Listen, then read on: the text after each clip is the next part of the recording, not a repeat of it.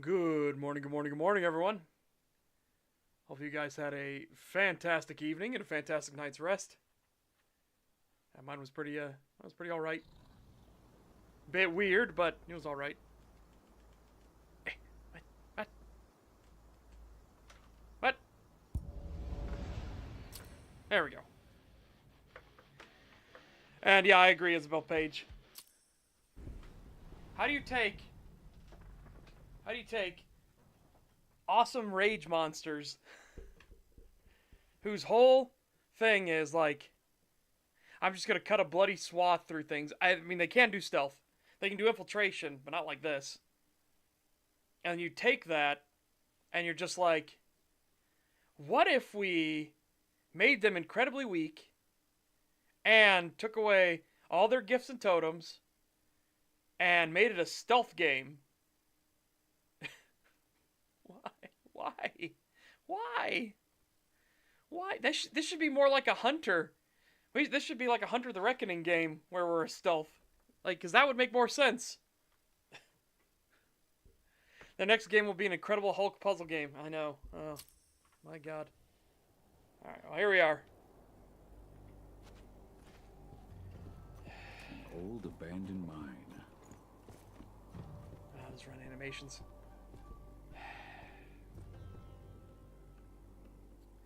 But yeah. So more stuff has been happening on the server. The utterly wild nonsense continues. So in canon now, my gangrel storyteller has the sword that beheaded the Ventru prince. I think it was Ventru that got killed this time. I have the sword that beheaded the Ventru prince, which he doesn't really like because it's a katana. And, yeah, he has bad memories of katanas. And, another unaffiliated, completely, like, unrelated group showed up, and they gave me the Book of Nod. So now, Cross has a sword of regicide and and the Book of Nod itself. What the fuck? What the fuck? They were like, and it was funny because they were both gifted to him because he's the storyteller. So they just like, here, add this to your stories, and then the Book of Nod, it's like, here, maybe this will give you more stories to tell. And I'm like, oh God. And I'm debating, I'm very much debating on that.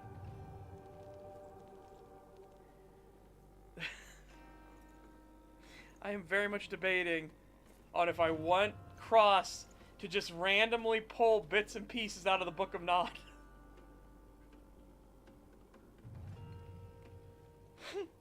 I don't know. I think Cross is smart enough not to. But I think it would be funny. Granted, the Black Spiral dancers are like... the Black Spiral dancers literally said, Cross knows way too much. Like, all the dancers are looking at Cross like, you know way too much. But you're too much of a pain in the ass to kill. I'm like, whoa, thank you very much. 7th generation gangrel coming in. I'm leaving. Oh my God. Dude, that's fucking funny. I am shocked by how much IC knowledge Cross has now. Cross almost has the same level of IC knowledge that I have OOC. Almost. It's fucking wild. Holy shit. Receives forbidden lore. I never asked for this. Cross has been getting so much forbidden lore, it's wild. Okay? It is wild. People just talk to the storyteller. They just talk. It's... Cross now knows, because he's been deprogramming a Black Spiral Dancer, Cross now knows exactly what the Wild is, exactly what Gaia is. Well, he knew what the Weaver and the Worm were because of a conversation he had with a they're the Coven. They're the vampires that are the Coven, that are all about ancient knowledge and histories, and they can bury themselves in the ground. I mean, Gangrel can too with Earth Meld, but you know what I mean. What was their fucking coven? Okay, doesn't matter. Anyways, so because of that, he knows about the Weaver and the Worm already. He already knew about Luna because he was a he's moon obsessed. So he already knew Luna. The power of Talk no Jutsu cannot be overstated. It really can't. Holy fuck. It really can't. But he's basically, like, Cross now knows some of the inner workings of Enron, and Pentex, by extension. He knows how the Spiral Dancers operate and act. Like, oh my god, it is wild. Bro's gonna get a title of archivist if he survives that long. Because even the Garou are like... I remember I talked to one of the Garou to explain to them, like, hey, listen. You need to listen here, okay? You need to... Alright, listen. First off, I know you're Garou. And by that reaction, I think you need to understand something here. Yeah, exactly. Even the Garou are looking across like, you might know too much.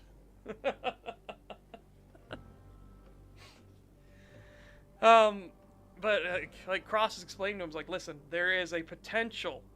I'm not gonna say it's a confirmation or anything. I've only gotten them to start questioning things, and they've noticed the strings.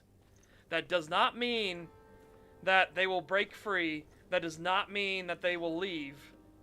But I've gotten one of the dancers to start questioning the strings and why they exist. Okay?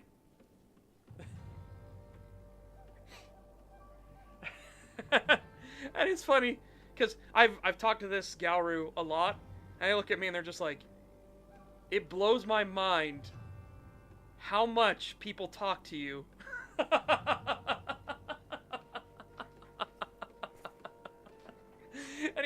And again, the leader of the Black Spiral Dancers is like, Cross knows way too fucking much. Holy shit. But I can't bring myself to kill him, because it's too annoying. It's too annoying to deal with a 7th generation gangrel.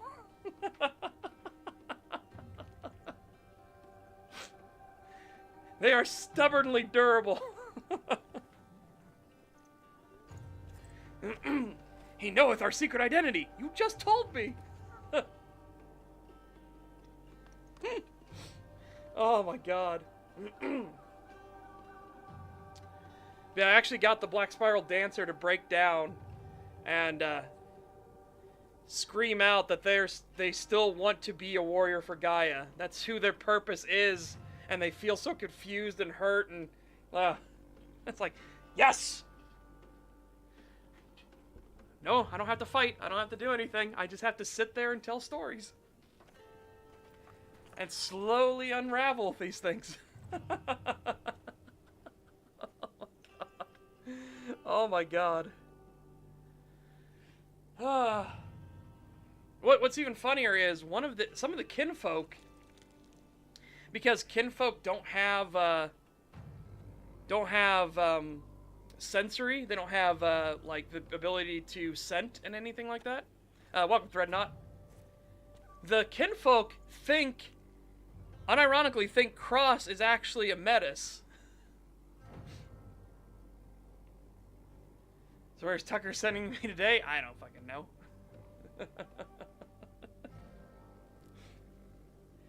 So yeah, like Flynn is one of the kinfolk that talks with Cross a lot, and comes to hear his stories and everything. And he, from Flynn's perspective, Flynn treats him like, he's kind of a friend. Well, he says, again, this is what Flynn's player told me. And Flynn kind of treats him like a friend. He just comes there and talks, but Flynn has no idea that he's actually a vampire. He thinks he's a metis, because he looks like one. He looks like what you would associate with. When you hear a metis is a mutant, an abomination, malformed, when you hear those words, and your experience, you've never seen a metis before, and your very first thing you experience, what you think is a metis, is a gangrel that got nuked by Beast Touch. So, like, Cross looks like, if he had all the fur and everything, he would look like a werewolf at all times. Like, he can't change back off of that. He literally cannot get less furry than he is now. It's just that he's missing, like, patches all over his body where there's still the humanity there, or it looks like that it's had mange, right? So it looks kind of, like, bruised and like he's been digging at it and stuff. Gonna know that nothing significant is happening relating to Europe. Yep, nothing at all. Oh my god. Yeah, he's a... So, Flynn unironically thinks he is just a metis. Because he looks like what you would first associate with, like, abomination, mutant, sterile, a thing, right? Oh my god. It is wild. It is genuinely wild. And I'm like, I wonder what Flynn's reaction's gonna be when he figures it out. Because again, Cross isn't hiding it. He's not pretending. He's literally, like, trying to cover up as much as he can, but you can't really hide that shape. Cross is a walking masquerade violation to the extreme.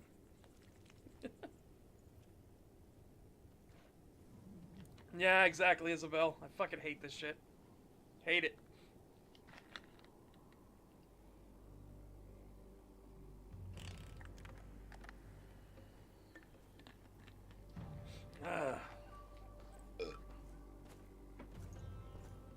Yeah. So, he's just like out on the outskirts. He can't go in the city. Like, sometimes I'll sneak him in the city just because you kind of have to. Realistically speaking, Cross would never go into the city.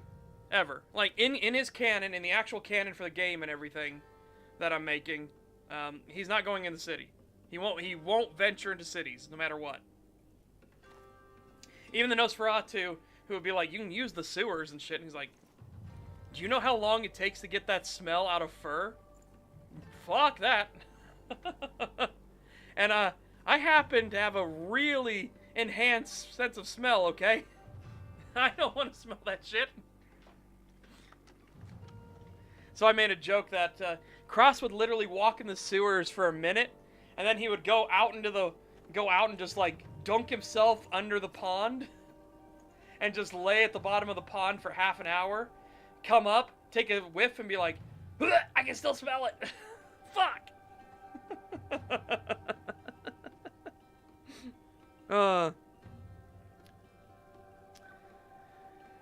Everyone here knows about the magical artifacts, the hand and eye of Vecna, yes? Has anyone heard of the head of Vecna?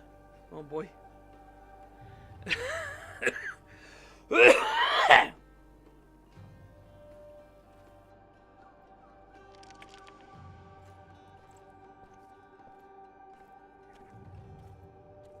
Oh, I'm sorry, chat.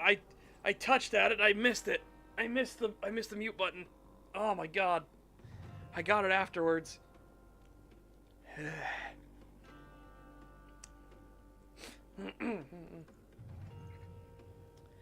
But hear me out, my furry friend. Infinite rats of which you can freely sip. Gaze upon the kingdom of which you can plunder. No. No. Cross's big thing that he loves is...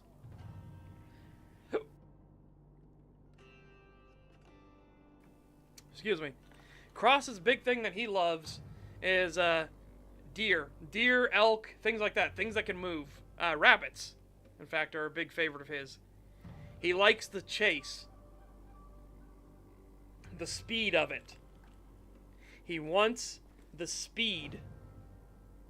And remember, Cross is not Path of Humanity, right? He's not trying to go back to his human self. He has fully embraced the beast. But he's in control because of his willpower. Because Cross's belief with the beast within is that the beast within was always there, even when he was a human. He's just had to come to accept that that's a part of him.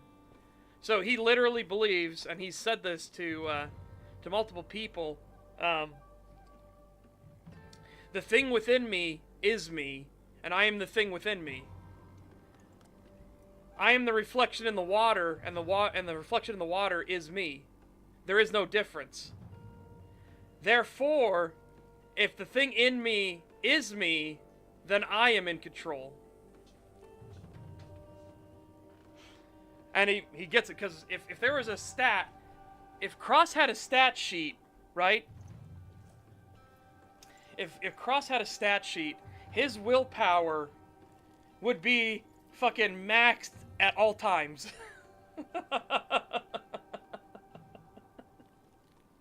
His fucking willpower would be where every point goes, every single point, willpower.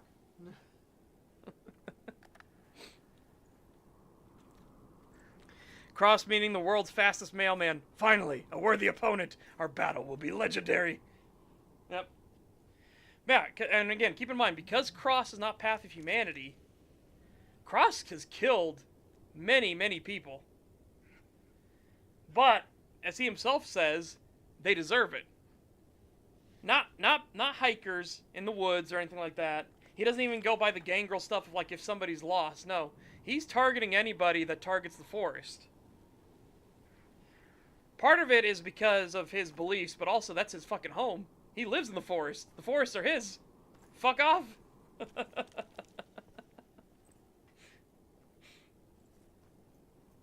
Yeah, he brutally does it. Yeah, he's literally following a werewolf light, only like more like werewolf light, because he doesn't understand the spirits or anything other than Luna. He knows Luna because Luna's the one that showed in the moonlit path. But he doesn't understand how the spirits actually work or anything like that. He doesn't understand anything like that. He doesn't know, like, he can't interact with the Umbra or anything. Like, he's just following this path that Luna laid out for him. And so that's one of the stories, too. So the first story is, as he calls it, the most important story to him is the story of the broken soldier. And after somebody's heard the story of the broken soldier, he'll tell them the story of the moonlit path.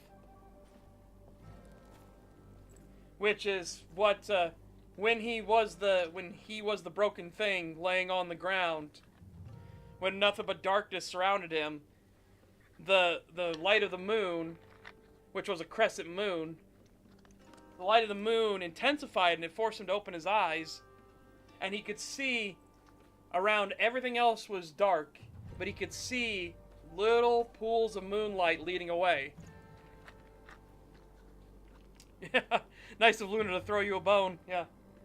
And that's the thing too, the Spiral Dancer was like, that sounds like Luna, she's very mercurial. I was like, yeah. And again, that's part of why it fits so well.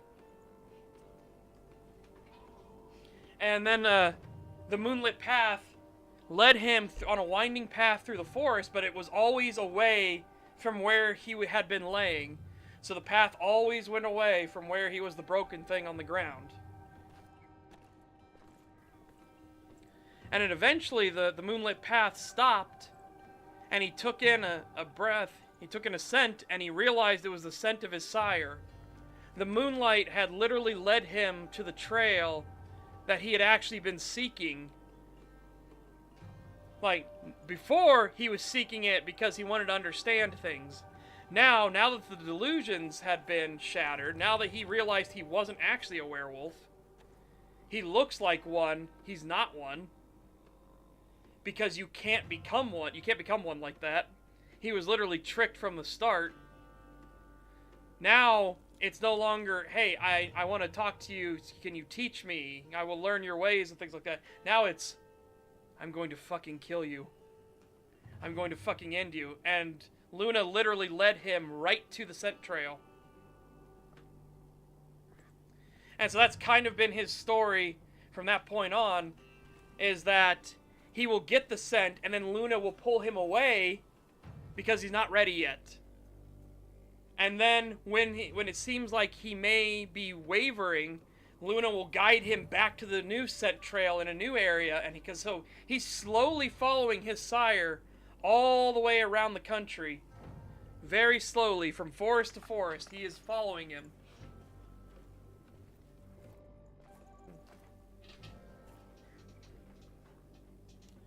All my homies hate that gangrel.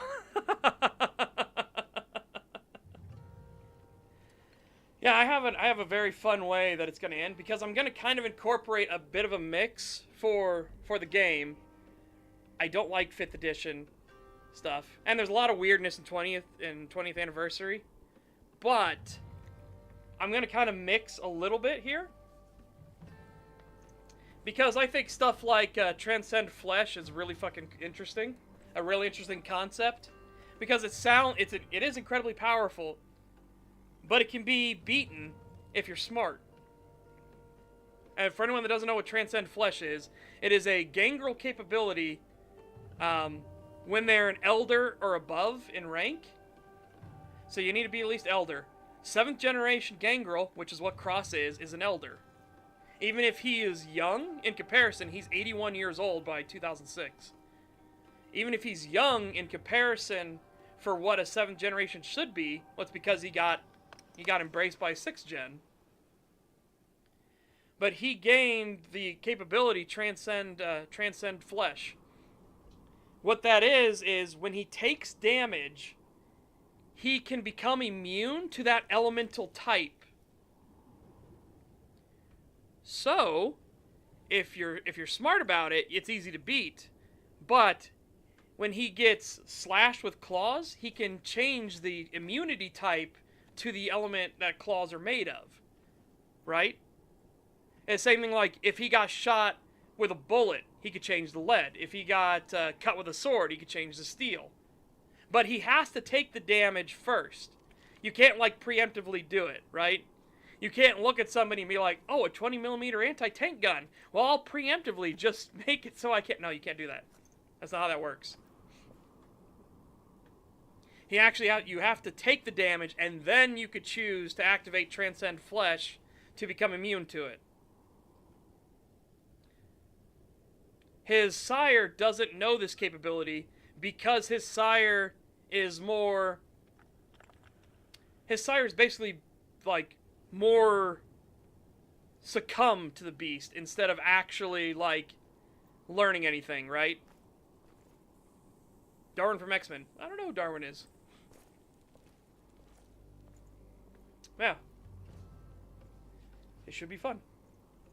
Truth is, the game was rigged from the start. Well, that's kind of the thing, right? And Cross starts questioning it more and more, like, was this the path he was always supposed to take because of how everything is going to play out in the game as well? Not on the server. Again, we're going to have server canon and game canon are going to be different. They're going to be wildly different, right? Because the game canon, I don't want Cross to have, like, deprogrammed Black Spiral dancers, okay? That's a bit much. That's quite a significant difference. Yeah. Yeah, exactly. Now, the one came from the other, right? Like, they came from the same position where I had the idea for Cross to begin with.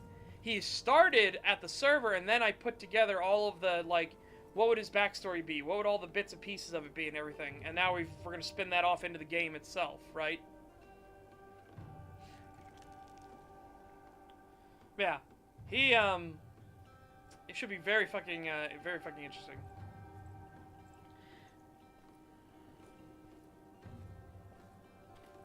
For example, when he fought the Hulk, his body teleported away because the best defense against the Hulk is to be somewhere else. I mean, kind of.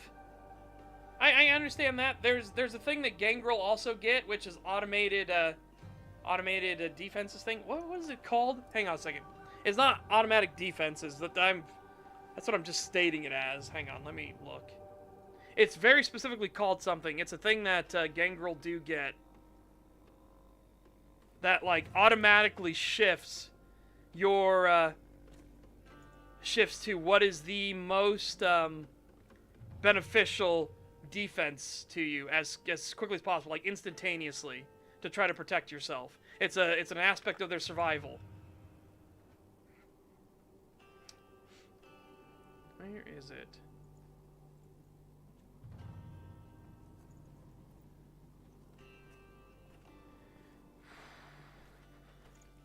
Adaptation, there it is. Yeah, they get adaptation. Your body instinctively shifts to provide maximum protection. That is a thing Gangrel get. Gangrel of sufficient power gain adaptation.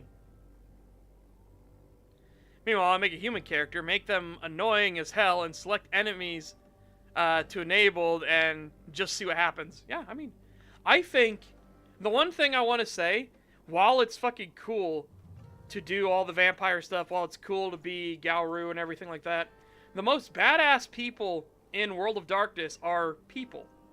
The hunters. These are people that they're just normal people. Right? Sure, you can talk about, oh, they've been imbued and things like that. It's like, no. But they were just regular people that said, no, I'm going to stand up against the darkness. I'm going to stand against the shadows. That's fucking badass. Doesn't mean they're all great. I mean, look at fucking Bach on the server. Holy fuck. Humanity, fuck yeah. Yep. Hi-fi.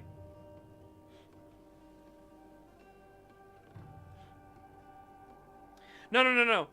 Even Hunters in the Church. Remember, in Vampire the Masquerade Bloodlines, Bach was from the church, but he was an idiot. And he wasn't all that powerful. He had imbuements and gifts, but he wasn't that powerful. There's nothing to fear than the actual humans. That's the reason the Masquerade exists. Yeah. It's the same reason why the Garou want to keep the veil. Because if humanity as a whole finds out that vampires and Garou exist, well, humanity's got nukes. I don't care how much your toughness is, you ain't surviving a fucking nuke to the face.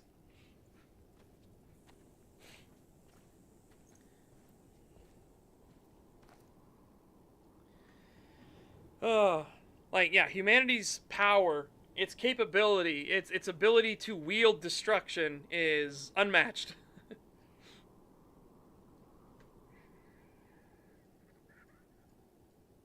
And again, I'm saying humanity as the royal we.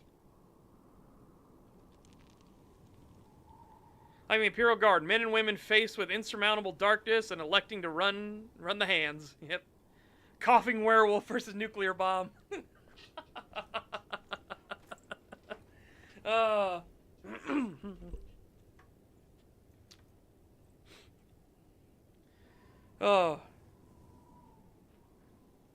Yeah, so.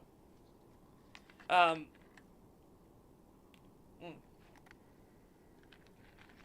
are all kinds of fun things I want to do with Cross as well in the game's canon. I want him to also, like, be practicing abilities. Because there's nothing weirder than, oh, hey, I did his companion quest, now he's unlocked a new ability thing. I want him to always be kind of like practicing stuff, right? I want him to always be like, while he's at the encampment, which will be near, massive air quotes, near the cairn, Cross himself will refuse. He won't go there unless, like, you have to strong arm him later in the companion things to force him to go to the cairn. Because I don't know, he feels like that's kind of like a place he shouldn't tread. And it only really works because basically Luna starts, like, flashing for him, like, yeah, go that way, numbnuts. Go. Anyways, when you're at the encampment, which is an unknown distance from the cairn, because remember, there's going to be Amanda there, and there's going to be the Ventru woman who's going to be there as well. So, you can't really risk them taking them to the cairn. The Ventru's untrustworthy, and, you know, Amanda, I mean, maybe she could be brought into the Garou Nation through, like, marriage and stuff, but, it's not worth it. Not worth risking. Not like this. Jesus Christ, not like in Werewolf, like Werewolf the Apocalypse Earthblood, where they just bring fucking humans in. Oh. Fuck. Not really, because I don't want it to spiral too much, you know? Like, I don't want to bring in, like, Mage the Awakening or anything like that, or Mage the Ascension. Is Ascension or Awakening? I don't want to bring in Mage stuff or things like that. I don't want to deal with paradoxes and reality police and shit. No. I want to try to keep it thing. That's why I want only 3 companions as well. Because I want to flesh out the 3 companions the most and have them interact with each other constantly. Rather than be like a Mass Effect situation where you have multiple companions, but they're kind of like isolated. Their stories are totally separate from each other, which is very frustrating. I always find that like boring, because then you don't get to learn what their sorry chat, rubbing at my eye. You don't get to learn like what their interconnections are, what their relationships are with each other. Ugh. So I would love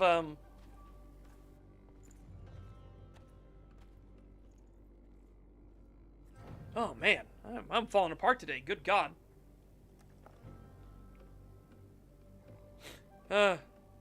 Anyways. So I would love for a situation where, basically, I totally lost my train of thought, guys. I'm sorry. That coughing fit really kind of threw a monkey wrench in what I was saying. Jesus. Well done. Well done. I've been derailed. Ugh. Speaking of derailed, what the fuck? Speaking of derailed, hold on a second. My brain, while I was like trying to think, look at this. What do you see is wrong with these tracks? Let me move, see if I can get out of the way. No, it's more in the way. Here, I'll move. What do you see is wrong with these tracks? Do you notice something very direly wrong with these tracks?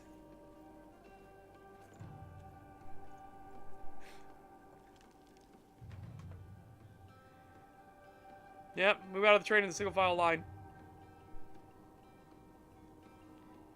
No, think about it more, Gromnash. Think about it more. What do you see is wrong with these tracks? I moved my head out of the way for a reason.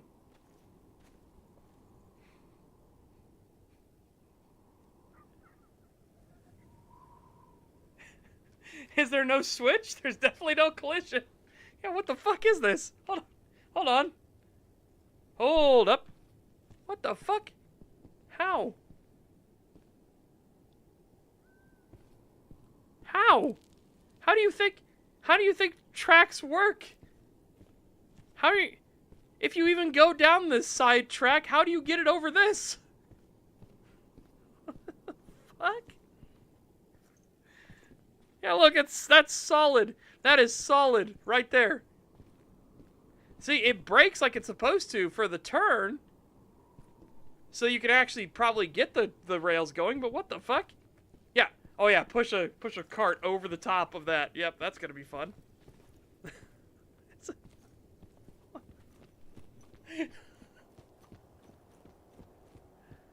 How? How do you do this? How? You thought of it only the one way. Why? How?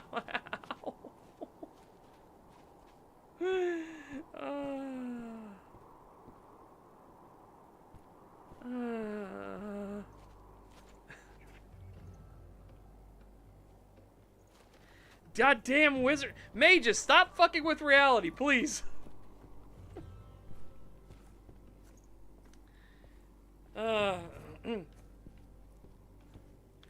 No, again, it's just another one of those signs. It's just another small sign of, like, Attention to detail, right? Oh my god. Oh, fuck. Alright, so, I got two things to discuss. One, I want to keep a thing. I find the juxtaposition of Cross being a 7th generation, therefore an elder vampire, but being young at only 81, which in vampire terms is fucking like you might as well be a Bobby. But, because again, you're still within human lifespan capabilities. So, yeah, but Cross is 81, but he's a 7th gen vampire, making him an elder vampire. Meanwhile, the Ventru is going to be significantly older. I want them to be like maybe 200 and something. I'm kind of humming and hawing like roughly where I want that to go. But I want them to be old. And they are a 10th generation. So they look across and they're like, what the fuck? Like, that's some bullshit. You're basically cutting in the line.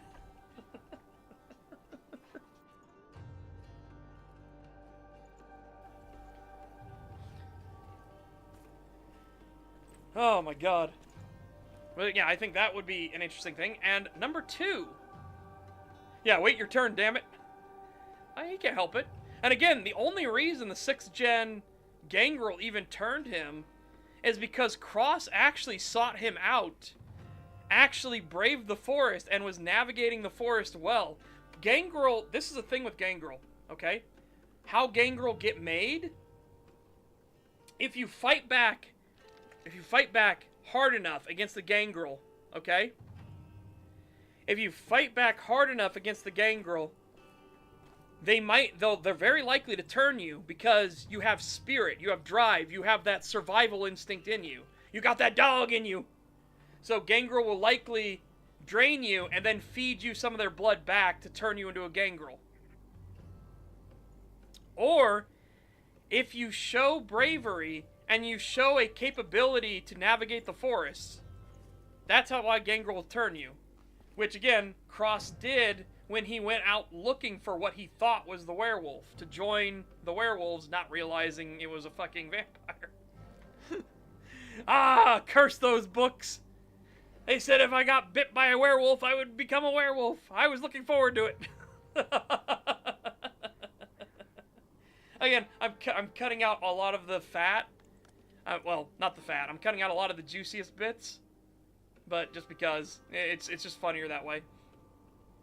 Alright. Acquire, rip off beloved franchise, insult audience, deliver slop, directly attach bad PR to product, ideally scummy business practices, pay shills to be smug, imply audience is stupid, inflate budget beyond profitability, repeat, somehow never run out of money. What is this business strategy called? Well, no, they're running out of money. That's the thing. That's why they keep closing down studios and stuff now. They're running, it can't last forever. The money printer can't last forever on that.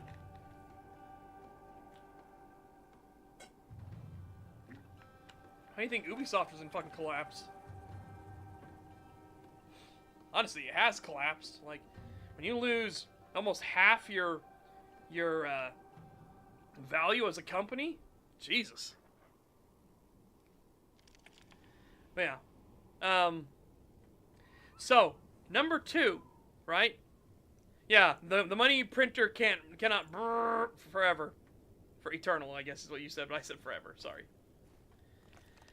Number 2, I've been humming and hawing because I love playing Cross so much, and it's so interesting, but I do want to make a Garou for the server, so I'm trying to come up with a good character, because I want, like, a fun, consistent character. I don't like when, oh, I'm just going to be Garou and I'll figure it out from there. No, I want a character from the beginning, and I've kind of, like, come up with a little bit of, like, an affable, like, dork sort of thing, right? He's deadly serious in fights and stuff, but, and he'll do a little bit of taunting and things, but he's more of like, he's a little more, what's the way to put it? Kind of jokey, I guess, would be it. And an example scenario I gave in the server for the Garou Nation was basically what I kind of want him to be is like, he'll be there And he's gonna be a tall motherfucker. He's gonna have the tower thing, right? No, he's not a clown. He is absolutely not a clown. There's a difference between affable and jokey and being a total fucking like honk honk jester, right?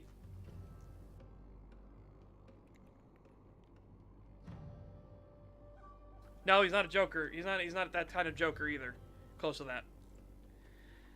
But essentially, like, he'll be there hanging out in the cairn, and they'll get called out, and the first parts of his pack will run off, and he'll be chasing after them, still not changed yet, being like, fuck, I didn't have time to dedicate the talisman. Do you know how hard it is to find clothes in my size? Shit. So he's sitting here just trying to strip. As he's running after them, he's trying to strip off his jacket, his shirt, and everything, get his pants off, his boots. Like, fuck. Because he doesn't want to have to try to search for clothes that actually fit him in his Hamid form.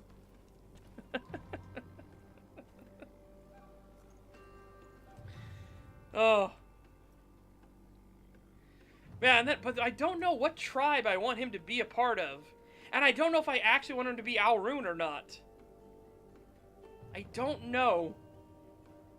Like, I kind of got the general vibe I want to go for him, where he wants to be a little rowdy, and he kind of enjoys that, like, quite a lot.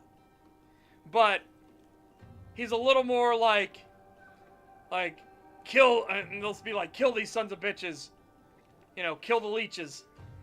And he'll just look back and he'll be like, fine. Change over into Gangrel. I'm sorry, change over to Gangrel. Change over to Krynos. And then change over to Gangrel. I'm going to suddenly change over to playing Cross when that happens. No, but change to Krynos, and then get ready to fight, and then have that pause for a moment, and look down at all of his shattered clothing and be like, oh, I'm taking every bit of scent you've got on your fucking corpse, you little ash-walking piece of shit. I gotta get new clothes because of you. Oh, fine.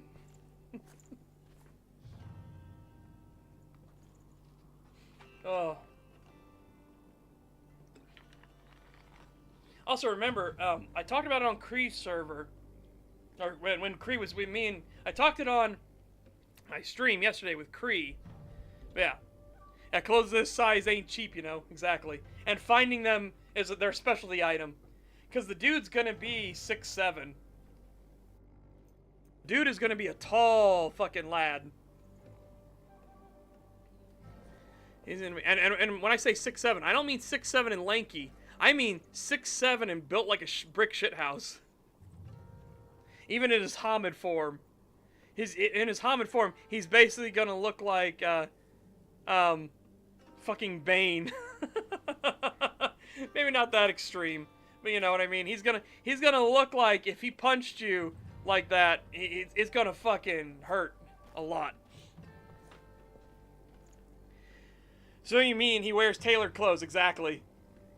Again, he's literally gonna be, they're gonna look at him, and they're gonna be like, Jesus Christ, I'm in awe of the size of that lad. Absolute unit. And then he's gonna turn into a Krynos who's gonna be even bigger. And he's gonna be like, what the fuck? Oh, fine. He's built like a Sherman, yep. Anyways. Yeah, let's see. But again, I talked about this yesterday, but it was kind of like, it was a little, I just wanted to talk about it a little bit, but I wanted to, here's more appropriate. One of the endings I want for the game is going to be known as the Warrior of Gaia ending, okay?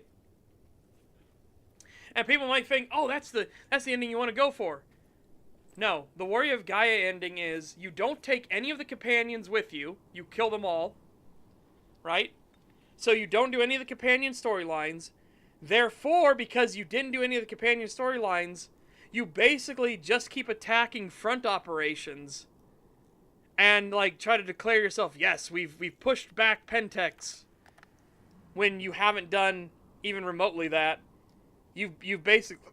Pentex, like, opens up a little tent operation. You knock the tent over and you're like, victory for Gaia! So that's why the ending is basically going to be like, the Garou refused to change. The Pentex operation proceeded unimpeded. The worm grew ever stronger, and the apocalypse was one step closer. And that's going to be the ending for it. And it's going to be a short one, too, because, again, you're not going to have all the capabilities to, like, infiltrate and get deeper and deeper in. There's no way you're going to get to a board member. You need all three of the other companions to get to a board member. AKA, but the future refused to change. Exactly. And because that's one aspect, and a lot of people on the server also agree, one aspect of Werewolf the Apocalypse, it's an awesome brawler game, but it's kind of a deathmatch game instead of a real tabletop. Because the whole idea of, like, because the litany exists in the way that it does, there's not a lot of, like, interesting relationships. There's not a lot of interesting interfactional building or anything like that. They're very one note, honestly. Which is depressing. Because the werewolves in World of Darkness are fucking awesome. But they just have, they're stuck in a rut. That's why it'll be so interesting to have this happen, where in a war where you think it's the end of the world, where you think the end is coming, the apocalypse is coming, and you don't do everything, you don't try new things to be like, hey, what if we could turn the tide this way? There are a lot of vampires that don't like Pentex. There are a lot of vampires that got embraced unwillingly and have nowhere to go. There are a lot of people that don't like Pentex and everything.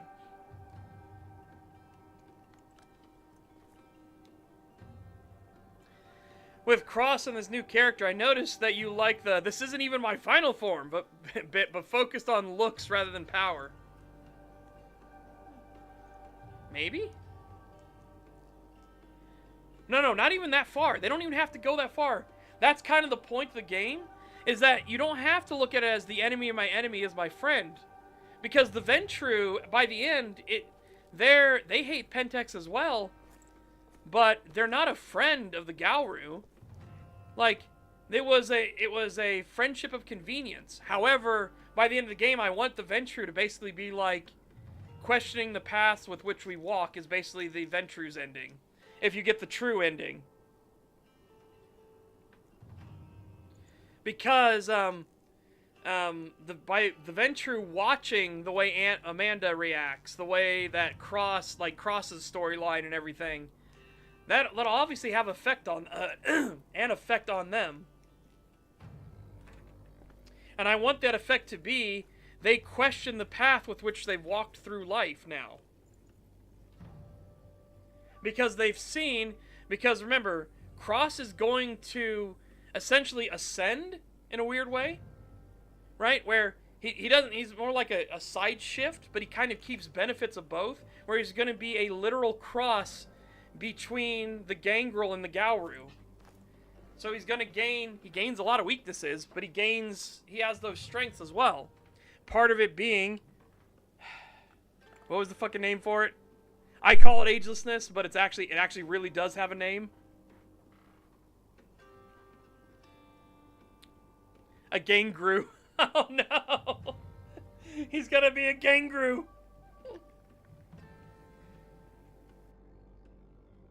Yeah, at the spur of the moment, they're gonna call him an Garou, but they're like, we need a better name for this. Because this is something that's never happened before. They're just gonna be like, okay, this never fucking happened before. We need a better name, though. Garou sounds stupid. But I want that to kind of be a thing in the game as well, where they're just like, I don't have a better word for it at the moment. We'll figure it out. Because I like that as a thing, too, where not everything is super fancy. They don't have, like, oh, he's the Kwisatz Haderach thing. I don't want something like that. I want it to be, like, as basic bitch as they can think of it. You're like you're more like what Deus Vult Infidel said. They come up with something like that, and it's just kind of like everyone's just kind of like, we'll workshop it. We'll come back to that later because it's more grounded in what like how reality actually works.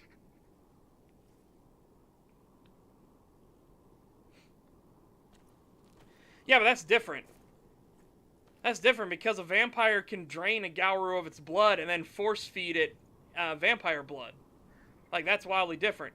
Going the opposite direction, like, that's something new.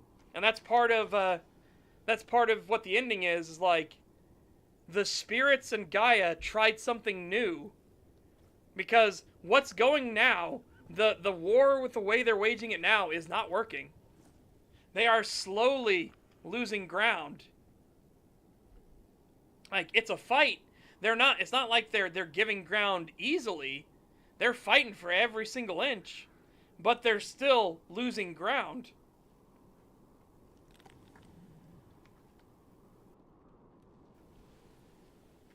So, one of the aspects of it, and again, this is what's going to make Cross very dangerous, and why eventually, if there is a second game, I want the focus of the second game to basically be Pentex really, really wants to get Cross, because they're gonna review all of the like security recordings when the attack on the Pentex board happens, because that's the end of the game. If you get the true ending of the game, it's going to be you attack a Pentex facility and you actually kill a board member, which is fucking unheard of.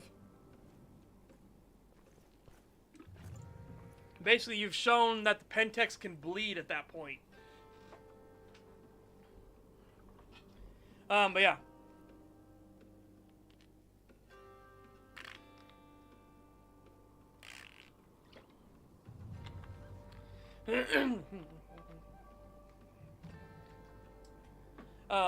Anyways.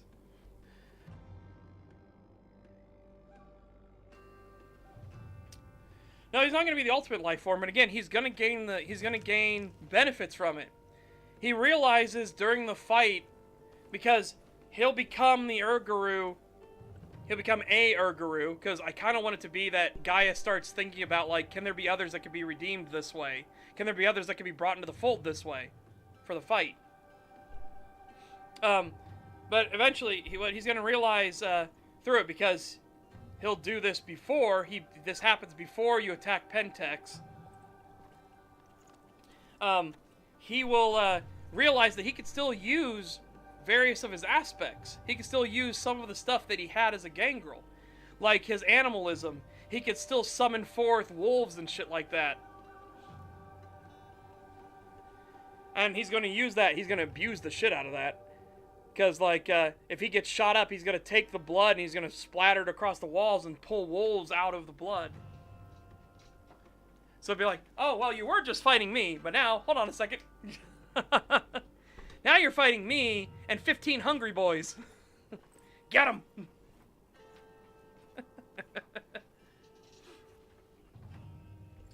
But another aspect he's going to do, and this is kind of the way that, to kind of show it, like, how this, like, kind of cross between the two is beneficial, is that he gains the weakness to silver, right?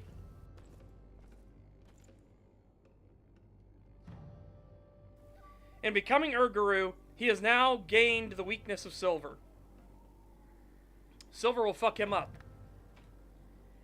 In the end, I want it to be that the member of the board, shoots him with a shotgun with silver pellets and stuff, and it fucks him up real bad, and it staggers him. But Cross starts thinking. He's thinking through the situation because he's in a really bad spot right here. He starts thinking through the situation, and he feigns being weak. And the board member is, like, gloating, things like that, and gets closer and closer. And they're just going to be like, and this is why you stupid fucking wolves should know your place. You know, basically the villain talk as he's aiming the shotgun at his head. But remember what I talked about earlier, what is one ability Elder Vampire Gangrel get?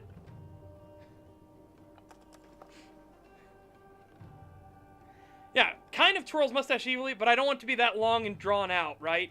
It's not going to be some big speech where he's like dancing around or anything.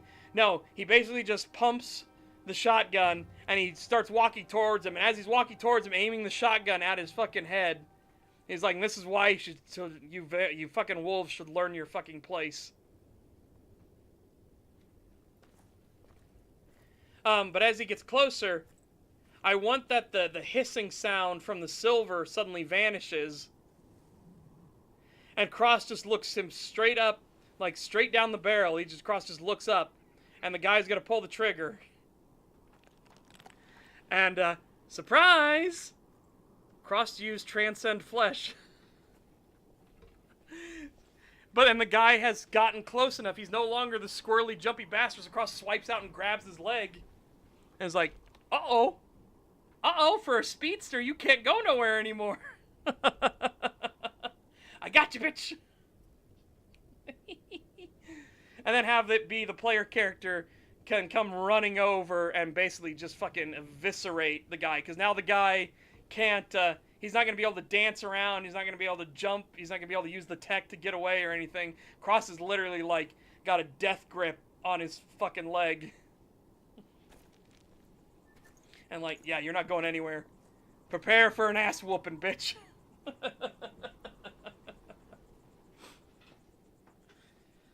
Oh. Man, I think that'd just be neat. And again, Transcend the Flesh is incredibly powerful until you think about it. Because he has to take the damage. You have to take damage first before you could change that damage type. Well, not damage type, but change that element type. So he has to take the silver shot first. Which again, he has weakness to silver, so it really fucking hurts. He has to take that hit first, then change over to it. But that also means he loses any other resistance he had. If he had Transcend the Flesh on for anything else, that's gone now. He's back to where he can get hurt like that. Little piggy went to the market, rips off a random toe while holding on to said foot leg. No, basically Cross is going to hold him there and let the player character just come up and go full fucking, like, ravaging claws, just shredding the dude. Like, he's going to turn him into fucking mince.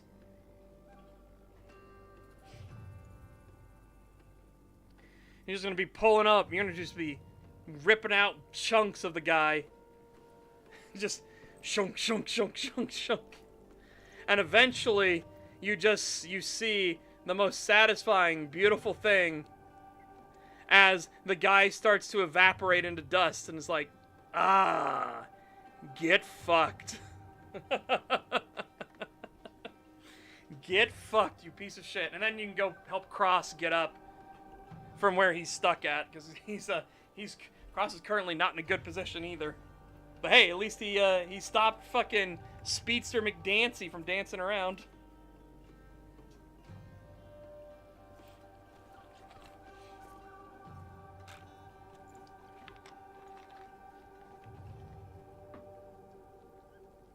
Ugh.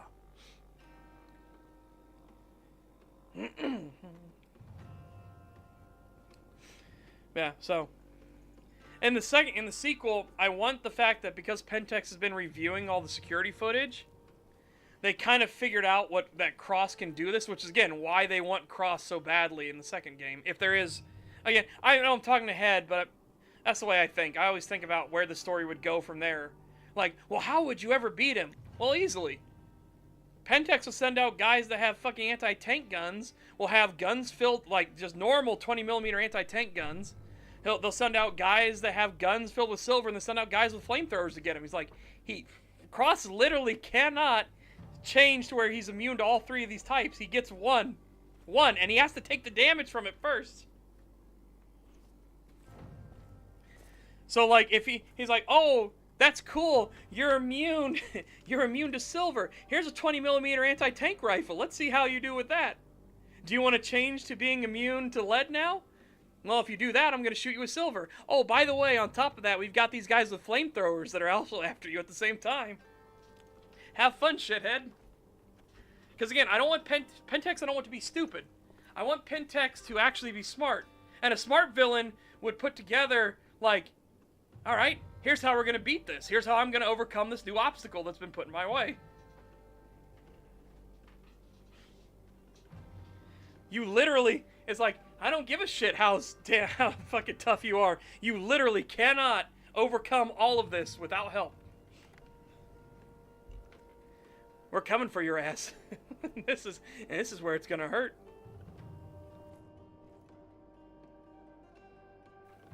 Oh my goodness. Yeah. Anyways, back to the one for the server. How to beat Cross. Proper team coordination, which is why I hate my team. Yep. Methuselah maxing. Well, no, technically Cross would still have been only an elder vampire, even when he's gonna Diablerize his sire, because he hates him that fucking much. But he's gonna Diablerize his sire. He's not going to. He won't be the next generation up. I mean, he will. He'll be 6th generation, but 6th generation is still elder. It's not. It's 5th and 4th generation that are Methuselah.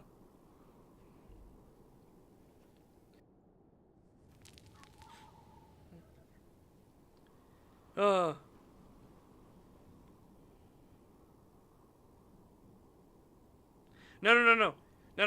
See, one of the ones, because technically a Gangrel special ability. So we need to talk about how powerful Gangrel can actually be, like in canon, not in terms of the server. In terms of the server, Gangrel are scuffed. They're probably the weakest vampires, hands down, because their code is scuffed. Their war form is a simple mob. It's terrible. There are so many things wrong with Gangrel. Gangrel needs a rework real bad, real bad. Yeah. But it also makes Gangrel annoying to kill. Because Gangrel are tanky, which they're supposed to be. Gangrel are supposed to be. They're literally called the Wolves of Cain for a reason.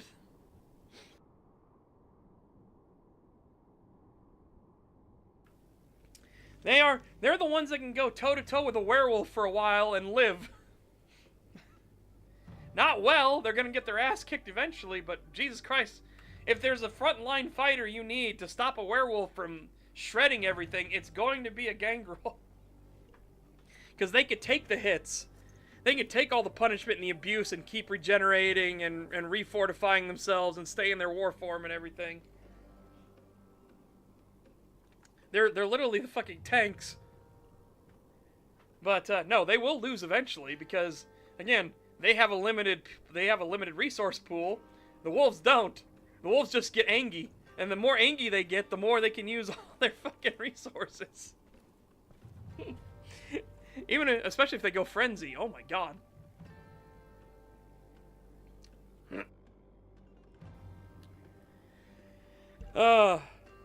Yeah. So, to show you kind of how devastating Gangrel can actually be, Gangrel can actually, unironically, transform into the fucking sun, okay? I shit you not. Maximum power Gangrel have a capability known as Body of the Sun.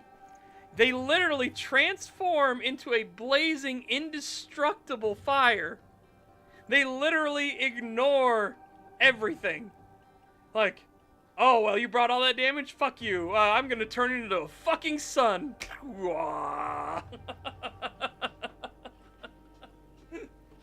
Now, I think that's a bit too silly, right?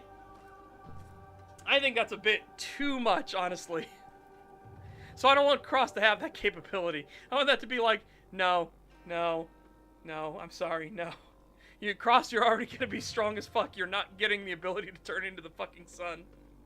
That's not happening. That's not happening at all. Hell, Cross could even do things. If we were talking about what a Gangrel could actually do, Cross could literally pull his own heart out, or look at somebody else and pull their heart out. Just give me your heart. Heart comes out and they crush it in their hand, and that guy's fucking dead.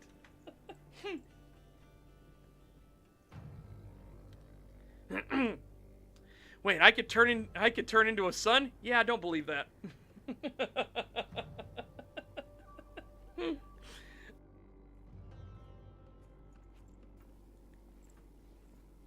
No, again, yeah, that's part of it, Mishima. But Cross won't use Transcend Flesh to ignore sunlight, right? He won't do it.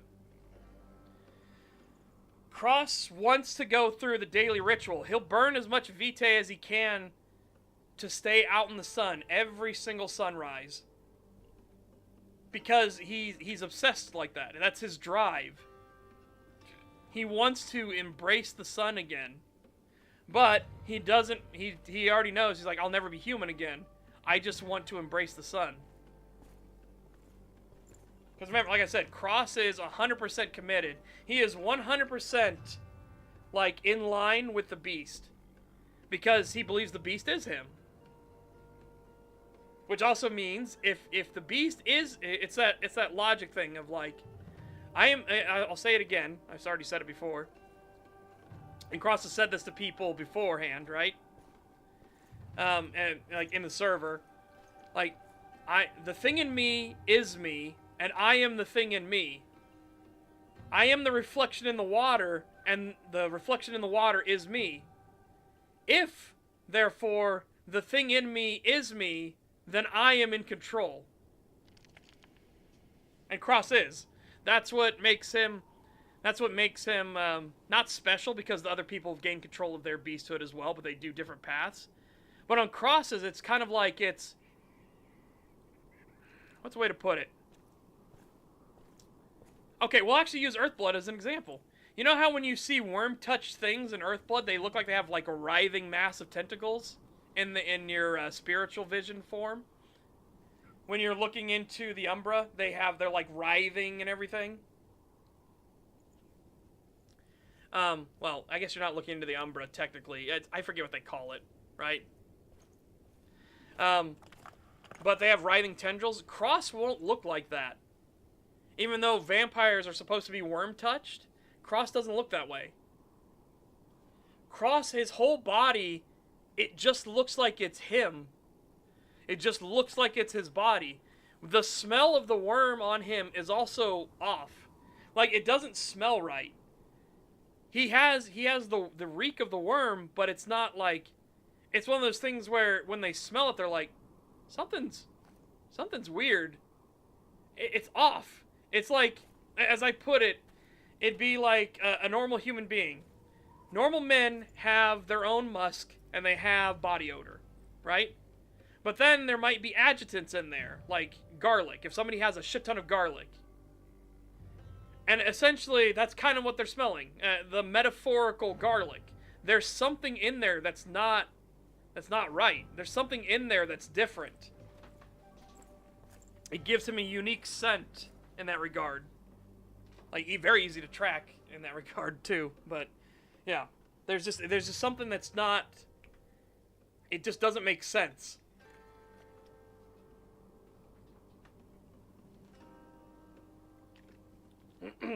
The aura of garlic. Yeah, it's just a good one to bring up, because I'm sure anybody that's had a lot of garlic has had that moment when you just get a whiff. Like, maybe you got a little bit of BO going on, you get that whiff and you're just like, ew, what the fuck, garlic?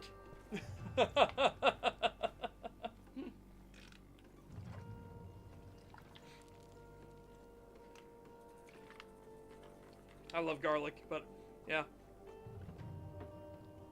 And that's one of those smells that just makes you just go like, ugh. You're like, no, that's not right. That's not right.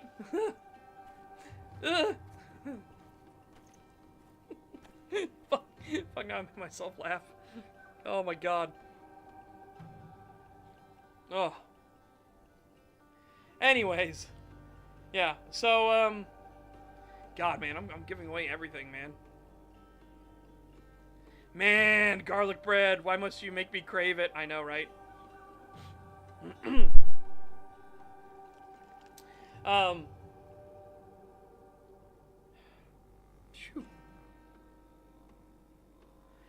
So anyways, going away from Cross and all that stuff, because I'm giving away, like, all the storyline and shit like that. Jesus. I already gave away everything.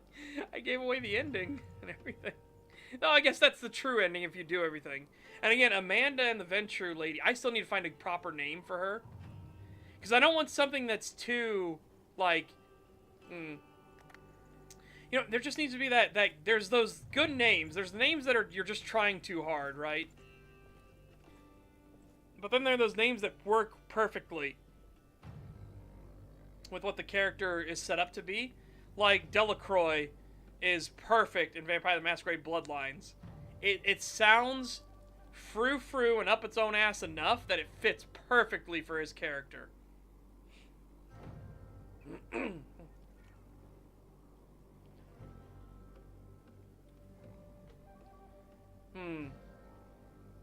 Yeah. Back to the Garou I'm working on. So he's gonna be a big fucking lad, right?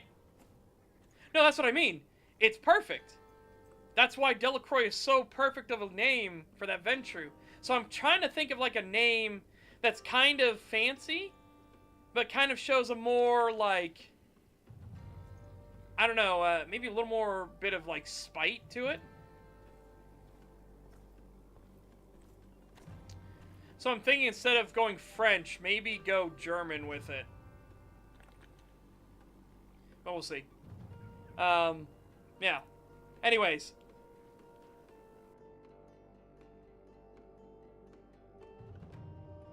Oh my god. For the Garou character, I want to try and do... I'm kind of trying to figure out as well for my Garou. First off, what tribe do I want him to be in? One of the people in the Garou Nation suggested Bone Gnawer, and I'm like, that could be interesting. You know, kind of being part of the underdogs, that'd be kind of nice. You know, as much as a werewolf could be an underdog, because holy fuck.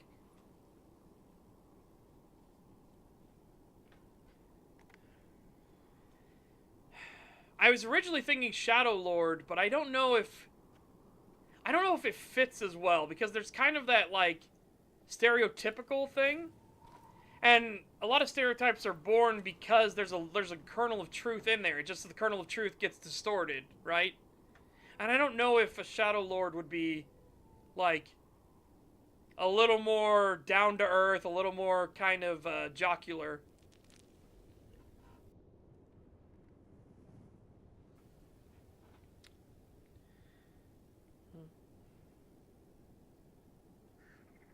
More like a lives under a bridge dog. Yeah. Yeah.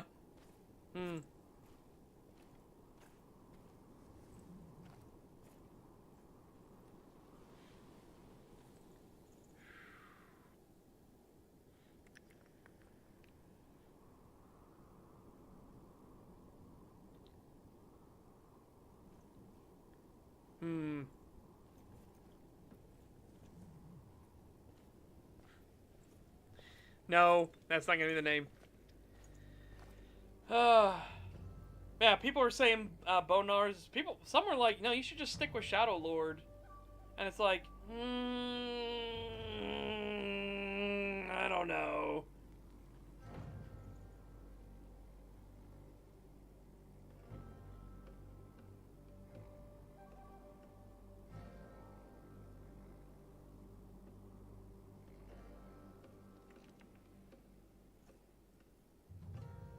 It had the side effect that she genuinely enjoys experiencing delirium. Dude, there are so many questions. It was so funny on in the Garou chat on the server. They're like, one of them was talking about how, like, because again, the whole thing is like World of Darkness is a mature setting, so they got talking on relationships and everything like that. And one of them brought up was like, the Finna really need to keep it in their fucking pants. Jesus Christ.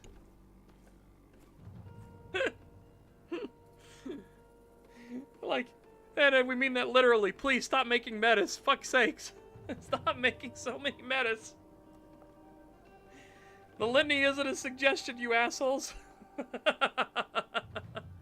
I honestly think I like the Finna for that reason, because they're more willing to be like, you know, this is kind of not working. Maybe we should just make more metas. And also, I'm sorry, the rest of the rest of the kin look really nice. But that whole conversation got into the whole thing of like one of the characters was really tall, and one of the Garou was just like, must not. And the character who's tall was like, no, go on, let it out, let your freak flag, like, don't be like that. Be a little bit weird, go weird with it. And I responded with, don't go too weird with it. And she was like, no, let your freak flag fly, get real freaky. And then I quoted that and I said, how about we mix things up tonight, baby? I want you to go lupus form for me.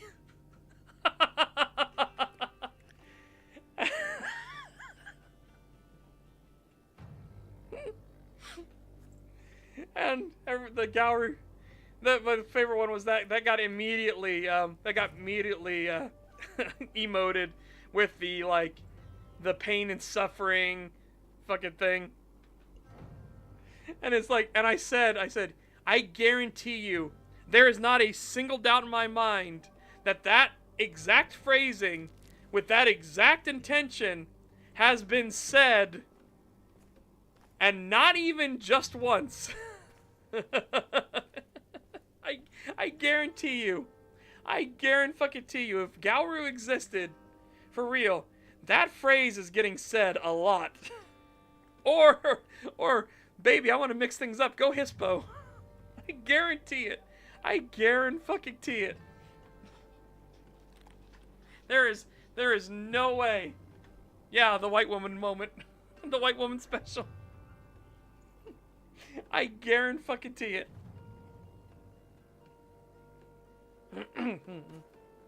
Oh boy.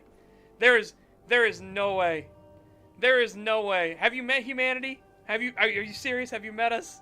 Good God, there's no way. Humanity is sick. That's why I prefer being a dragon. Thank you very much. I'm very happy with the way I am. He said like a liar, knowing that he would absolutely kiss a Krynos.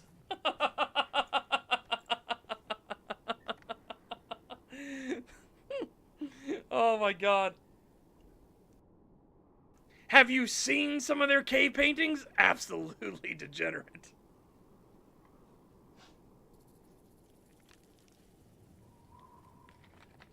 I wouldn't kiss me, and I am me.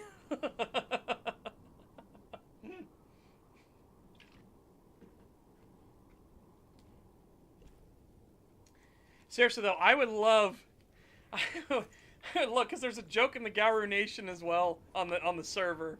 There's a joke as well, like, what is the, like, my reaction when the mortal says he wants to give me a kiss in my Krynos war form. And it's just the like, I'm sorry, but you must die.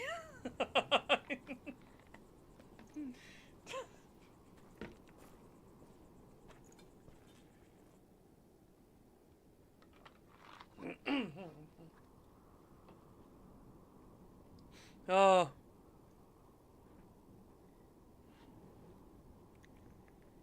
Oh my God.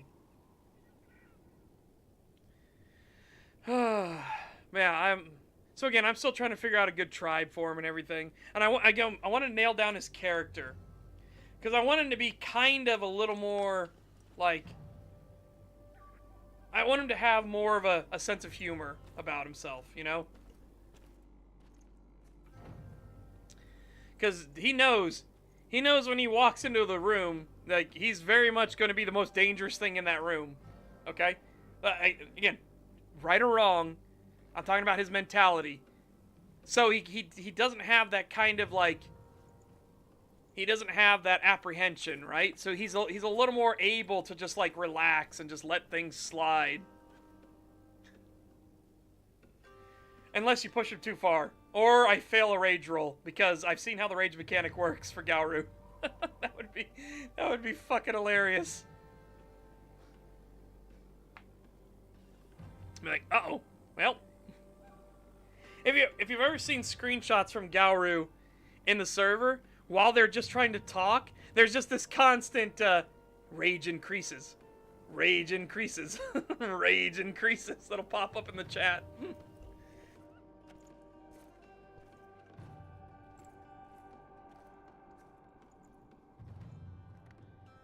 No, I don't want him to be... So, that's the thing. There's got to be that fine balance, right? He's more jocular, but he's not going to be the like, ha ha ha funny guy. He's not going to be the,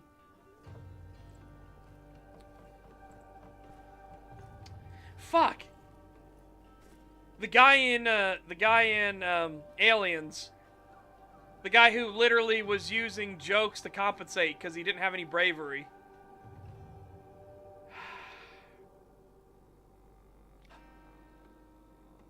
Yeah, he's more lighthearted. He's not...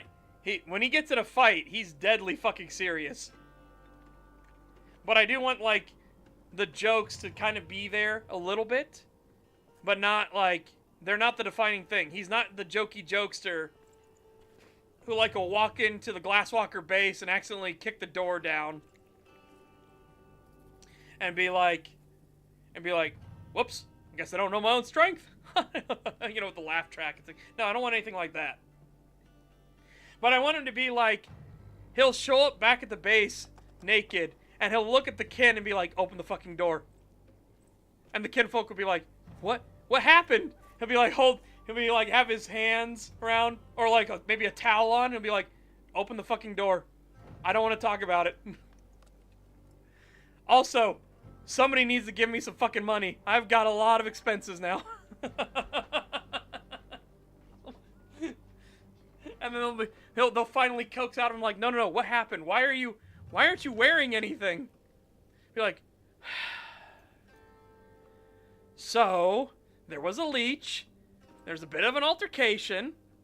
I kind of raged out. I tore all of my clothes to shreds. Open the fucking door now, please.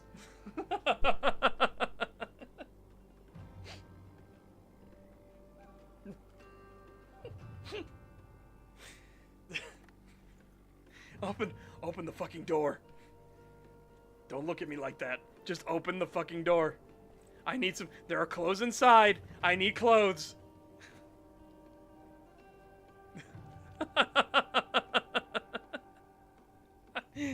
God damn it, man. That's the third time this month. It's like... You know, one of these days I'll remember to dedicate the talisman. I swear to God. I swear on Gaia, I will, this very next set of clothes, I will not get distracted. I will dedicate the talisman off the bat. Yeah, I think it was Bill Paxton. Yes, it was Bill Paxton. You are correct, by the way. And I always say that was Hudson, right? Or was it Hicks? No, Hicks was the corporal. Hudson was the one. Sometimes I'll get those two backwards. So it was Hudson, right? The guy who just did jokes and everything like that. And it was the thing, I had actually done a panel on this many, many years ago. I was at a convention and I did a panel specifically about military stuff. And explained, like, why Aliens was so interesting. Unfortunately, one of the panel members just kind of wanted to interrupt a lot. I was on a fucking roll, and they kept interrupting. It was like, God damn it, let me get to the point. I want to talk about why Vasquez is actually an interesting character. I want to talk about the actual character dynamic of Vasquez, please.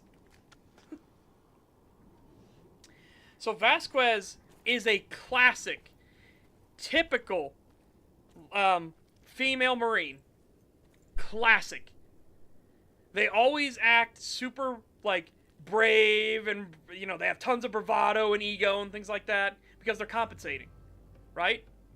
The thing that makes Vasquez so fucking cool and so interesting is that when she is put through the crucible of fire, she loses that bravado. She loses that wannabe tough guy act. She no longer has to pretend. She came out of it with her head intact. She is tough. She no longer needs the facade anymore. She has proven she's tough. That is fucking incredible. That is a great character arc. Holy shit. Meanwhile, the guy who was the jokey jokester, the clown, the guy who was like, oh, I'm above it all, he collapses. He gets put through the crucible of fire, and he becomes a whimpering, pathetic mess.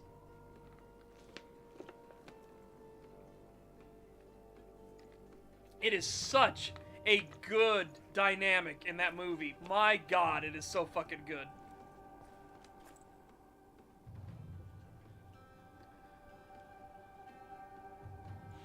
Yeah, it's so fucking good.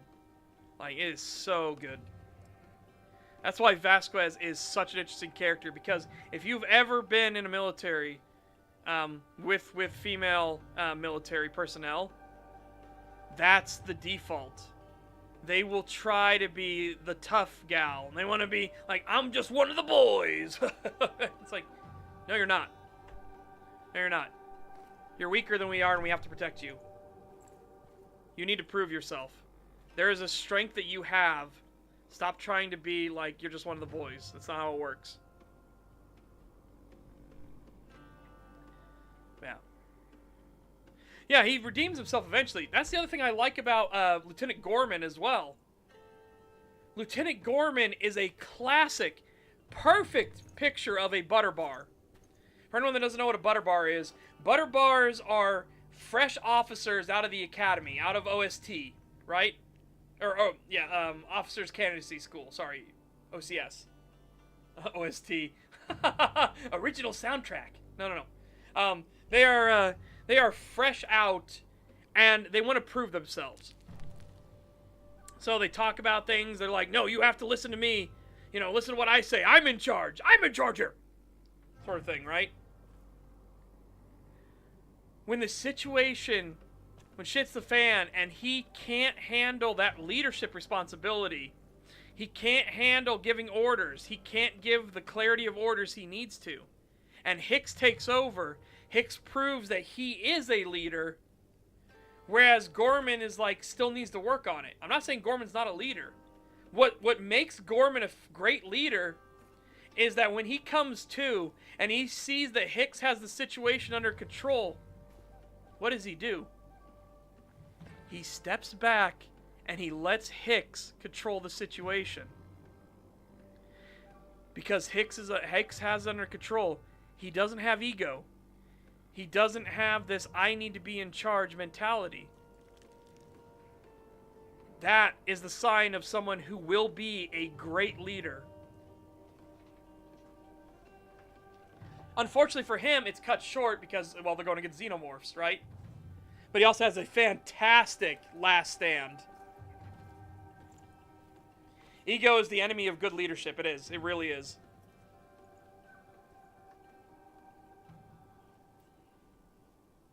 Like, you can be a I guess, no. What's more accurate to say, ego is the enemy of great leadership. You can be a good leader and be egotistical. Patton was a good leader, and he was fucking ego off the charts.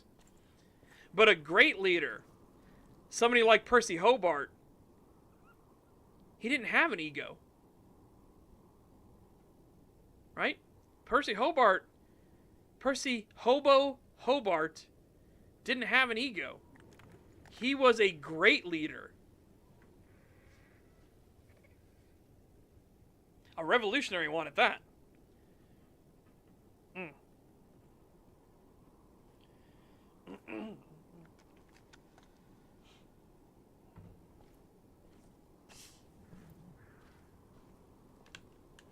Sorry, I want to have a new drink.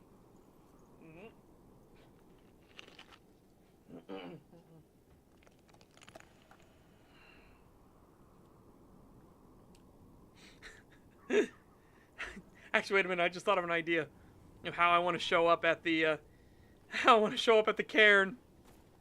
I want to show up as my wolf, dragging a backpack behind me, like transform back to Hamid, and just stare at them and be like, "Don't fucking ask. Also, please open the door."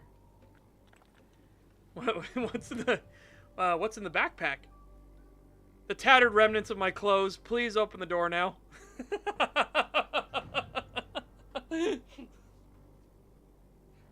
I don't like standing out here naked. Just open the fucking door.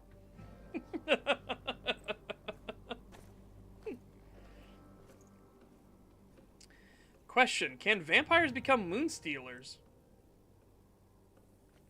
I don't know. I genuinely don't know.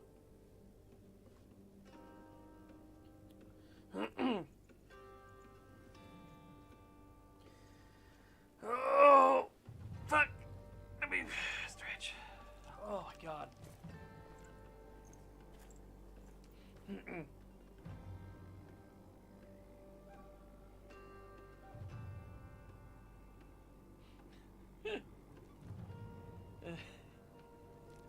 Shit, I'm gonna tell the Garou Nation that I've got how I want my character to act. I'm like, do not be surprised if I show up at the cairn butt-ass naked, holding nothing but a backpack, and just like look at them and be like, just open the fucking door. Please.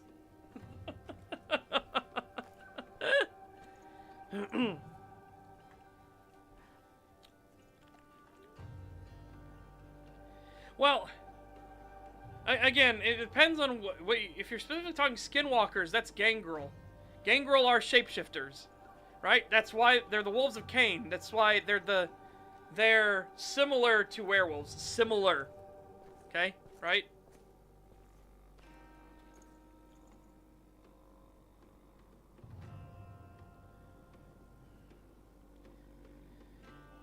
Again, you don't have to turn into a werewolf-like war form as a gangrel. There are those that turn into werebats. There are those that turn into werefish for some fucking reason. I mean, I guess if you're a gangrel by the oceans and everything, but it's like when Frost told Cross about gangrel that are fish-like, because Cross has never seen them. In clan meetups, he meets up with others that are like other beast types, right? But when Cross heard that there are fish gangrel, he has a moment of realization, like, Jesus Christ, I really did luck out. I would not want to be a fucking fish. I was like, I'm luckier than I know. Holy shit. No. Those aren't skinwalkers. Those are What are those? There's a particular type for them. Hold on a second. I wonder if you got the type right. No, stolen moons. That's what it is. It's stolen moon is the exact term. Moon stealers is, I guess, same thing, right? Yeah. Sorry, I don't know why. I was just thinking of stolen moons. Moon stealers is literally the exact same thing, and I don't know why I didn't put that together. Oh my god. I know how we can fool Setch. Just change the order of the words. It'll fuck him up for some reason. What the fuck? But anyways, stolen moons are like reviled. I guess a vampire could become a stolen moon. Problem is that if you became a stolen moon, like, you're already hated by everyone. The only exception is if you became a stolen moon through pure fucking accident. Because there are people that become stolen moons when they're like wandering the forest and they meet a wolf spirit. And the wolf spirit is looking at them and starts talking. They're like, what the fuck, a talking wolf? And they have a conversation with it, and suddenly they're now a werewolf as well. And it's like, they have no idea what just happened. Their mind was blown by the fact that there was a fucking talking wolf, and they started talking to it. Turns out they were making a deal with a wolf spirit, and they had no idea. No, they're not hated by vampires. Vampires don't give a shit. The Stolen Moons aren't hated by vampires. No, they're hated by Garou. Garou despise Stolen Moons. They fucking... Oh, cannot... They are anathema. They must be purged. Again, the only exception is if they realize that the Stolen Moon had no concept of what the fuck just happened to them. They didn't perform a ritual or anything like that. They stumble fucked into this and they are confused. Yeah. Holy shit, a talking dog? You are now hated by the Garou Nation, basically. So there are a lot of Stolen Moons that get, okay, not a lot, I should say. 99% of Stolen Moons are massacred, like, with extreme prejudice by Garou. Of the 1% that aren't, that are kind of tolerated because, okay, you had no idea what the fuck was going on. Like, it wasn't you. A fucking spirit decided to play a trick on you. Haha, joke's on you. You know, of those guys will, they won't be brought into the cairn, right? They won't be brought into, like, Garou society so much. They're kind of like outsiders. They're tolerated. They'll be talked to. They'll be explained the spirits and everything. They're going to be more like bodyguards and scouts. The people outside the cairn who report back to the actual Garou.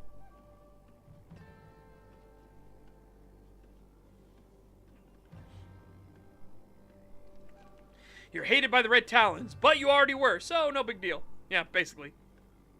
Treated a bit like Thin Bloods. No, I'd say there's more respect for Stolen Moons that are this way. Because again, it wasn't you. You didn't intentionally do this, right? It's not your fault. For whatever reason, a spirit decided that you should be one with Gaia. It just fucking happened. Now, they have the potential of joining further into the pack later. Like, you know, prove yourselves and everything like that and get brought into the cairn and everything. But mostly, they're just going to be outsiders. Right? Because a lot of Stolen Moons don't even know if they can actually, like, go into the Umbra. Which is kind of fucking important for werewolves.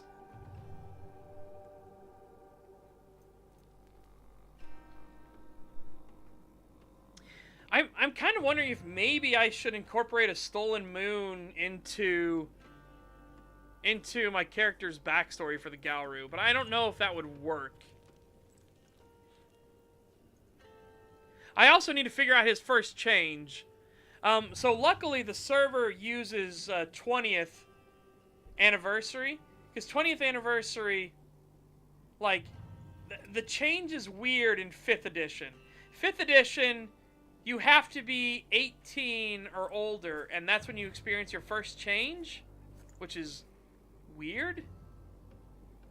Or you can some change as early as 16, and it's like, that's weird. And, like, you see, you go that much further without knowing. And 20th, it was like it originally was, 8 to 9, like, basically, or, sorry, 8 to 9, once you're out of adolescence and everything, then you're, you start going through, you can experience the first change.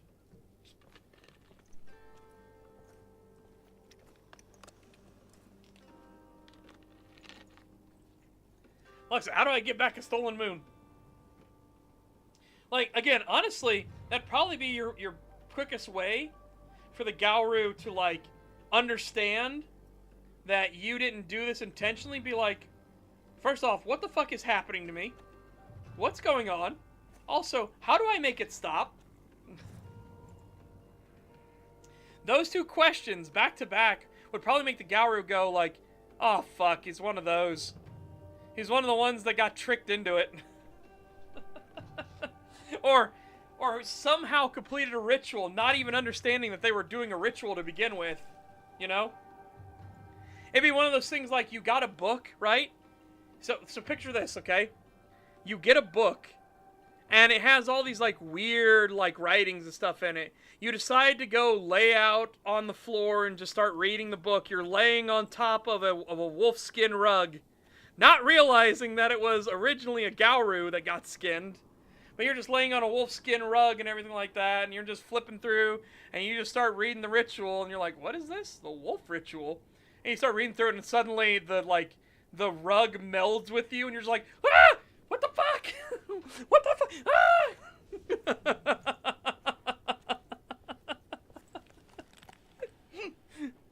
Like, what the shit just happened? What just happened? What's going on? What the fuck is this book?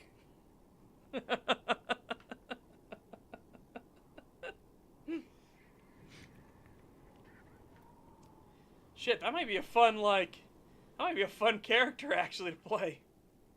Someone who's just who underwent the moon stealing without even fucking realizing it, right?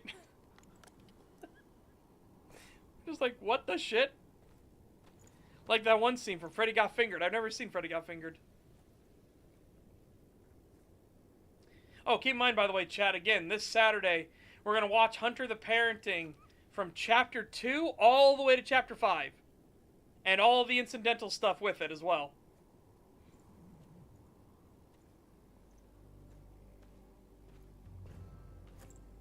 You were a college student who read the spooky cursed book for a dare like a Ouija board. Yeah.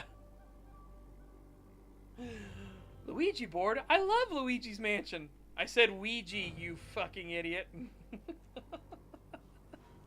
Oh, no Luigi board.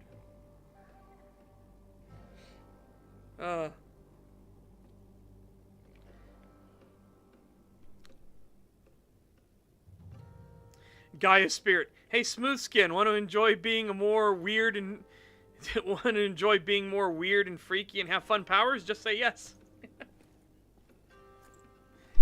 Again, it's not that straightforward, but it's usually like, because they misinterpret something you said, you have a very poorly worded statement, and there's something like, ah, you agree. Oh, fuck. No! What is happening? Honestly, though, if that had happened to Cross would probably be fucking thrilled.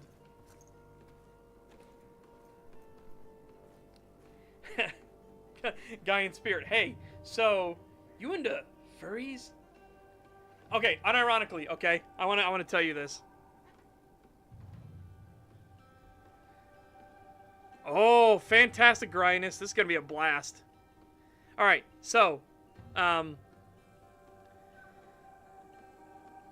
Gaia got glasswalkers to spread furry culture online so the spirits could recruit more stolen moons. Incorrect. But that would be funny. That would be funny. No, on the World of Darkness server, because again I can't be like totally isolated out in the forest. There's not much forest to go, you know what I mean? On the World of Darkness server, there is a special agent that goes by Cedric, but he's kind of a special agent with the FBI in the know. And the Gaians and the Black Spiral Dancers, everyone kind of knows that he's in the know. He keeps he keeps pestering Cross. And he's like, you're just a furry. He's like, you're just a furry, okay? And Cross had finally revealed that he doesn't know what the fucking internet is, and he's like, wait, you're a furry, but you don't know what the internet is? And Cross is just looking at him like, ah. And he's like, hey, you're the one that used it as an excuse. I'm like, I used it as an excuse because I thought it was an easy out, but apparently now there's all these other requirements I didn't know existed.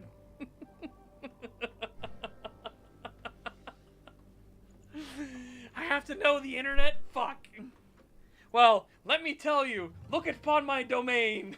He like holds his hands out. He's like, yes, there is lots of internets out here in the forest. I'll get right on that. Oh my god.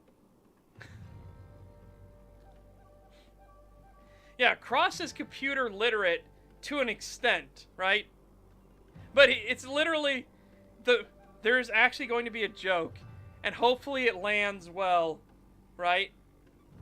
Because Cross is going to ask the player in the game, like, Like, why can't you refer to, instead of referring to me as a leech or a tick or something like that, why can't you refer to me as a nice, as something nice? And the player will respond with, there's a nice blood-sucking parasite? And Cross will have that moment of like, hold on, Amanda! Amanda, I need to have a conversation with you. Like, I didn't think this through, hold on. And they're gonna be at the computer. Basically, Amanda's gonna try to, like, walk him through this stuff. And he's gonna be like, ah, yes, the interconnected network. And she's gonna look at him like, okay, boomer. He's like, you know I'm older than boomers, right?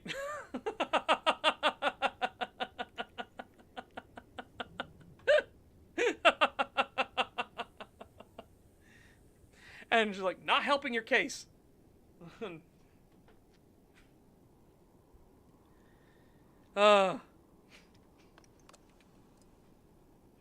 So Cross, there's this site. It's called E621. Oh no.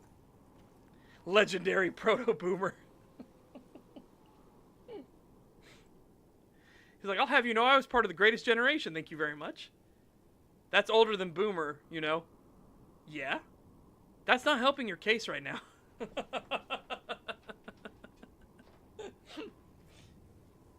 Oh. Oh my god.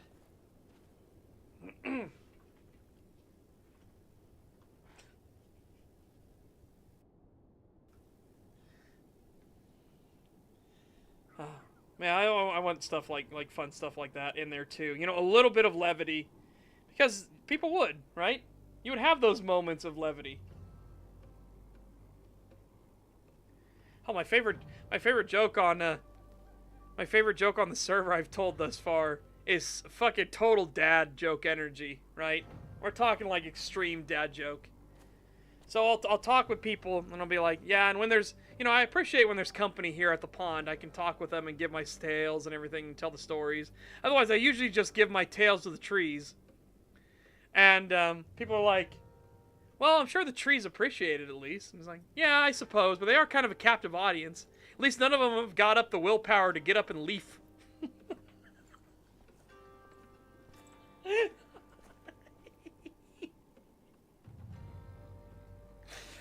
Oh.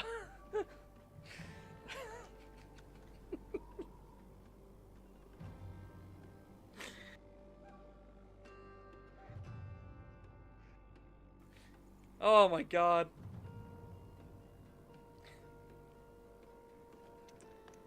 Oh, fucking hell.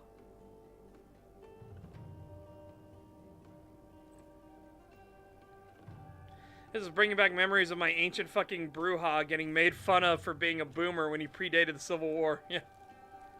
Yeah, again, that's the thing I like about Cross, is that he's old, but he's still within human lifespan old. Right? So, that's why, that's what makes the Ventru, the Ventru woman so angry. Like, she's annoyed with him because he's a much lower generation than she is. And he's so fucking young in comparison. It's kind of like this is bullshit. This is bullshit. If you're a fucking 7th gen, I should be a fucking 3rd gen, but god damn it.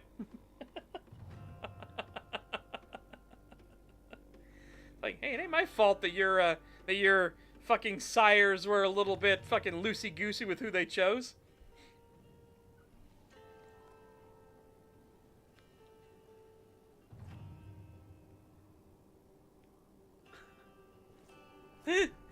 Imagine one day he's telling a story to a nearby oak. He turns his head and gazes the horizon, a moment of reflection upon his tale, and looks back to the tree, and the tree's fucking gone. That would be incredible. That would unironically be fucking incredible. And Cross would have a moment like, holy shit, it leafed.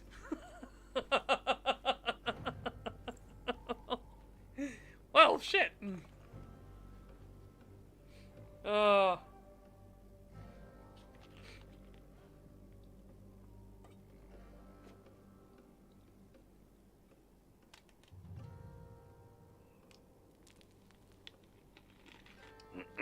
Alright.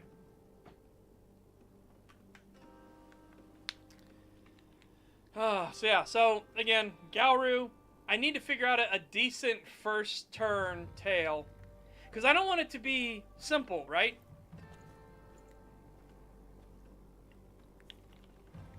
I don't want it to be, I don't want it to be simple, okay? I don't want it to be one of those, like, he dreamed about it and then he was the thing, right? I want him to actually have the tragedy of having a first turn into a Krynos and having killed things.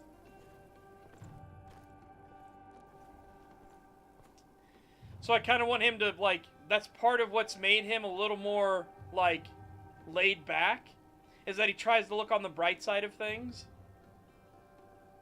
Because he realized the horrible thing that happened, but instead of it breaking him, he's just kind of, like, come to accept it and, like,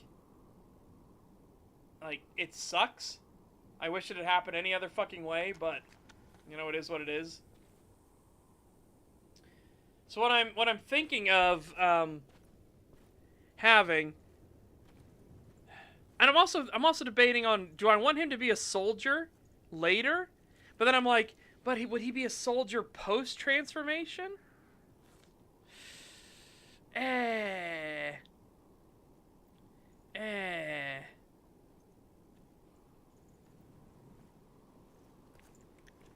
I don't know. Yeah, basically what it's going to be is, I was going to have it be a class, like, field trip, right? And, during the field trip, he freaks out. Like, he hits all of the triggers to have a freak out. And he just, like, whoa. He's like, uh-oh. Now, that's if I use 20th, because, again, remember, 20th is, once they go through adolescence, then they have the chance, from that point onwards, of going through the first change.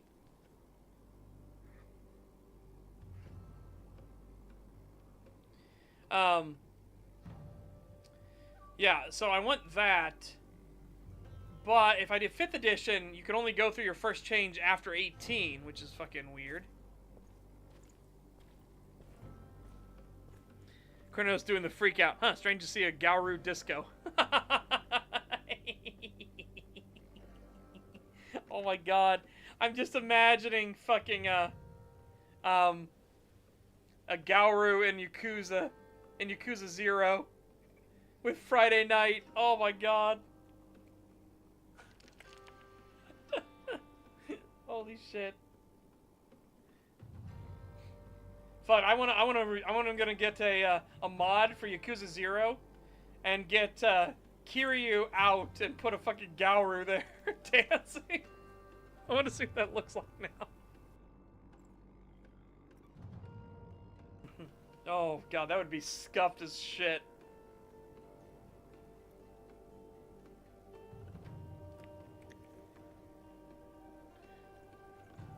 Alright, let me give me a second here, hold on. Dance moves so wild, they invoke delirium. Oh, yeah, I actually brought up a Crazy Taxi reference. Because people, somebody on the server, I can't remember who, asked, does, like, Cross do anything but sit at the pond? It's like, I like sitting at the pond. It's just kind of fun. But, no, I have actually joined the taxi monster in his taxi. Where he was fucking power drifting and going max speed around the town, and I was like, Cross has the strange urge to stick his head out the window for some reason. Because again, Cross hasn't needed to be in a vehicle for what? He was 24 when he got turned, and he's 81 now, so 57 years? Yeah, 57 years. So he's never had to be in a car since then. So he hasn't experienced this weird canine sensation of wanting to stick his head out the window before. But also, I was like, it was basically like I was the passenger in Crazy Taxi.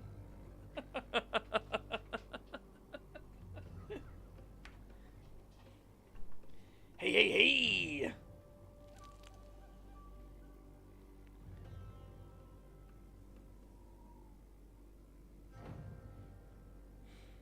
It's great. I thought the Yakuza pirate game was using the game characters in a historical setting. No, crazy fucking Majima has a sailing ship today and has become a pirate. Okay, that actually does sound kind of fun. I'm not gonna lie. Majima's great that way.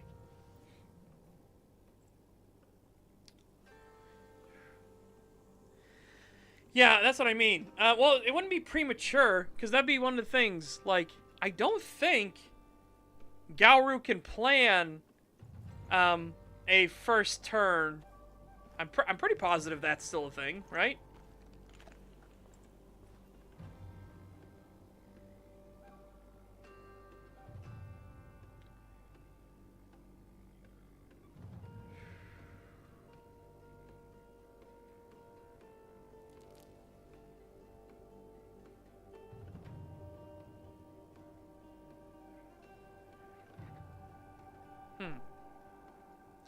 Yeah, I think that's a thing. The other thing I'm also trying to do, the other thing I'm trying to think of too is like, what kind of thing do I want from there? Because if he does turn early, right? Why would he then go into the military? I kind of want him to have that military background, but that's just me being biased, right? So I don't know. I might change that. I would need to fit the way to fit the character in, because I kind of want the character to be a little I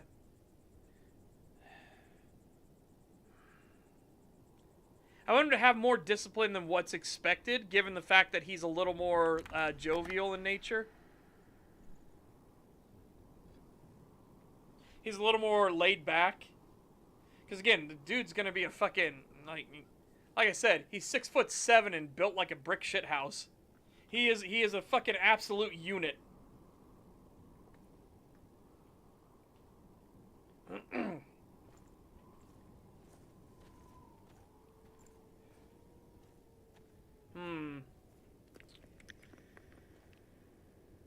Well, I don't know if I want him to be a late turn, because I don't know, that seems kind of like...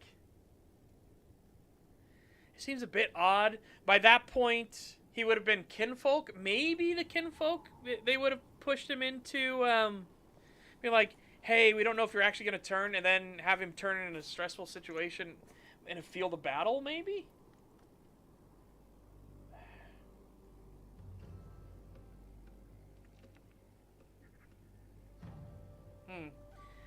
God, though, how would that work? I'm trying to put together. Because, I mean, it would be during the surge, right? I guess that could be a thing. Maybe he was kinfolk for a while. And so, thinking that he was just kinfolk, he went into the military. So he could at least gain some, like, discipline and knowledge and stuff that way to bring back for the cairn. And while he was deployed over in Iraq or Afghanistan, he flipped shit.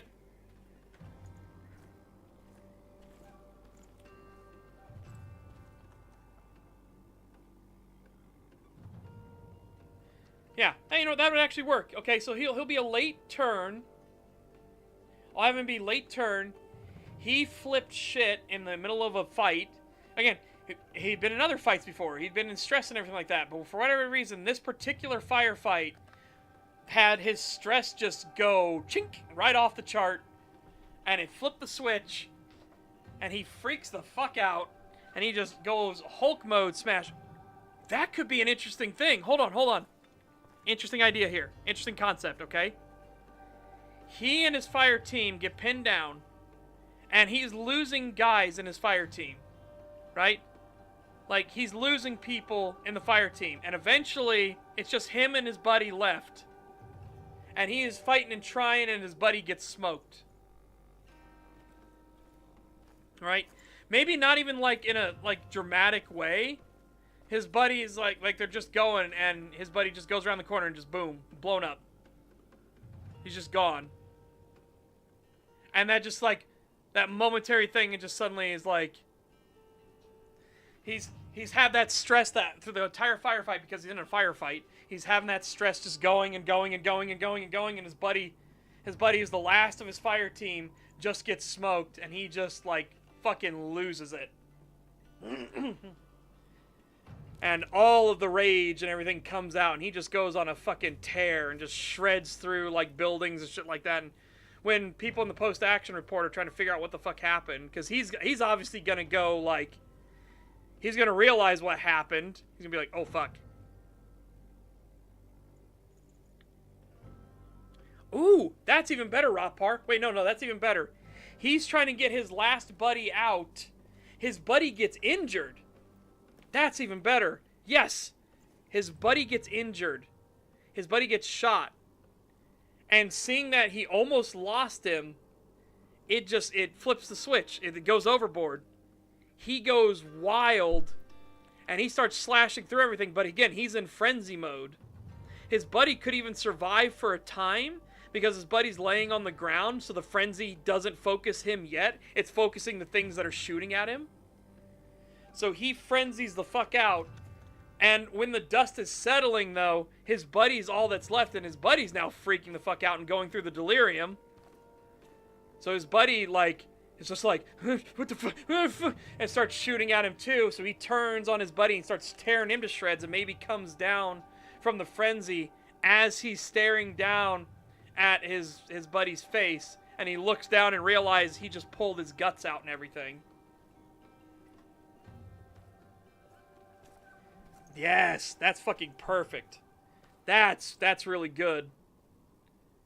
That would also explain why he would be kind of newer to this whole Garou thing. Like, to being an actual Garou. He'd be like, okay, look, I've been kinfolk for a while, but being Garou, I've never, like this is a fucking new experience to me. I'm gonna have to learn how to get used to this shit. But that could also be maybe where his kind of laid-back, jovial nature kind of reasserts itself to not deal with the trauma as much. I like it. I like it. Yeah. Yeah, shifting out of your first Krynos, elbow deep in your buddy's chest, exactly.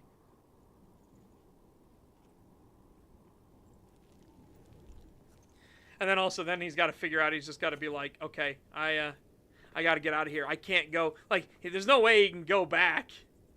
Because everybody's going to have fucking questions like, okay, so you're the only survivor of that fire team. We have some serious fucking questions about, like, did a fucking animal come in here? What the shit happened? You're not going to be able to answer that shit. So he's going to have to basically go AWOL at that point. How did you survive? Why are you naked? Yeah, exactly.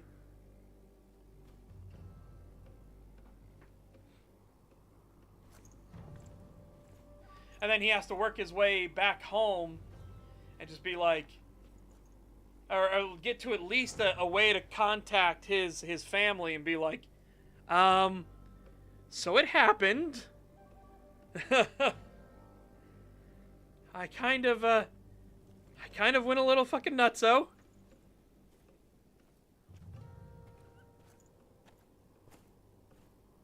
Yes, a big fucking bear just appeared, and the bear also took my clothes. Ah, yes, a bear in the desert. Yes, I totally believe you.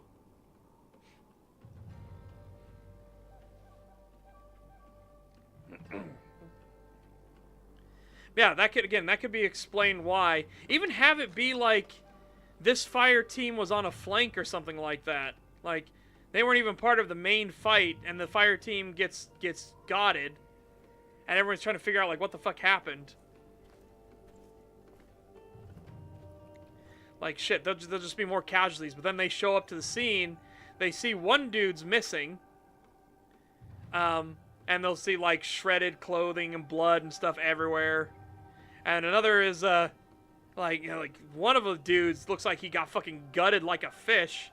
And all the fucking towel heads have been torn to shreds. And they're just like, okay, what happened here?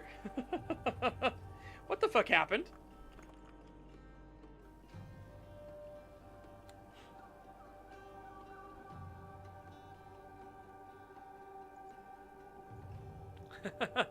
Ah, my first change. I set my friendly fire mode to on. Furry blender mode is a go. Oh.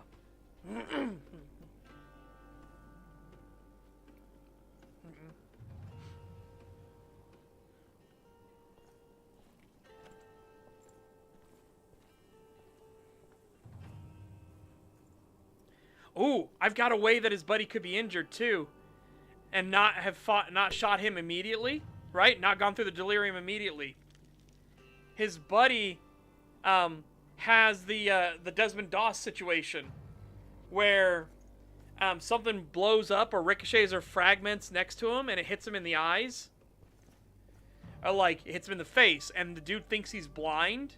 So he's just hearing all these horrific things, and he's like rubbing at his eyes and everything like that. And he eventually like gets it clear enough that he can see what the fuck is going on.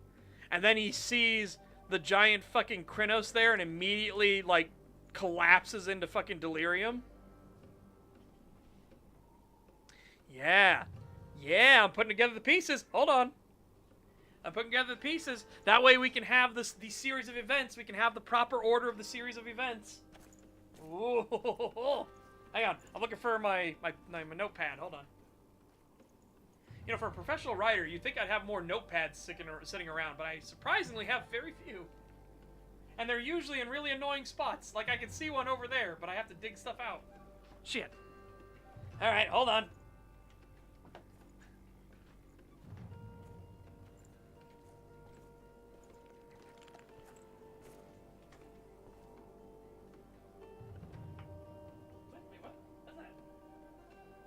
Oh, it's my old ID. What is it doing under there? The fuck? You can go there.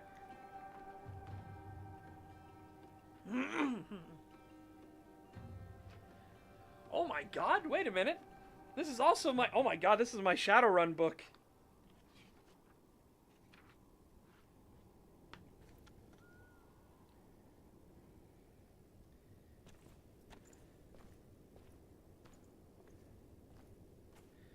Oh my god. This is my Shadowrun book that goes through the Shadowrun campaign.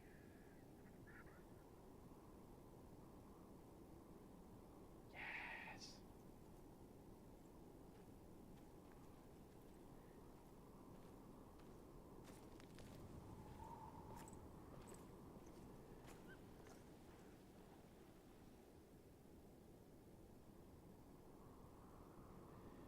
All right, main arcs.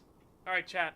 This is a Shadowrun campaign that I had written up a long time ago. All right.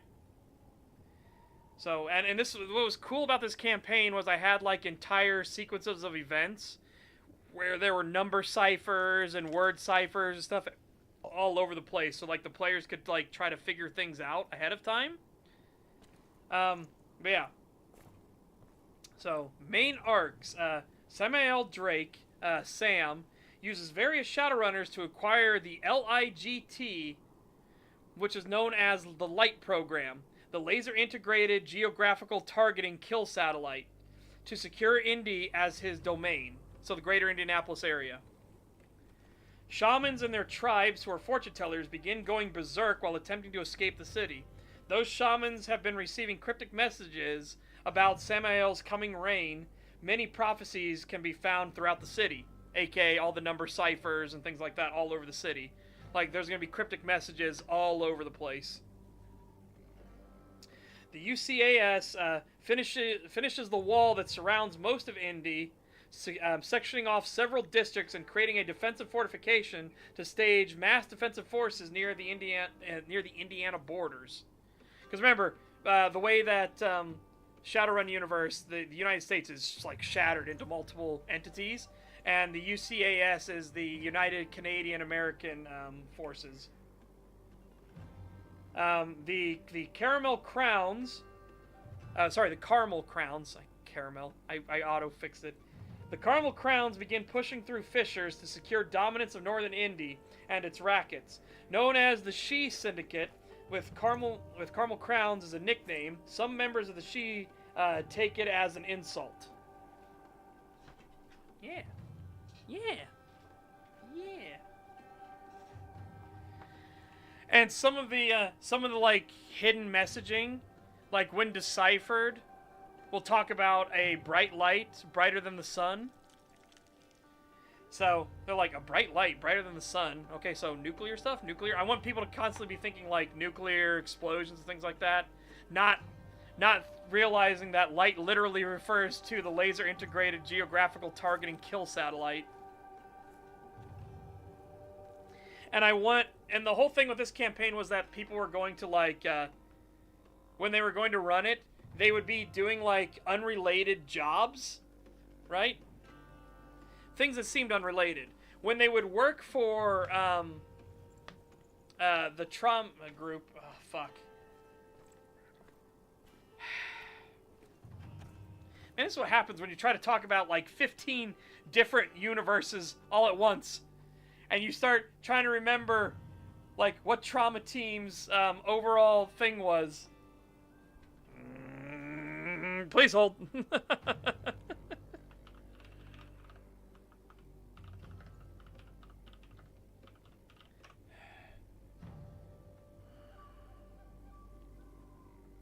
Dock wagon. Jesus Christ. Okay. Fucking hell. Because, yeah, trauma team is the cyberpunk version. Dock wagon is the Shadowrun version. Holy shit.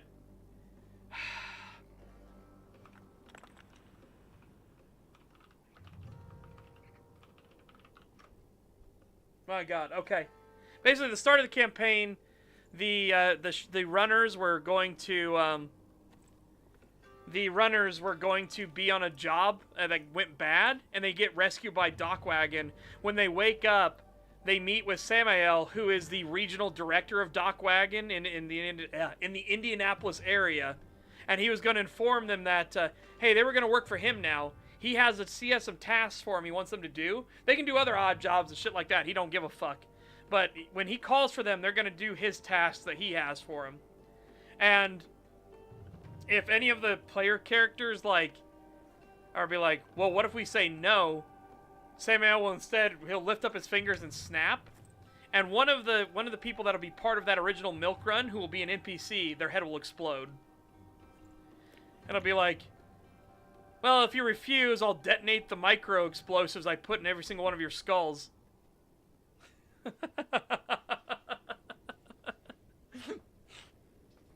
It's like, this can be a fruitful relationship, but I don't have the luxury of choice right now. I need all of you to work for me.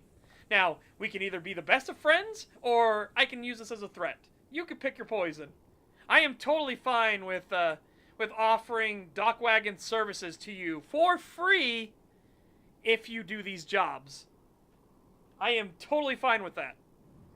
But I kind of need these jobs done. This is very fucking important. This is emergency level alpha.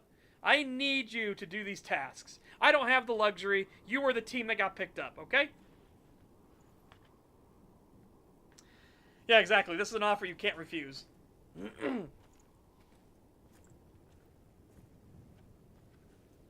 Anyways. Let's turn the pages. Turn the pages. Find them. I have a grease stain on this fucking notepad.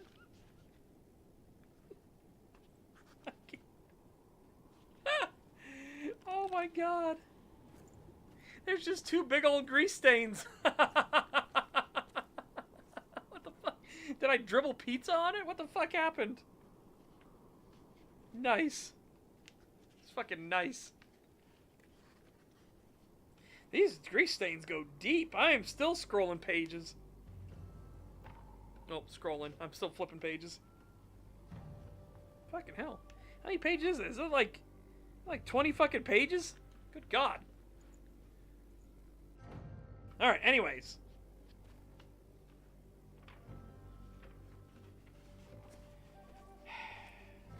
Let us begin, shall we?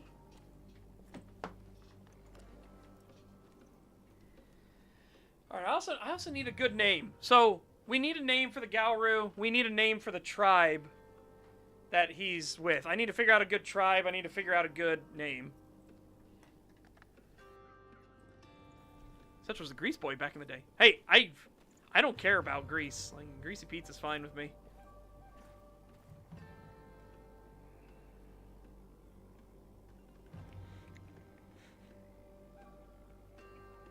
No, if I use the pages as a plate, there'd be a lot more. It'd be all over the place. No, these are just 2 dots where there's clearly grease ball went boop, boop. Yeah, I don't give a shit about greasy pizza. It's pizza, for God's sakes. Pizza should be greasy, damn it. No, actually, to be fair, I do care if it's like swimming.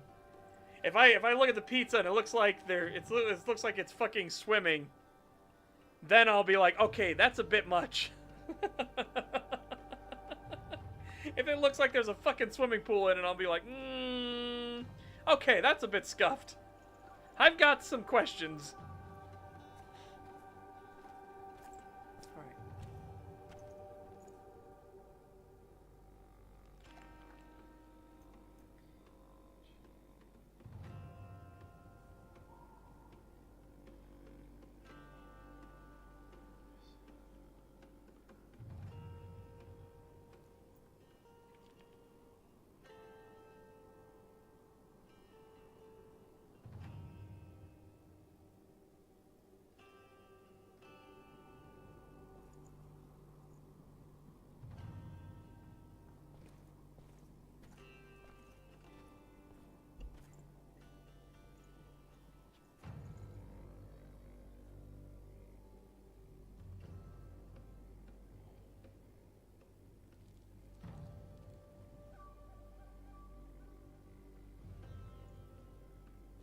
Ouch. I'm writing this all down. Hold on. Yeah, that's what I'm thinking.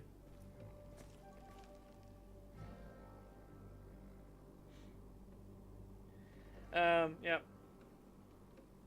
So yeah, late change, military service. I'm just putting down the cliff notes, basically. Change in combat, kills his buddy and last remaining fire team member. Buddy took fragmentation of the head.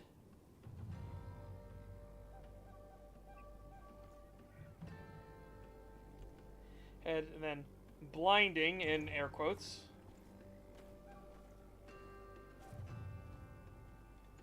That's fucking perfect. Okay, that's fucking perfect. Blinding him. That's why he doesn't go through the delirium right away. Sparing the delirium. Oh, even better. Even better. I've got an idea.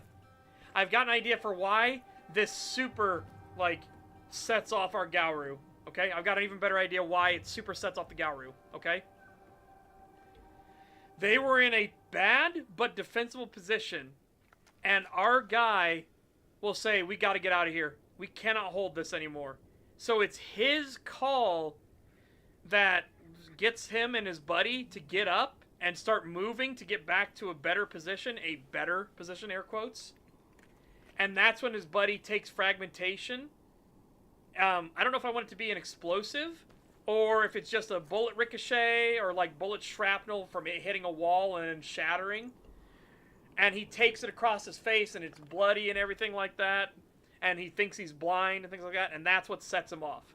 Basically because he made that call, and that call now got his buddy hurt. And it's just like that final, like, unlock the doors, it's time.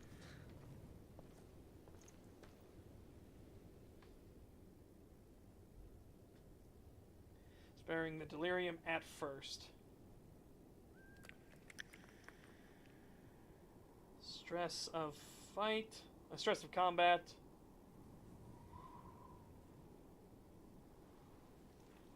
Losing fire team.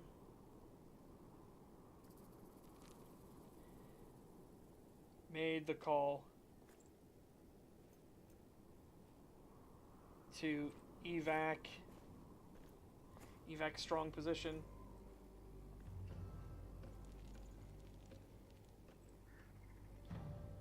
Which gets his buddy wounded. Yeah.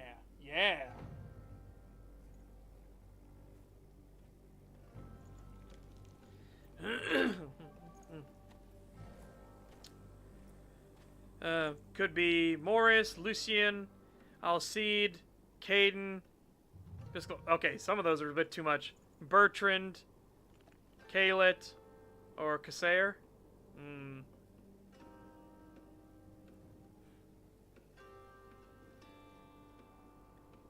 What would Lucien be in terms of werewolf mythology? Hang on a second.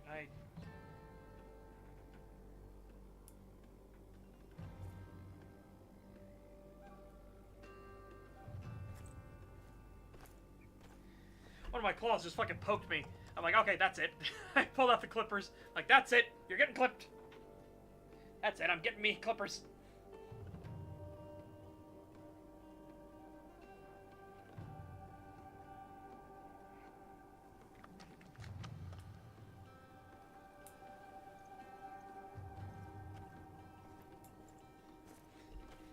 Oh my god. Also, I need to think of a good last name for him. I might have it be funny, right? I might have do something funny with like the last name, like maybe Fenrir or Fenris or something like that as the last name, or maybe like Wolf with 2 F's. Just something like in hindsight, it's one of those things, like, maybe even jokes about his dad with it. He's like, Dad, you are shit at last names. What the fuck is wrong with you? And his dad's like, what do you want from me? I was lupus born. What the fuck you want?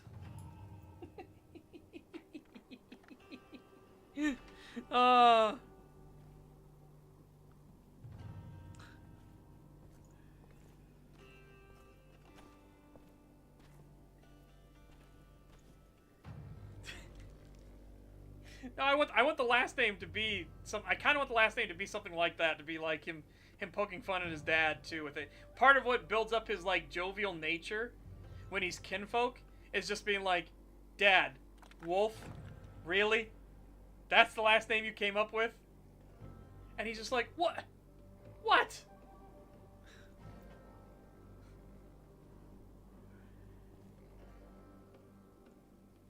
No, that would just be not that.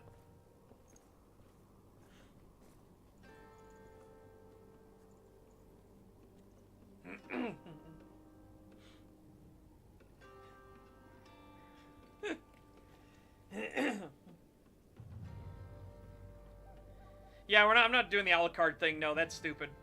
Especially werewolf doesn't work that way. Maybe Flo though. Maybe Flo just by itself. And then he just looks at him like, Dad, are you fucking serious? But no. No.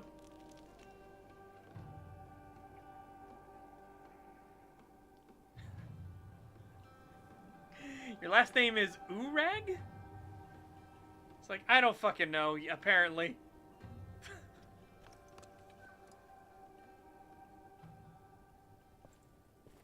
Or maybe Noom. No, wait. What about Noomflow? What about Noomflow? Oh my god. Noomflow. Be like, Wolf Moon? Really? Really? Or Flo Noom. No, that gets too silly. Oh.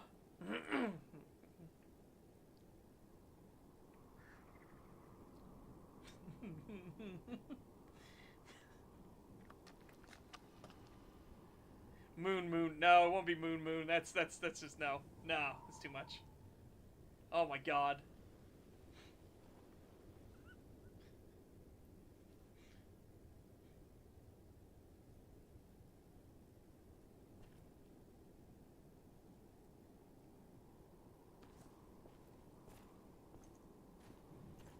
Von Wolfsburg?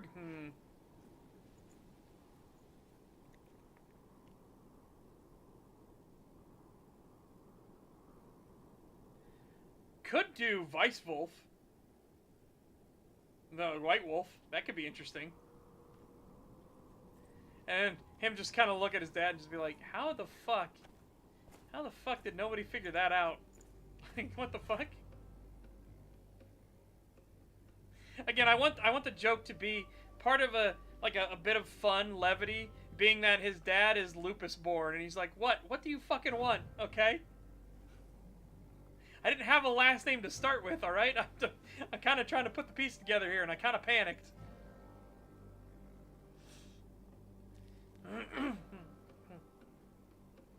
Maybe that could also be another thing of, like, him also poking fun at his mom. Maybe she even gets back at him a bit, too. And you're like, so, Mom, did you just do it the one time, or did you try to spice things up a bit? Try to ask him to change forms.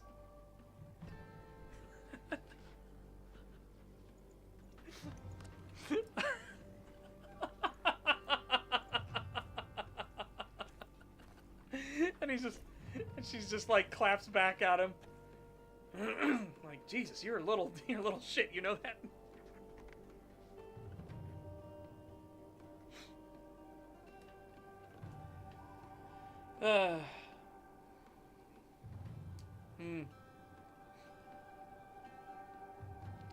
Yeah, I just like the idea of just Wolf with 2 F's. Just because he's just like, wow, Dad, really? Really? Wolfwood, actually, that would be interesting, because it'd be an association with Gaia as well. You know what? I like that. We're going to go with Wolfwood as his last name. And then, like, again, that could just be part of the jovial nature of him. He's just like, Dad, come the fuck on. This is just silly.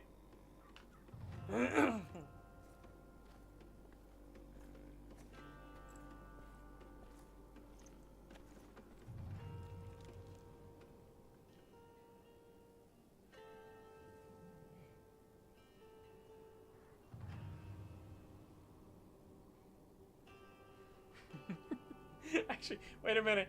I got an idea. Whoever said Wolf Moon made me think of Typo Negative. Nice.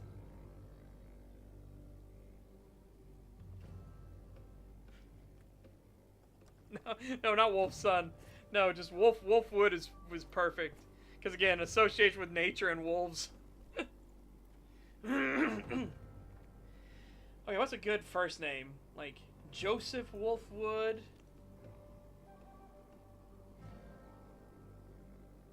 Aaron Wolfwood? Victor Wolfwood just seems kind of like... Maybe his dad would do that to him? You know? Well, Dracula's the son of the dragon, yeah. That's why I genuinely like the lore behind Secret World with the Draculesti. That Dracula wasn't a vampire. That was just propaganda to turn people against Dracula and his original message, and that all the people that he killed were actually vampires. So the vampires basically used it as a fucking psyop.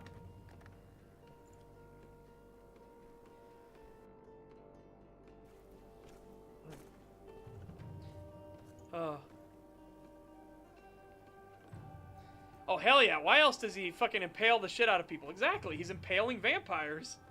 It's so fucking... Again, Secret World was such a fucking treasure. Holy shit. It really was. You may be saying, like, what do you mean was? Secret World Legends is this. Like, oh, no, they're not the same. Oh, my God. Secret World Legends is like the fucking skinwalker of Secret World. It wears the skin, but all the heart and everything like that is gone out of it. But yeah, I think maybe Victor Wolfwood. I think that sounds kind of fitting. Because I think his father would be like, I want a name of strength. What's some other good? Hold on. Let's try some other ones. With a K. With a K, obviously. Gotta have the K.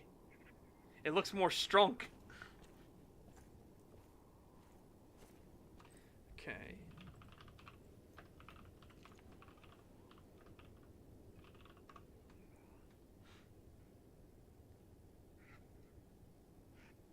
Yeah, but do you have what they mean? You don't have what they mean. Of course you don't.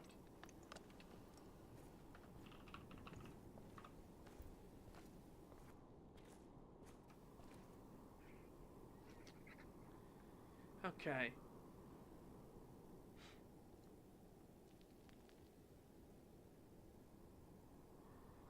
Yes, be Adam. Your name means man. Andrew, manly or brave. Anthony, highly praiseworthy. Benjamin, a favorite son. That could be interesting. Charles, Freeman. No, that wouldn't work. Daniel, God or Judge. Holy shit, Daniel works so much better in Fallout New Vegas than I thought. Jesus, that's really fucking cool, actually. That's not bad. That's not bad at all.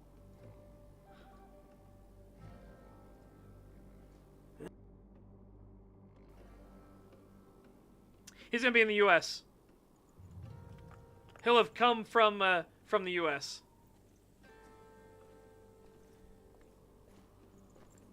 Yep. David, beloved. Eric, everlasting ruler. Jesus. Frank, the free one, or Frenchman. Fred, peace ruler. George, farmer or tiller of soil. Henry, ruler, a home ruler. Harry, another name for home ruler. Okay. James, this is an English name that translates to supplanter. Potential on James, because I have an idea for that. Supplanter, like James Wolfwood. Like, he will supplant his humanity and become Garou. You know, again, potential to work it there for a meaningful name. All right. Jonathan, to give. Okay, unironically, remember Jonathan Cross's first name was originally Jonathan, and he gives away his first name because he thinks he'll never get humanity back. Holy shit, Jonathan Cross has more of a meaningful name than I ever realized. Holy shit, I was cooking hard with Cross's name. Fucking hell. And I didn't even realize how hard I was cooking. I didn't realize that I was on some fucking Michelin chef level shit. Jesus. No. I'm not talking about Jonathan Wolfwood. No. Jonathan Cross. His name was Jonathan Cross, okay? And, yeah. And remember, he gives away his name. He literally gives away Jonathan because he will never be human again. He's accepted that. So the fact that Jonathan literally means to give, that's fucking perfect. I had no idea that Jonathan Cross was going to be so appropriately named on, like, multiple levels. Holy shit. Jack is God is gracious. Mike is gift from God. Mike Wolfwood. And again, instead of from God, from Gaia. Max translates to greatest.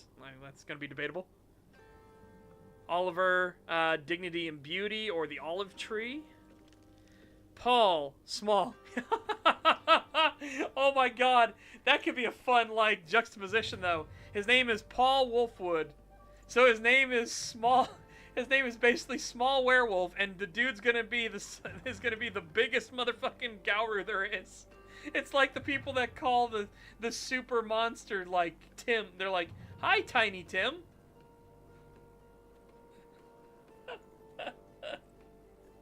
Oh my god.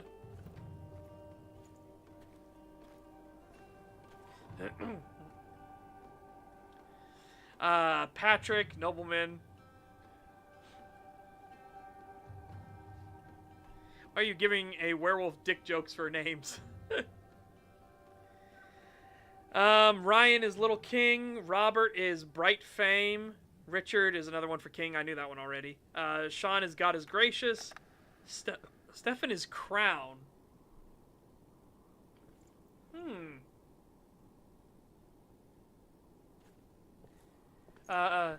Thomas means twin. That's interesting. I never knew that. William, a willing protector. William Wolfwood. Hold on.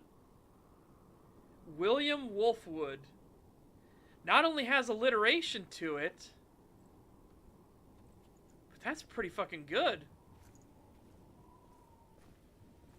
Again, he goes off to war to gain the skills to bring back for the kinfolk.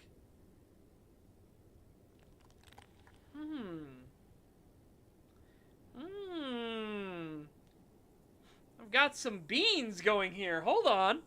Hold the fuck on.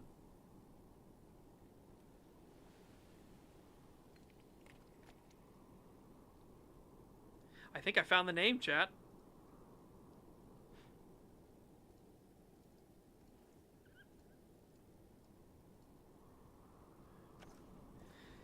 Okay, 1970. Do I want him to be born in 1979 now? That's the question. That would make his change very late.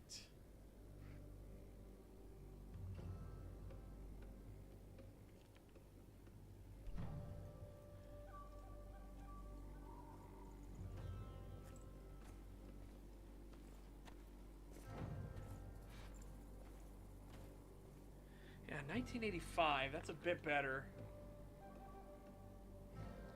Yeah, no, his name's gonna be William Wolfwood. Holy shit.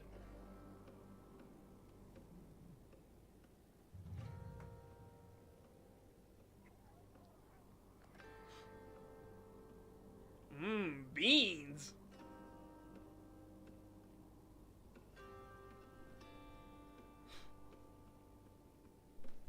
No, I don't want it to be associated directly with military, because that becomes a choice he makes later, you know? But a willing protector, and again, the werewolves are the warriors of Gaia, the protectors and defenders of Gaia. So, William would be a very appropriate name in that regard.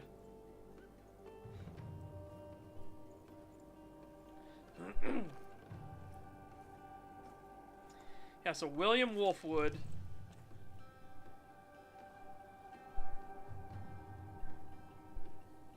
I also want it to be like when his father and mother basically told him about the Garou Nation, and he thought about his last name. I want that to be the conversation where he's like, "Really, Dad? That's the best you could come up with? Wolfwood? Are you serious?" No, it's gonna be William. You don't need to look anymore. It's William. It's 100% William. I've got it. It is William, hands down.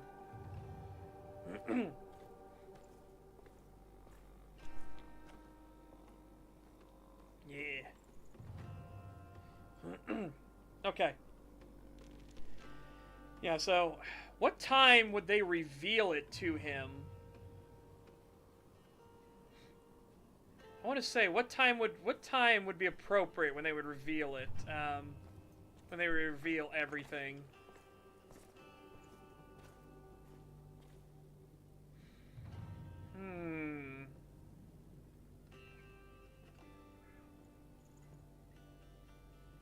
Maybe his 16th birthday? Because they're kind of like, you know, you haven't undergone the change yet, but we need to have a conversation here. So I think on his 16th birthday, they reveal to him that, you know, werewolves do exist, and in fact, he is one.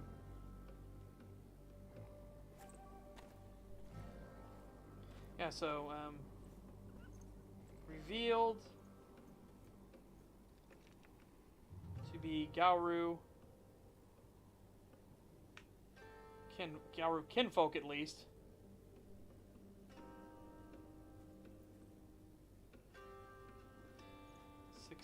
Birthday. Yeah, this is really good. This is really fucking good. I like this. So then he finishes out high school and he goes into the military. Like, that becomes a decision he makes. So he goes in during the surge. Right? Hold on. Wait. Alright. Perfect. Absolutely perfect.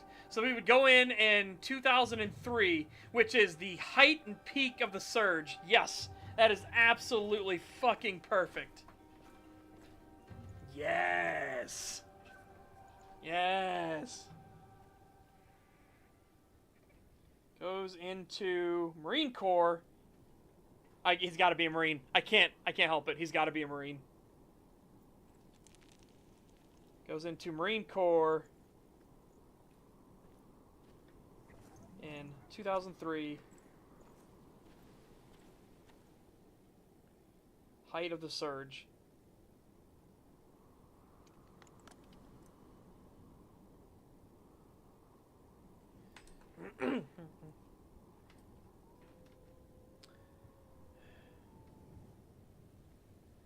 Apparently Elizabeth Bathory doesn't appear in World of Darkness. That's interesting.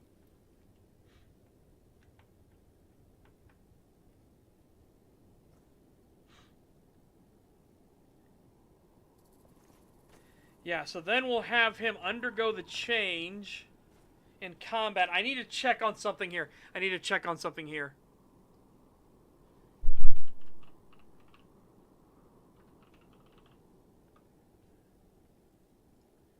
Yes. Yes.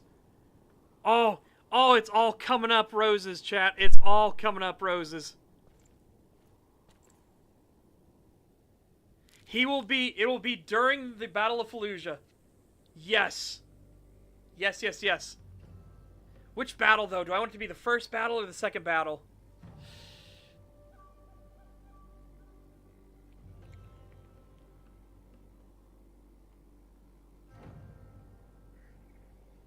Maybe the first battle of Fallujah.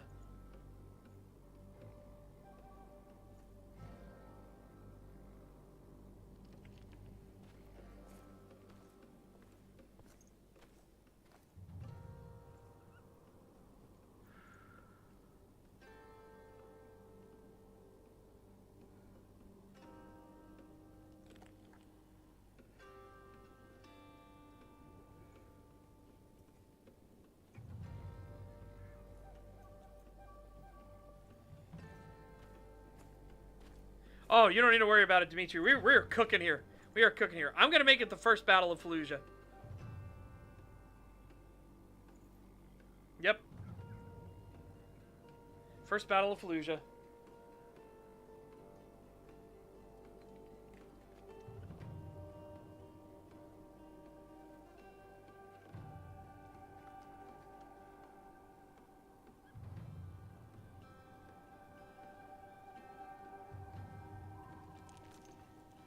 Okay. Perfect. So he will be 19 when he has his first change. So he is a late change, but that's what triggers it.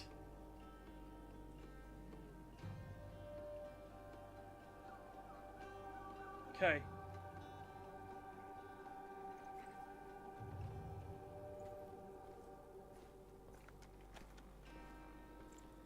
Yep, Operation Vigilant Resolve. Hell yeah.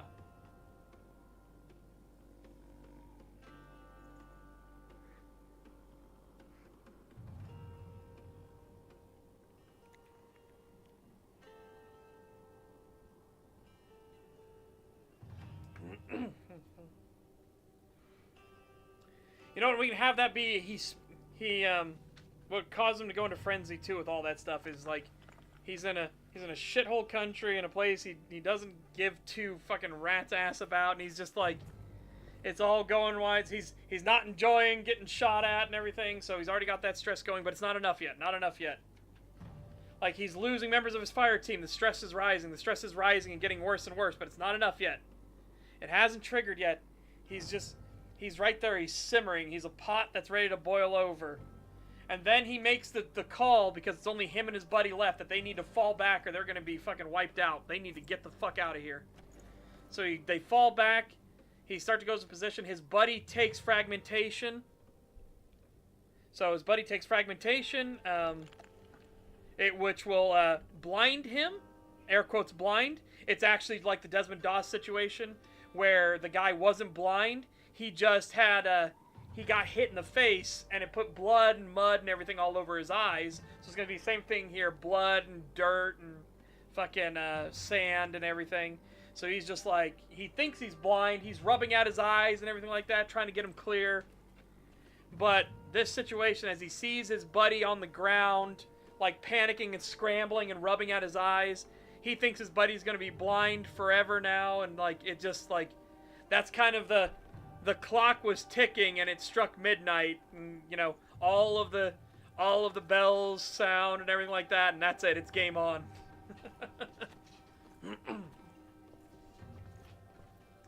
Maybe he's even standing there for a moment. He takes a couple bullets and everything like that, because he's starting to shift and change and transform already. So he's just sitting there. He just tanks a couple shots, and it just makes him turn and look at who shot him, and his like eyes are like wigged out and everything, and he's like, okay, that's it. I'm ready. Pop.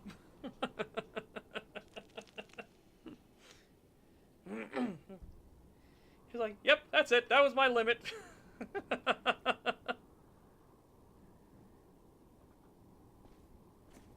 I have an idea. If someone tosses crayons to him, his rage is calmed a bit, but only if the crayons were purple. No. If somebody throws crayons at him, like, he might have that moment where he'll stop what he's doing and look at them, and look at the person that threw him and be like, that's pretty fucking funny. You're gonna die next.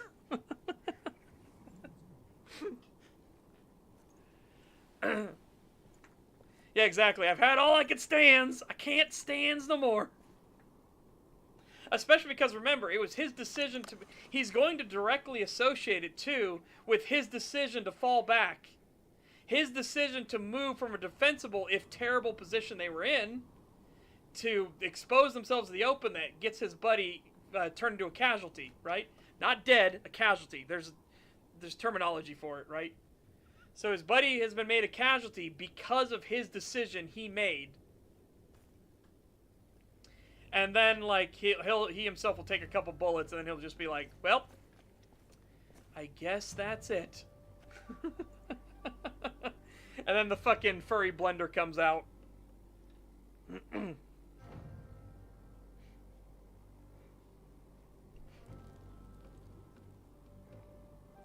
then, by that point, he's killed the last, the last Towley, and his buddy finally gets some of the debris from his eye, and he opens up his eye, because his buddy can't see what's going on. His buddy's just screaming the whole time, like, what the fuck's going on? What the fuck is happening? Maybe he keeps calling out, like, William, what the fuck's going on? He gets his eye clear, he pops his eye open, and the moment he sees the Krynos war form, of course, immediately collapses into delirium.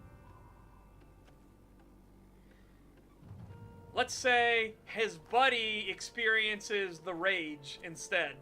Like, instead of being totally in fear or anything like that, his buddy instead immediately grabs his gun and starts shooting the shit out of it and starts, like, screaming at it. His face is obviously angry. He's experienced the extreme version of fight instead of flight or freeze. And, of course, the Krynos is like, who's currently in frenzy, is like, I'm getting shot at. Immediately turns, sees what's shooting at him, and is like, well, you're dead.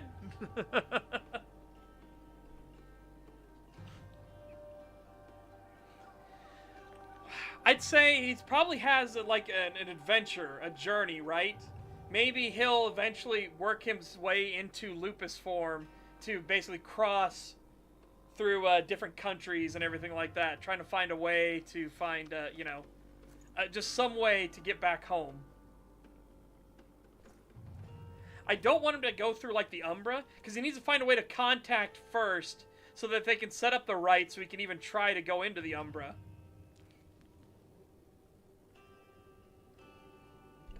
Maybe that'll be part of it. His first thing is he'll eventually, once he realizes he can change, because he's been kinfolk for a while, so he understands all these different aspects, he will force himself into lupus, and he'll, like, bounce. He'll get the fuck out of there, and people will be like, well, that's strange, you know? Whatever, some canine running across the desert, who gives a shit? So he just gets the fuck out of there. Manages to get some kind of contact, like phone or anything, and just contact out and be like, hey, it happened. I'm kind of stranded here now. Help? Like, help at all, please? This was a bit scuffed.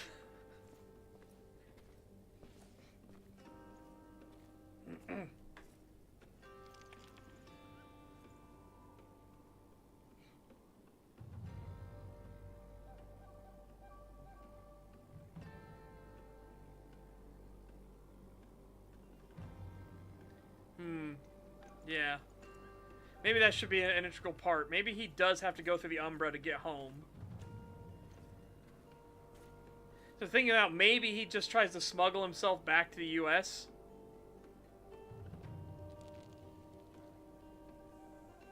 Because it won't matter. As long as he gets to U.S. shores, it won't fucking matter to him. He can get out of any situation at that point.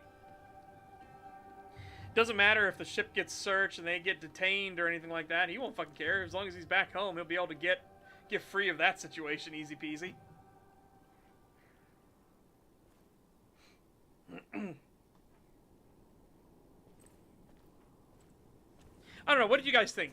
Do you think he should go through the Umbra to get back home, or do you think he should smuggle himself back home first?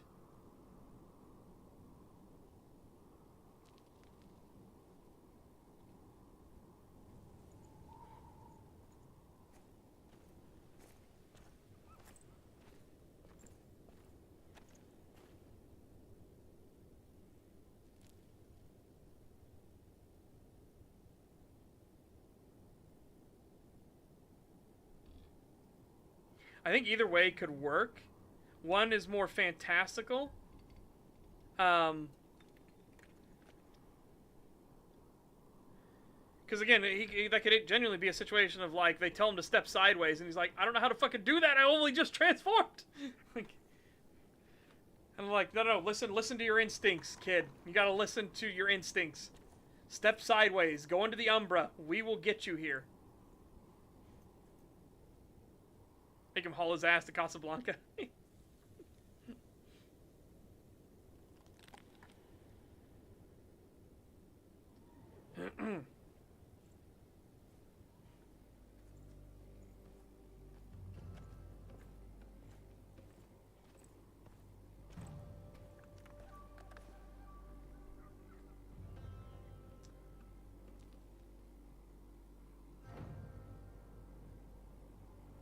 I know. I'm thinking on if I wanted to go that way, right?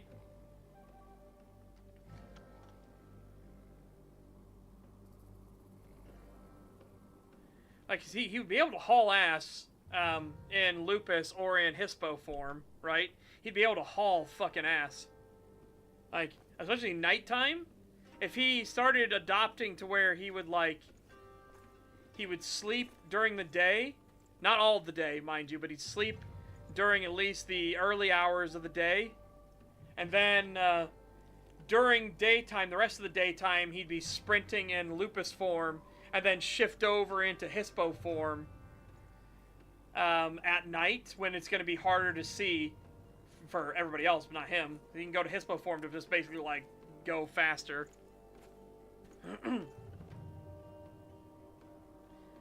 That would be, you know what? That would be interesting. I actually like that. That could be an interesting nickname for him. His nickname is the Desert Wolf.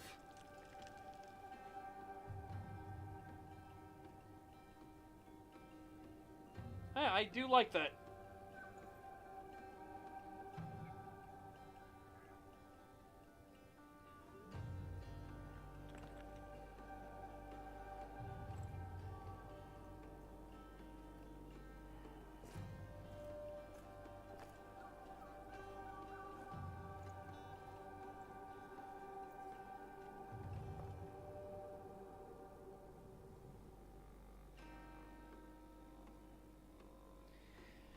Yeah. Yes, Marines are called devil dogs. So, again, it'd be appropriate, right? That's why, again, there's multiple reasons why he had to be a Marine. One, because I was a Marine. But two, and again, Cross has made the joke in the server before. Like, Cross has literally said, like, because he's revealed that he was a Marine. So, Devil Dog. Isn't that ironically appropriate? As a gangrel with extreme beast touch. So he literally looks like a wolf that was stuck in a tumble dryer.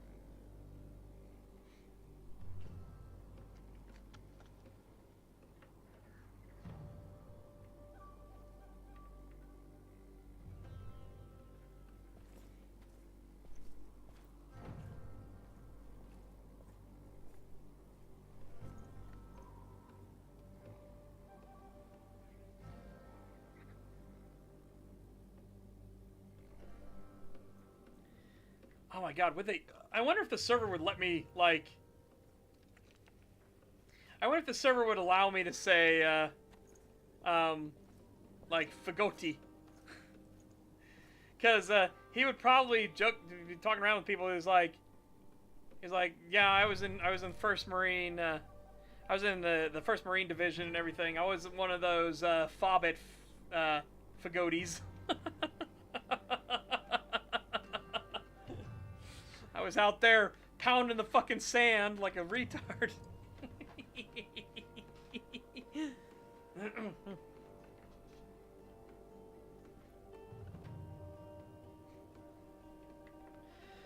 Does the Venture Mommy have a name yet? No, not yet. Because again, I want to find that, like, good balance for something that sounds upper crust. Again, last name. Because that's what she'll go by. I kind of think Victoria for the first name sounds good. But yeah, a last name. I just need a good last name. Something that's kind of like, it's got a bit of like prestige to it, but there's more of an edge to it. It's not so frou-frou. You know? Like Delacroix works perfectly for Vampire the Masquerade Bloodlines because he's a frou-frou, whiny, like, piss baby, right? Here, I want it to have that she can have a bit of more of a mean edge to her, hence why she's trying to help fight Pentex to begin with. She has it for personal gain reasons as well, but it's one of those, like, no, she's got a bit of a vicious thing to her. That's why she's willing to do all the undercover legwork and everything. To get into Pentex so that they can even try to take out this board member. Any board member. They don't care. They're not, like, going for a specific one. They're like, no, we just need to take out a board member. Right? Just to show Pentex, like, no, you can bleed. It's that whole situation in, like, the movie 300 where Xerxes gets hit. Like, and he realizes that he's bleeding and gods don't bleed. No, I don't want Desdemona. No, not ill-fated. It's not fitting for her. But yeah, anyways.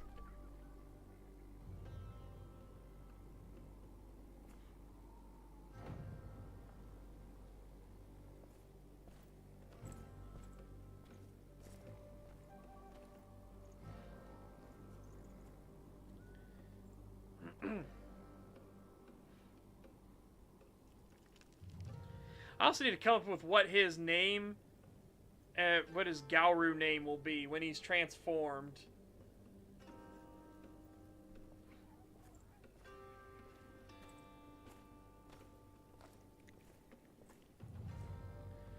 Maybe like Runs the Sands or something like that.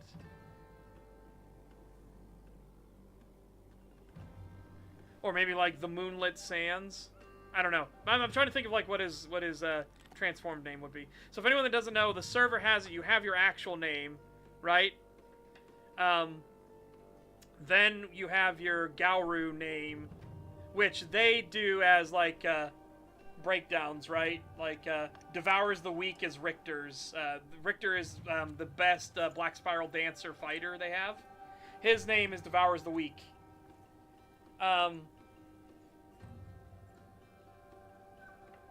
I think Dances from Despair was one. There's all kinds of them like that.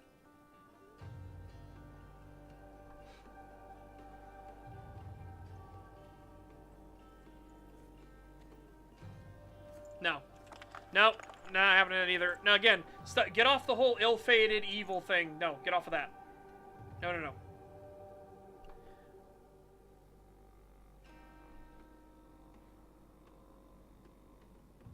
Part of the reason why her character arc will eventually end up with her questioning the path on which she walks. That's basically the ending achievement for her. Questioning the path on which one walks. Is because she was more connected to her family when she got turned. So she tried to help her family and realized that she couldn't do it and maintain the masquerade, so she had to drift away. She was forced to drift away in order to protect them. And now all of their family she originally knew are obviously long gone. They're way past human lifespan she's lived.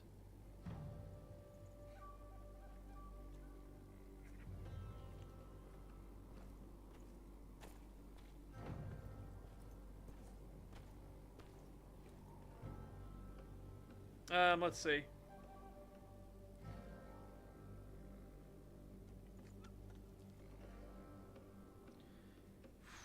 I need a Garou name, and I need the clan. What tribe should he be with? No, nothing related to redemption. Nope. Not happening.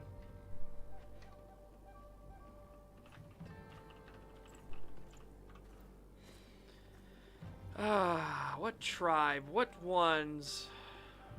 Because there are a lot of them.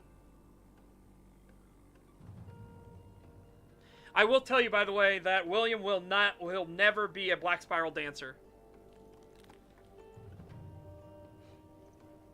What?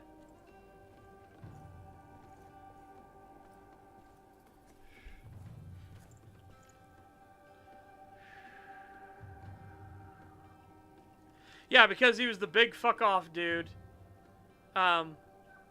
Because he was the big fuck-off dude, he was the guy that carried the machine gun.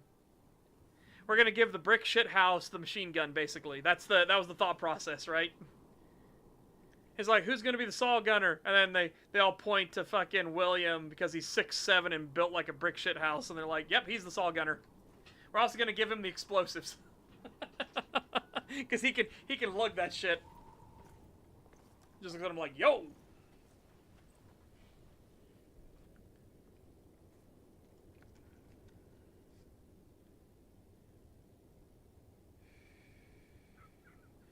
He's absolutely not going to be Red Talons. There's no way. It doesn't fit. There's no way he's going to be Red Talons. Obviously not going to be Black Furies.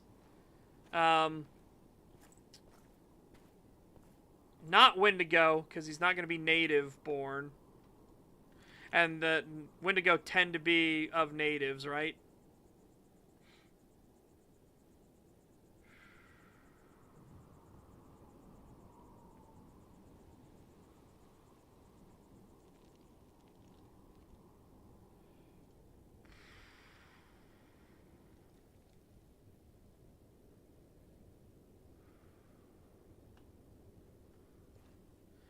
Trying to think.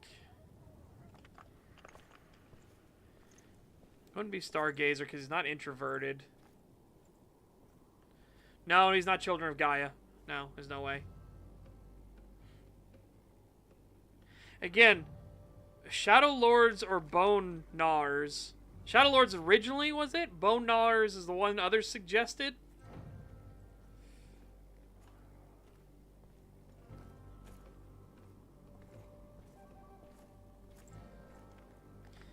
Wouldn't be Silent Striders. He's not spiritual in that sense.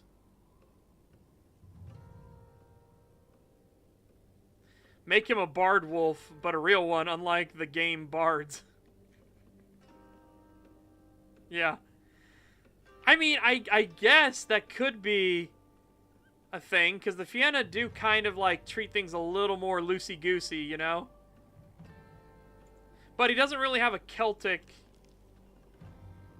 Oh, no. I mean, William. So he could... Okay, so Fianna's on the table as a potential, right?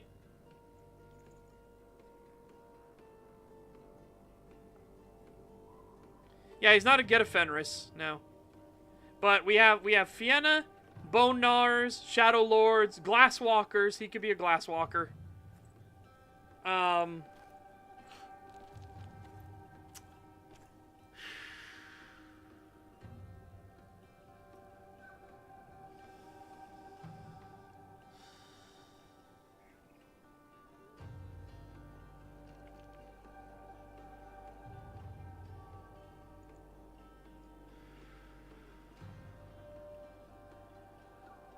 You wouldn't be Uktana. There's no way.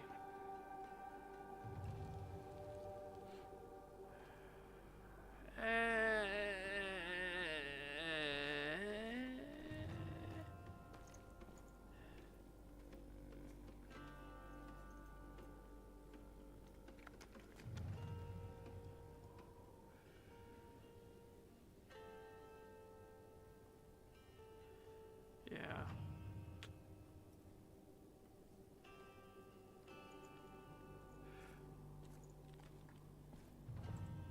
Kind of seems like too much of a Chad to be a Bone Gnar.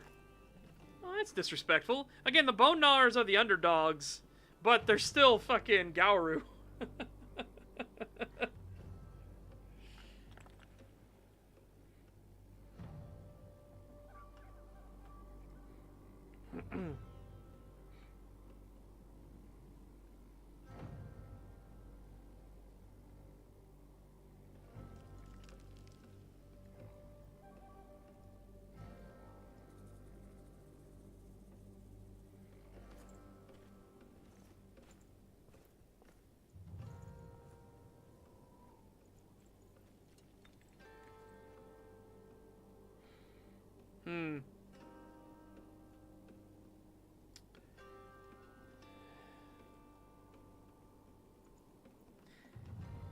I think that's what we'll narrow the choices down to.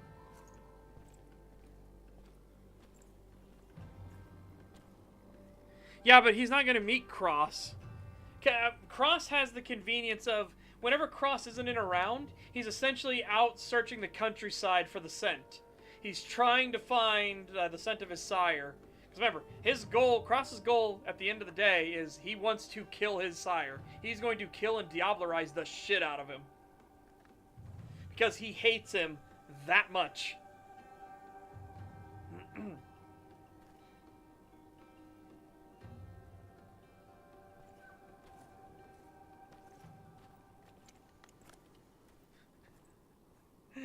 Oh my god. No, and that'll be a better part about William as well, is when he gets there and he's like, listen, I've only been a furry buzzsaw blender, a fucking murder machine for 2 years, okay? And then you gotta give me a bit here. It takes some adjusting.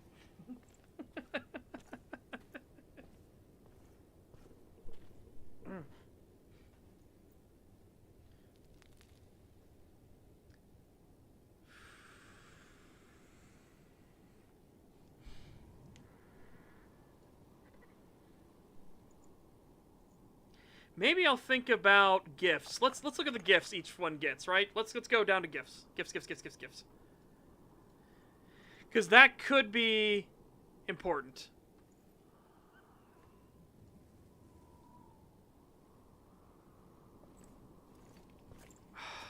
Really? Alright, fine. Let me click the another thing. Bone Gnar gifts, Vienna gifts, Vienna...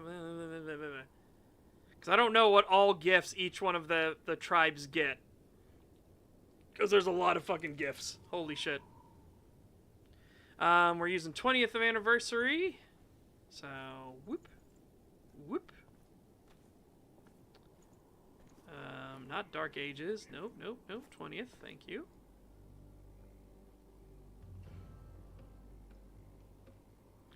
Okay.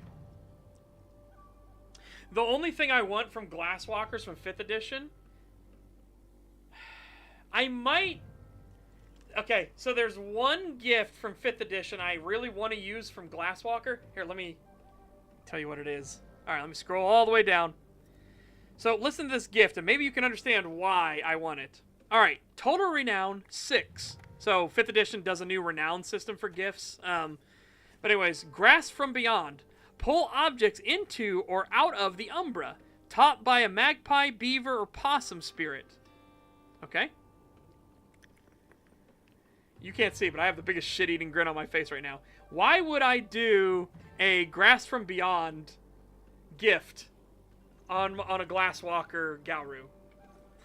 I've discussed it before of what is the most dangerously effective Garou I can think of. I'll give it a little bit, see if anybody can figure it out, and then I'll give the answer.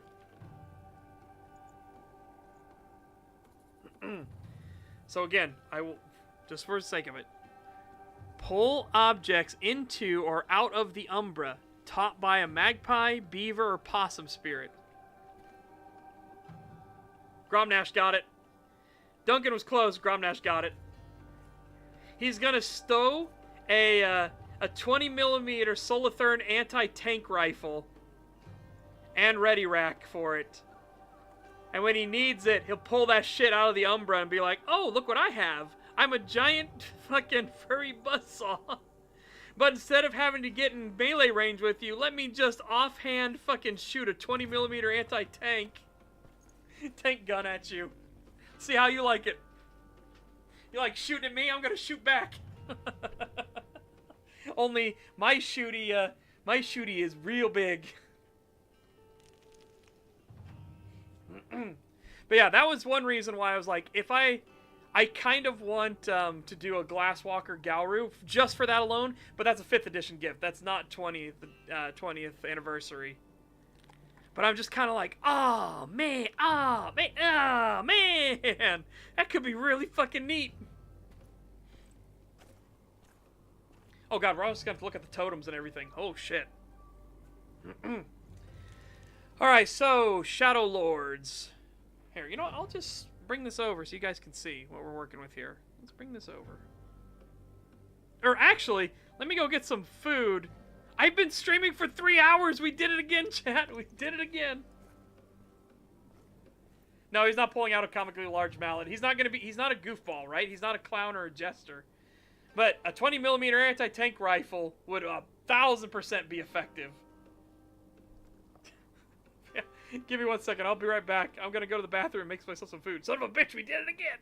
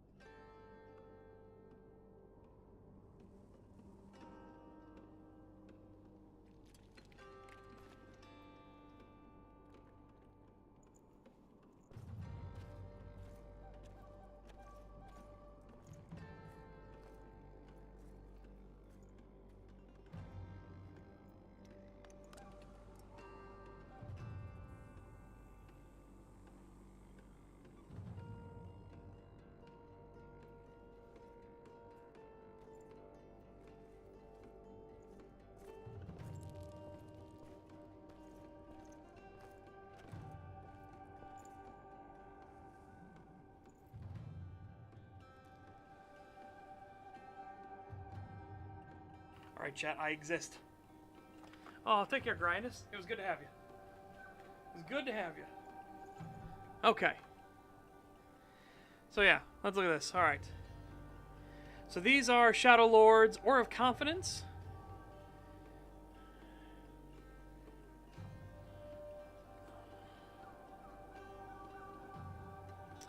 Okay. Kinfolk Habit. Alright, Fatal Flaw. Invention in Combat. Stormcrow teaches his gift. Sizing the Edge.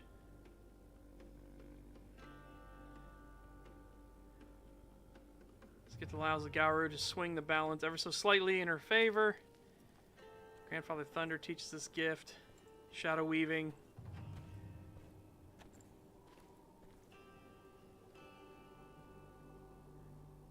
Darkening or even twisting them into grotesque and frightening shapes. Okay.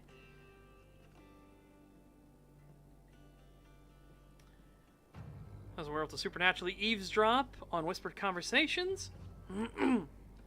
Okay.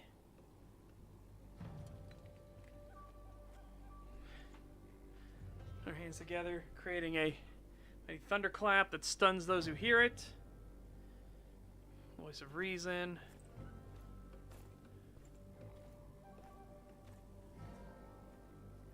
Clever remark that will detain his attacker for at least one round. There's the Galliard gift. That's not helpful! Same as the Galliard gift. Same as the Child of Gaia gift. Motherfucker, that's not helpful. Alright, hold on. Gaia. Alright. Oh, I also need to... Hang on, yeah, before I forget. We need to go Garou. And we need to go... Types. No, that's forms. Incorrect. Oh, I do need to look at totems as well. Jesus. Oh my god! I forgot how much more stuff we need to do.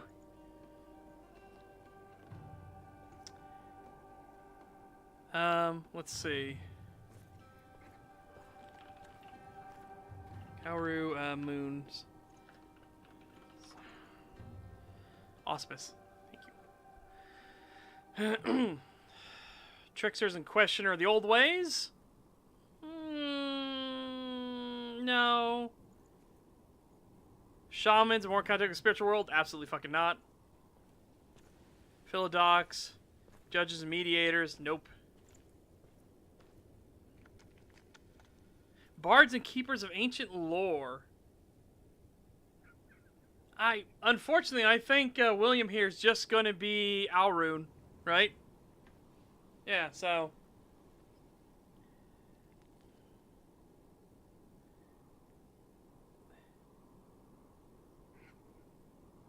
Yeah. I was gonna joke about this being the first 0% gameplay stream. It's gonna happen. I guarantee it. I'll probably do, unless we'll see what Kree wants to do, but the next time we stream Werewolf the Apocalypse, I'm probably gonna put it as, like, we will actually play the game for God's sakes. Actually playing the game. It's not a fun game, but, you know, we can get through it at least. But yeah, no. Unfortunately, I think Alrune is the way to go with William. So, yeah. But we need to check Galliard because we need to check for the gift, because apparently we have shit like that. Oh. Thank you, Galliard gifts. Thank you. Alright, and now you specifically said... Howls in the Night as the Galliard gift, okay? And Luna's armor. Children of Gaia, all the way down to gifts. I hate when they do this. Don't make me go to 15 other pages, okay? Just tell me it. Plays game. No, it's boring. Go back to talking about Cross. I would totally do that. But the lore. More lore! Yep. I hope people will like, I mean, people on the server like Cross, but I'm hoping that people in the game will like Cross. I want to give him a little bit of a mythical ability, and I want it to be based off of Luna, right? So an ability the vampires don't normally have, but I want him to have, is that as he inhales and he's exhaling, he slowly closes his eyes to begin the tale. The thing kind of stretches out to let others see the tale, basically see the theater of the mind of the tale being told. I just think it'd be neat from like an in-universe thing of them being like, what the fuck? You know, at first maybe not understanding what's going on, but then they see that it's like a play. But it'll also be a way for the player to get a visual representation of the tale being told as well.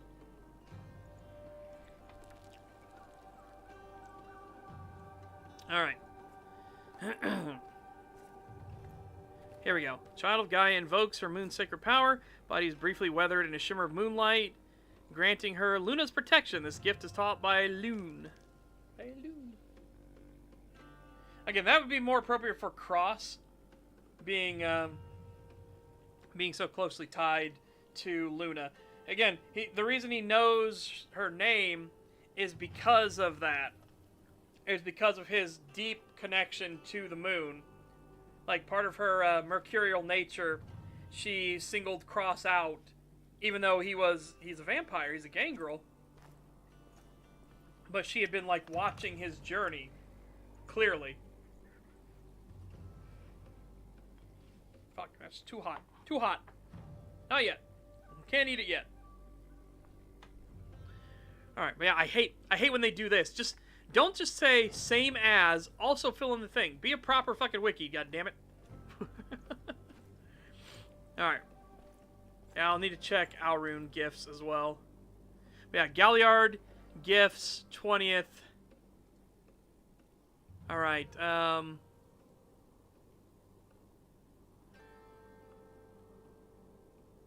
wait.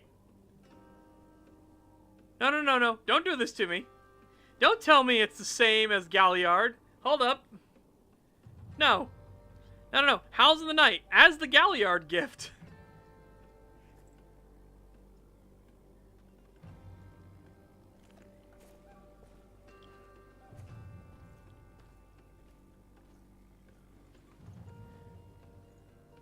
It's not helpful. It's not helpful. Let me... What the fuck? Alright. Level 2. Hold on. Back up. It's not helpful. Hold on. Do you see a howl here? Hold on.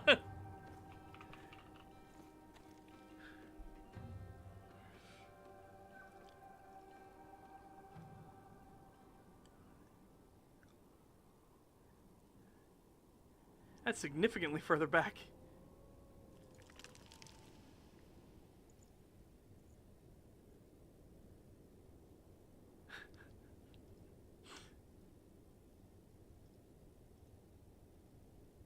Here we go. All the way back here. Which is in what section? Hold on. Keep that in mind. What section is this in? It is in 20th anniversary. Okay. Where the fuck did we go when we clicked 20th anniversary then? Alright. The werewolf sends a full-throated howl, shivering into the night sky, evoking primal terror in Gaia's enemies. Creatures of the worm who hear the howl find themselves troubled and unable to rest easily while their enemies are on the prowl. A wolf spirit teaches this gift.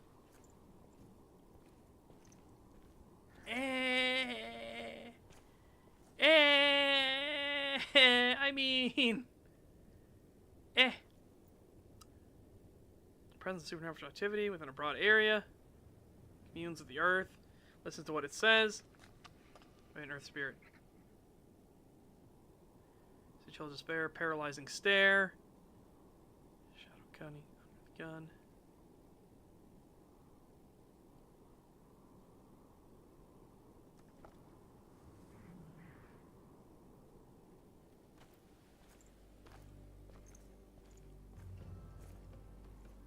You need to say this is foe. Okay.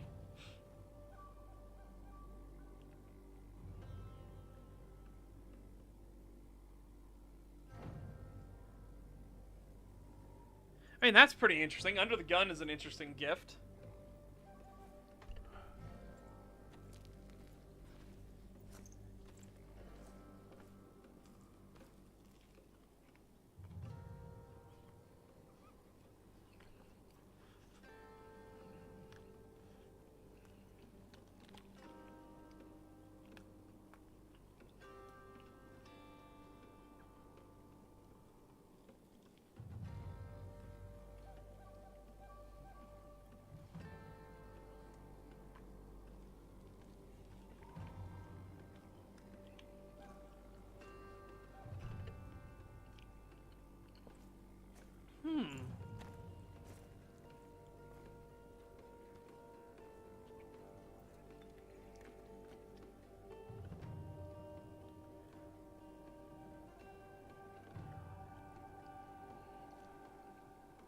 Shadow Pack is pretty good, because that would be, like, fitting with fire teams, right?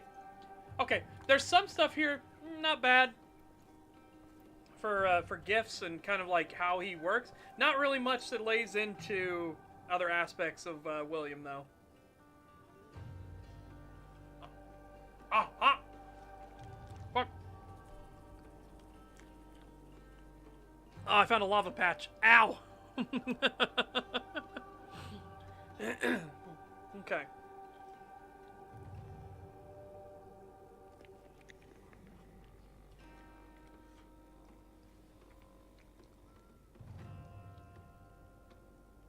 Make a nutritious, if unpleasant, meal out of random detritus. Oh, fuck.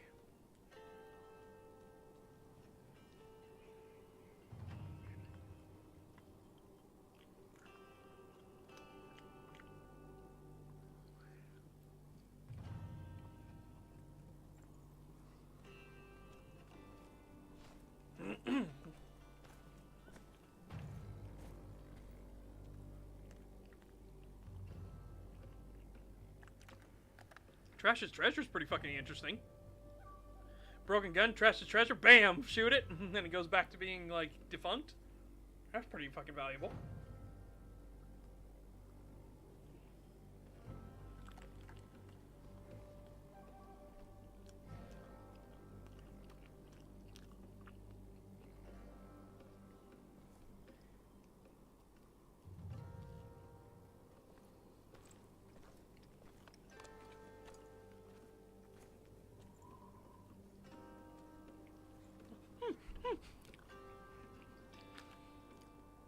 He tinky! He tinky!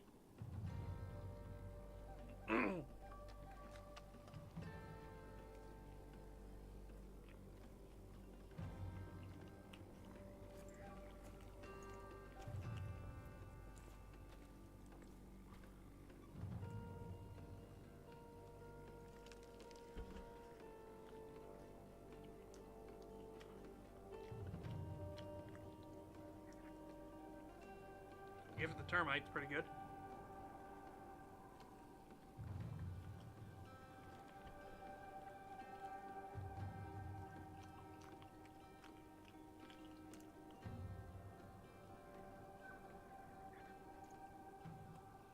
Transforms formerly living material into a crafted object. Excuse me? Formerly living?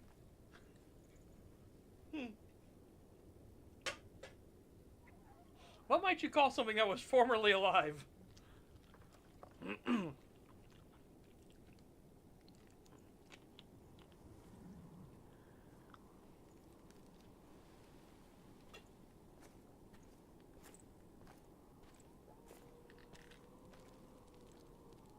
Blink's pretty fucking good.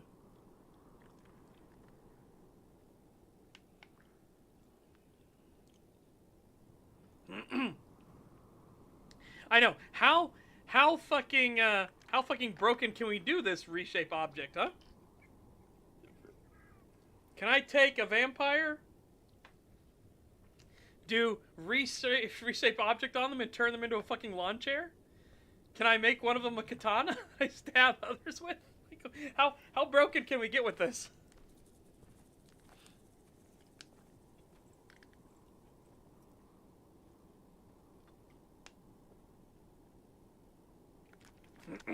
Turn many people into a forklift. I'm forklift certified.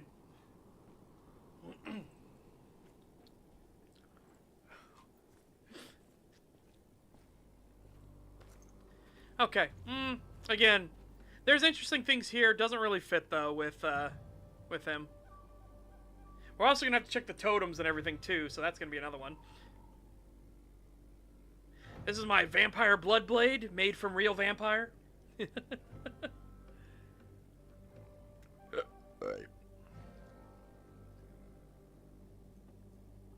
All right. Do you have the totems, or I guess I don't know if we'll actually be able to get, you know, stuff like that. I don't. I guess I shouldn't like go emphasis on the totems yet, not knowing how the server handles totems. I do know gifts are going to be a thing, so that's why I'm even doing this.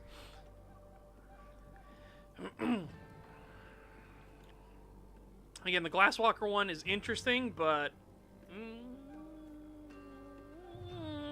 all right, Fianna.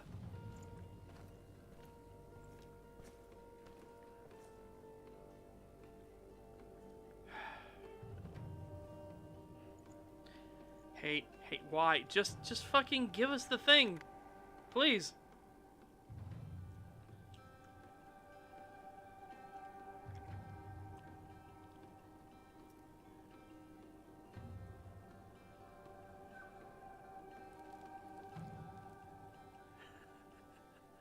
Oh, this seems funny. Oh my god. That would be funny as fuck to use on somebody.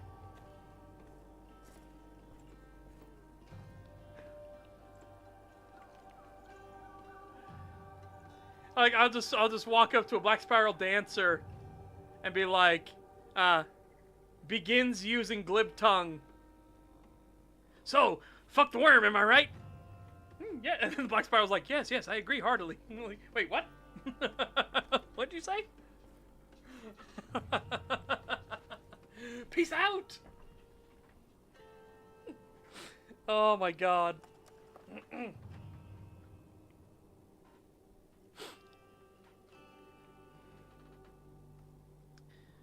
No! Stop sending me. Please, just put it there. Put as the Metis gift, and then put what it is. just stop. Alright, we gotta go to... I guess it would technically be under forms? You know what? We're just gonna type in... Hold on. Alright. Garou Metis. Because I don't know if it'd technically be under forms or not to get there, so we'll just go to Metis. So, what anyone doesn't know, Metis are formed when two Garou bang. Okay? Which happens a lot with the Vienna, honestly. But, you know. Everyone looks at them like, stop it. Stop. See, here we go. Like, but they keep making so many of them.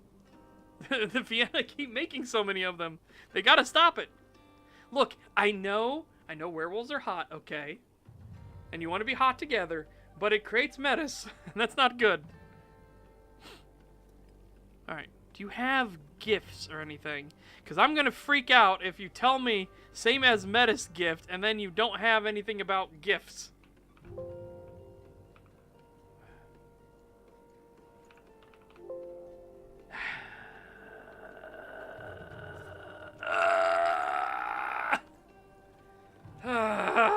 Okay, it's fine. It's fine. It's fine. I hate it. As Metis gift. Let's click this. See if it tells us what the thing is. Form mastery, page 179. Okay, so werewolf, the apocalypse, form mastery. Powers the wild spark that resides in all Garou, granting the character greater control over his shapeshifting abilities. A wolf spirit teaches it. Shapeshifting, all difficulties are reduced by 1. Additionally, when enacting partial transformations, the player need no longer spend a willpower point, and the difficulty of the roll is 7. This gift's effects are permanent. Yeah, liar, there's nothing here. I hate when it does that. I hate when it fucking does that. Wait. Okay, no, it is. All right, I just had that moment of like, wait a minute. No, okay, that's fine. 4 mastery. Meh.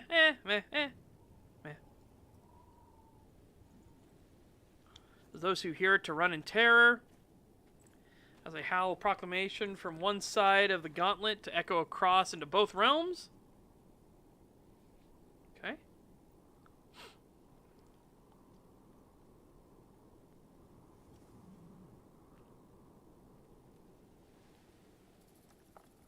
Lucky stake a mile wide? I mean, you need an R there.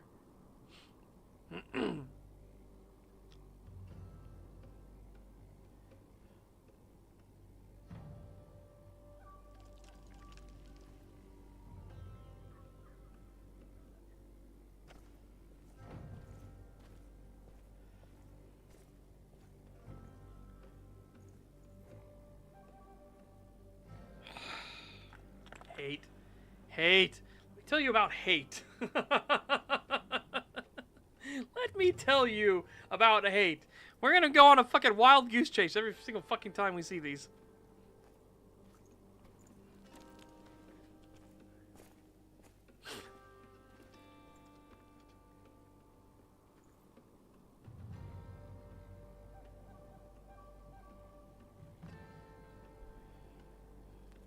These are 20th anniversary, right? Yeah, they are. Okay. Oh yeah, I forgot because they renamed the Fiena, didn't they, in 5th edition? Because yeah.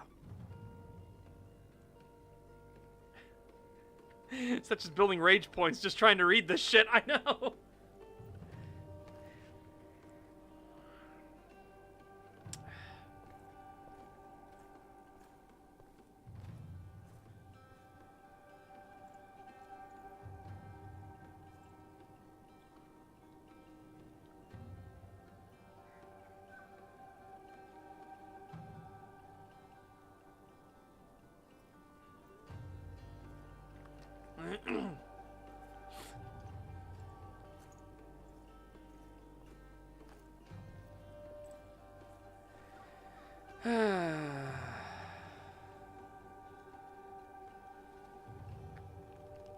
Okay. Honestly, Glasswalker might be the most interesting.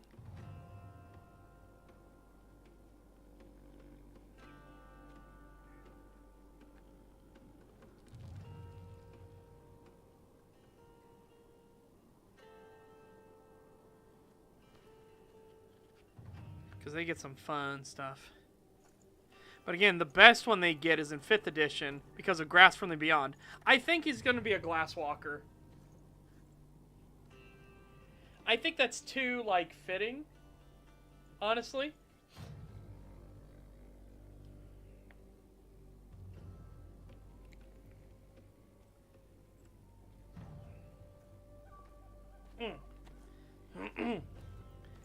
But I wonder if they'll let me bullshit and use Grass from the Beyond, because I cannot begin to emphasize how much I want to pull out a 20mm anti-tank rifle while I'm in my war form. I can't begin. Alright. Yeah, I think Glasswalker is the way we want to go with it.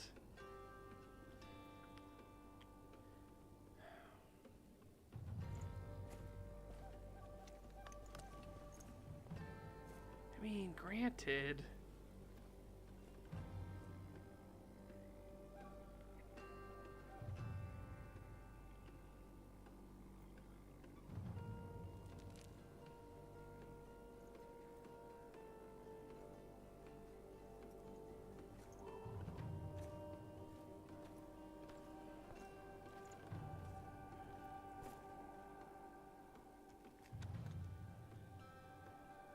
No, I mean, I don't want to do that because it's up to the server, right? You know what I mean?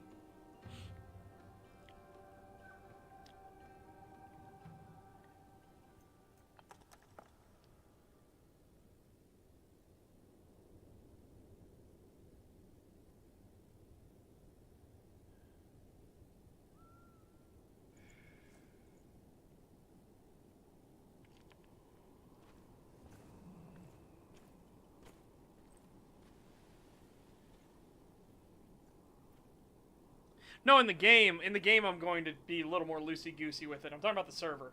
Remember, William Wolfwood is going to be in the server. That's what we're doing the thing for.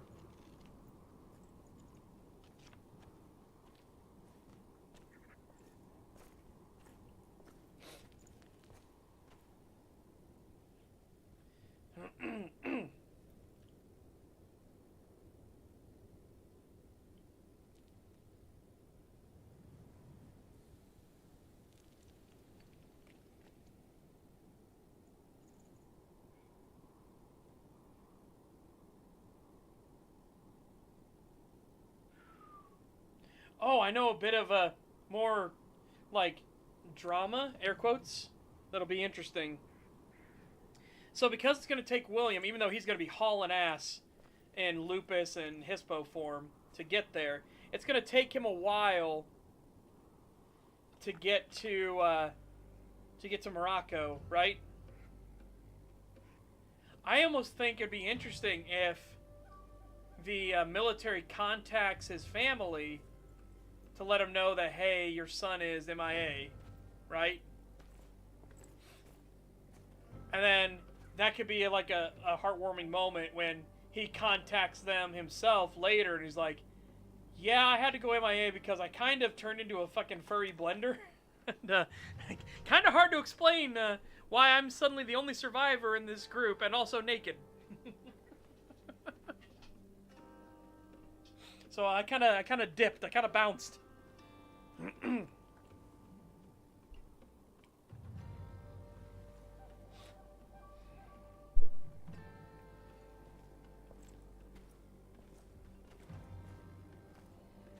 All right.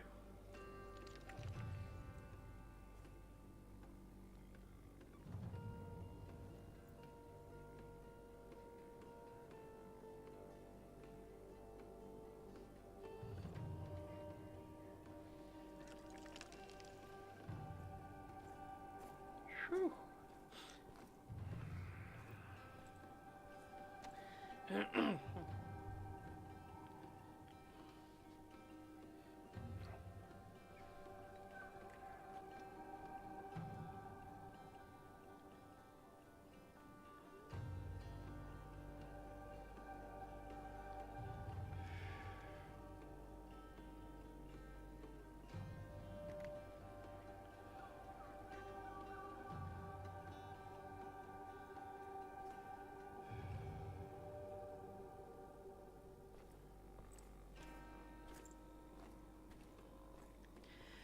Yeah, I think Shadow Lord fits, like, Glasswalker is cool for stuff I want to do. Shadow Lord, I think because of Shadow Pack existing, fits more his mentality of what he would do. Plus, it'd be interesting to have it to be, like, people don't trust the kind of, like, good-natured sort of sense he has.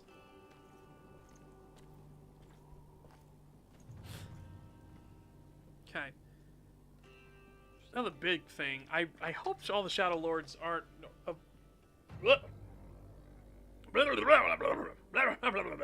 Sorry, I used the Vienna gift. You all agree with me now. You heard whatever you heard. Anyways. I don't think all the Shadow Lords are that way. So yeah. Werewolf game. Have things gotten hairy? Oh, yeah.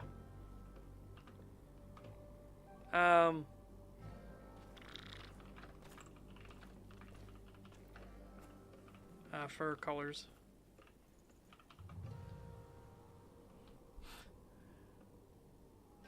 Generally black furred. Fuck! Oh, yes, I do agree with me. Thank you.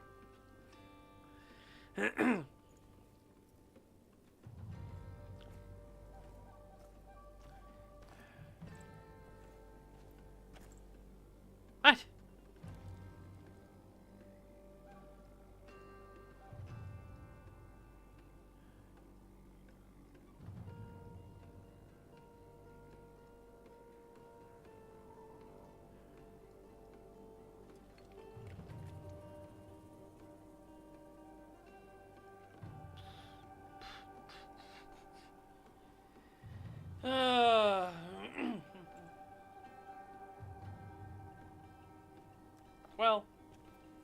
The reason why I say this because there are so many black-furred wolves on there, right? And people just have the immediate association that black fur means black spiral dancer, and white fur means one of the glasswalkers or Wendigo. And it's like it's not true. It's not true. But I don't know. It's just I didn't want to keep. I didn't want to keep the fucking thing.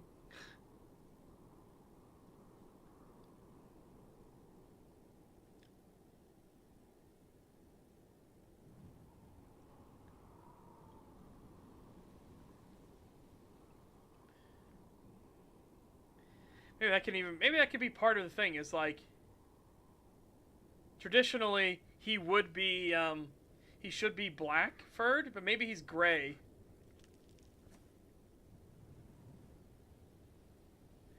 Maybe a bicolor black fur top, gray underside, maybe.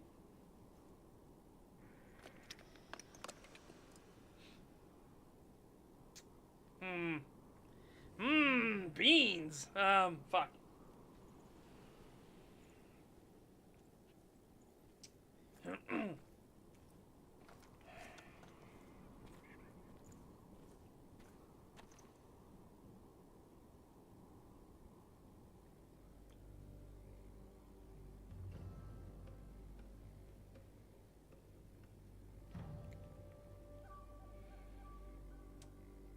Thinking, thonking. Thinking, thonking.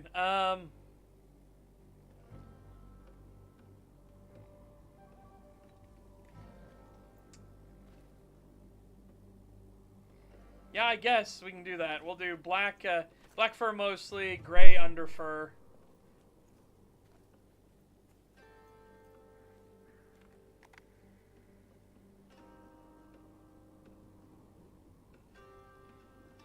Or maybe undercoat is more accurate. Undercoat.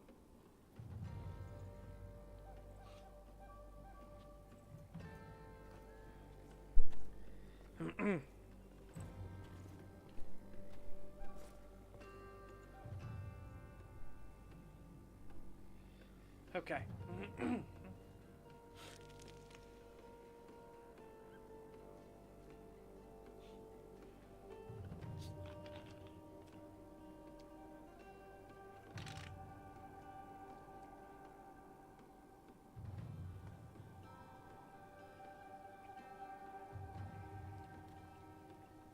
You know what? Yeah, Shadow Lord actually still works too because he's disciplined in combat. You know what I mean? So it has that. He's kind of like when things are calm and stuff like that, he's a little more like at ease and stuff.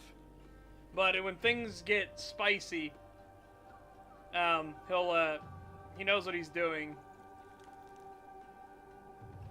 Maybe like you basically have to flap him out of it. So again, like if somebody throws a box of crayons at him, he might like stop in the middle of combat and look at the crayons and be like, "Oh, that's very fucking funny. You're dead next. you're fucking dead. You're next."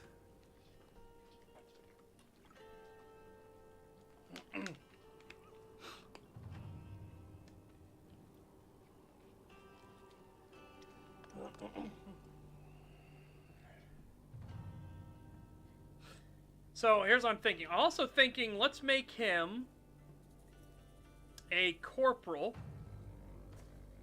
I want it because of his Garou blood, and kinfolk nature. Basically, he won't realize that he's not actually kinfolk.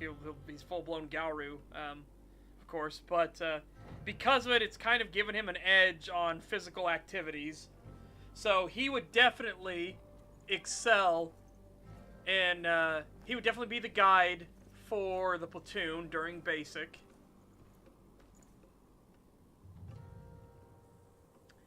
And for anyone that doesn't know how that works, no, we'll make him Lance Corporal.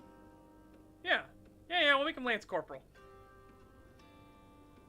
But for anyone that doesn't know how it works, in Marine Corps training, what happens is you can get higher ranks depending on how you do in the basic training itself. So the people that are squad leaders are going to kind of move up to be in positions of, it's like, hey, we think you're going to be good as like a lance corporal or something like that. The guide of the group is probably going to be made corporal. Everyone else is probably going to be PFC, honestly. You're not really going to leave basic training as a private unless you're a fuck up. So most people will be PFC. The one that steps up, the ones that prove themselves like competency as squad leaders are going to be Lance Corporal, and then guides will be Corporal. So they will start, you're starting your position as a non-commissioned officer, basically.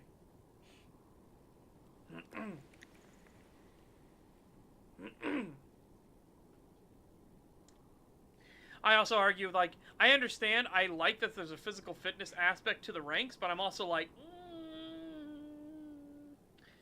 Marines, I love you, but just saying, the most physically capable may not be the best in leadership positions, or the most tactically minded. So, you know, I appreciate health standards 1,000%. I think if you're in the Marines, if you're in the military, you should, you know, be able to go up a flight of stairs without wheezing. But I don't know. I don't like that they're so heavily tied into rank and everything. It's just yeah. Meh. Now again, I don't know if that's still that way now. Especially because we've got to rebuild it again. But I have no idea if that's that way now or not. But I kind of hope they make it like a, you can be promoted through competency of like battlefield planning, strategy, tactics, things like that. Or, but physical fitness basically gives you another nod up. Like, hey, not only is he incredibly competent and skilled in these regards, but he's also incredibly physically fit. Voila. I think that's the way it should be done. Basically, like, it's a bonus. It's bonus points towards getting you promoted. But I think if you're genuinely competent and skilled enough and like, of that mindset, you should just allow for promotions anyways. Your merit should carry you. Alright. So, yeah, black fur, gray undercoat.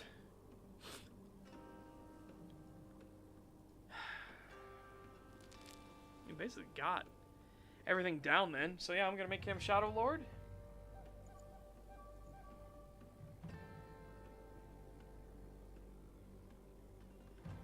Alright. I wonder if there's any big conclaves of Shadow Lords in the U.S.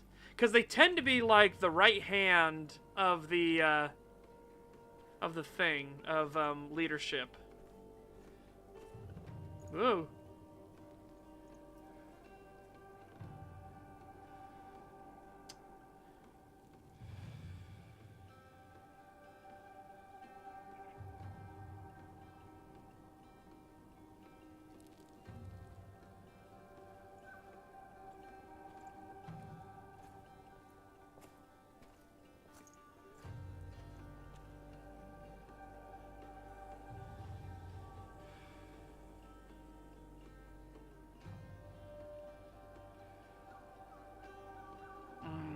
Fuck, no, that doesn't work with his physicality.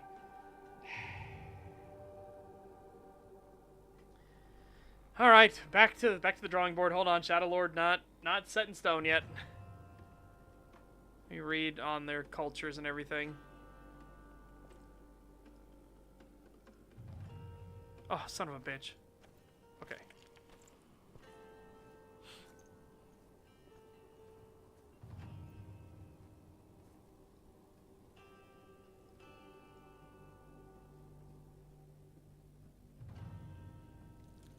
Whoa!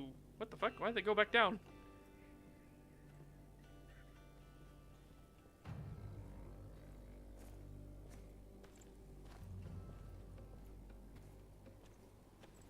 Shit, Vienna's looking Vienna's looking a little bit more accurate towards William here.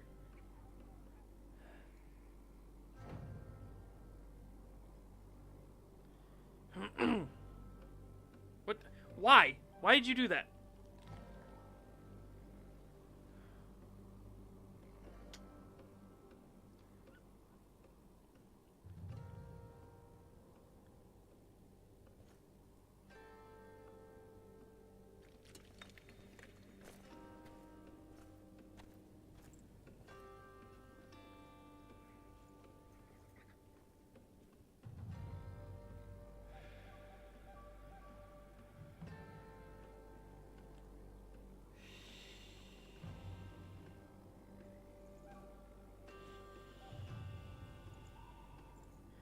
Because, yeah, he's a little, like, William's not going to be dumb.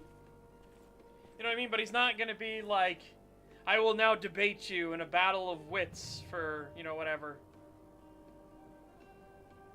He'll probably just look at it and be like, a battle, can't we just fist fight? Can't we just arm wrestle or something? God. You know, he understands tactics, strategy, and stuff like that, but I don't think he's not going to be somebody that's going to be there to, like, he's not a peruser of books and things like that. He went into the military to give military training to the kinfolk, basically. He wanted to bring that back to the kinfolk. Not, again, remember, not realizing that he's actually a full Garou. He's not just kinfolk.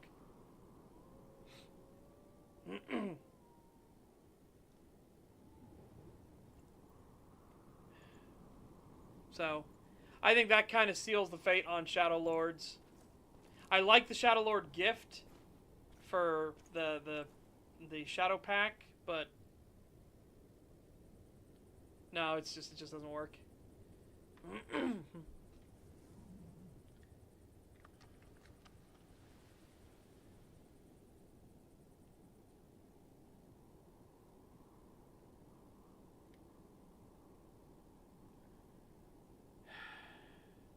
I think Bone Gnawer's a little too free-spirited, you know?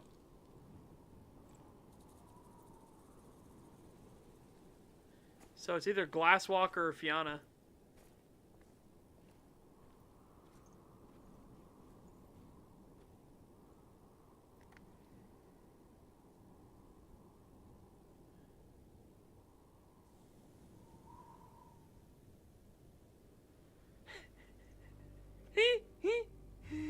Oh.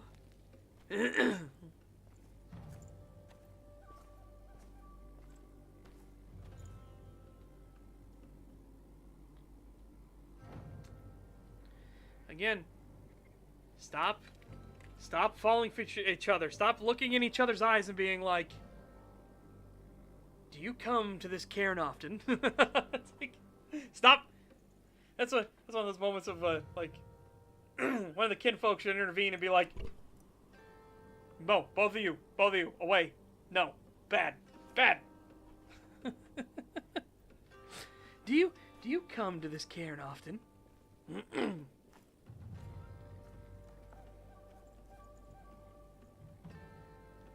I mean, that could be funny in like William being a little more playful.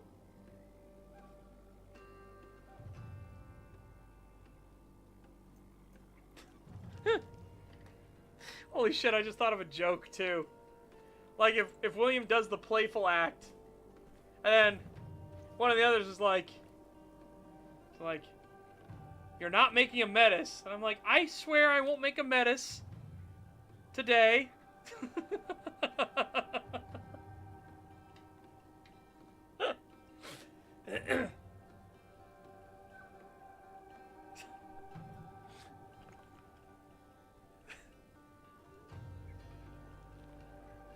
Oh.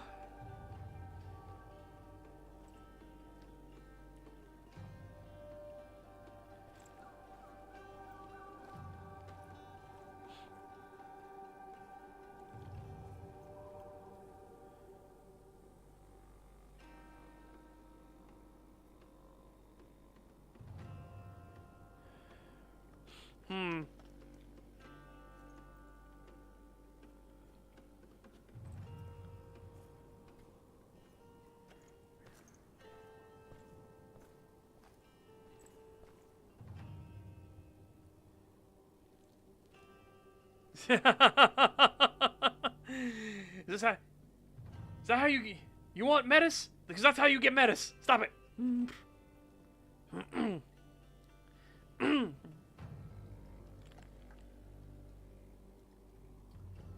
All right.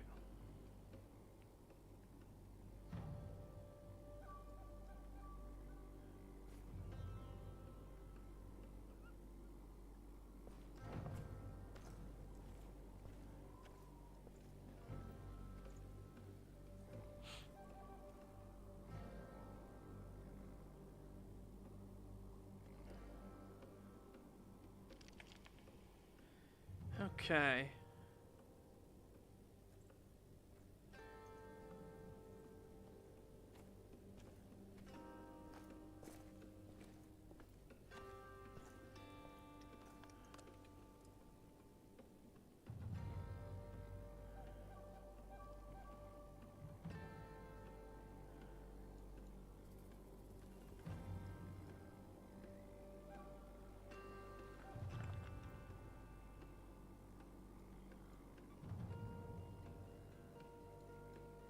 Oh my god.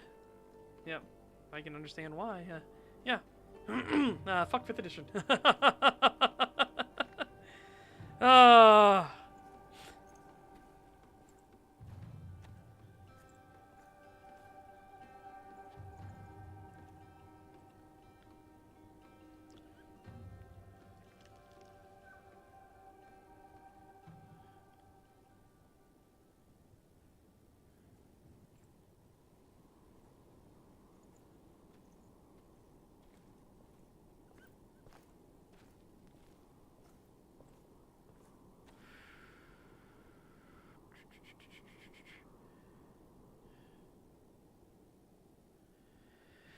Alright, chat, I guess. Yeah,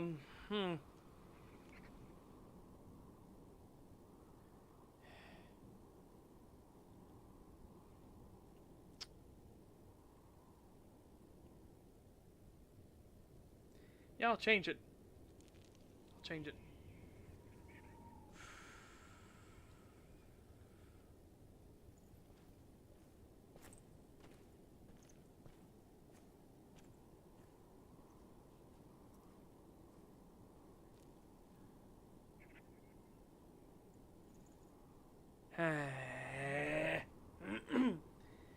Need a moon phase that just runs around with rolled up newspapers to boop the snoots of naughty werewolves. I mean, that would technically be, that would be the advisory ones, right? The, like, spiritual minded. They should be the ones running around with newspapers and just be like, bat! No! Bat! Yeah, he's definitely Alrune. Like, there's no doubt about it. That's why he was drawn towards the military to begin with.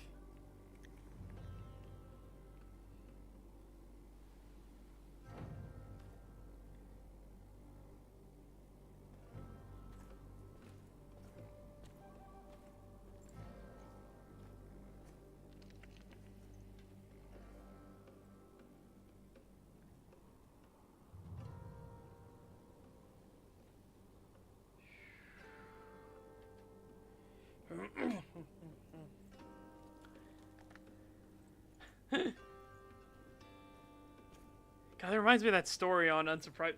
I just realized I was thinking about like how little things, little tales he could tell about being in combat. It reminds me of the one on Unsubscribed podcast where he gets he was just there. There was a ricochet that ricocheted off of a Bradley, and it hit him. And he went to go get himself all patched up and everything, right? And he goes to get himself patched up, and he's standing in the hospitalman area and everything. And finally, there's like, he's like, I'm just standing there. I don't know what to do. I'm bleeding and stuff like that from the bullet in my leg and stuff. And he's just kind of there, and the hospitalman like look at me like, "What are you doing standing around, Grunt? Don't you have someplace to be?" And he's like, I kind of got shot."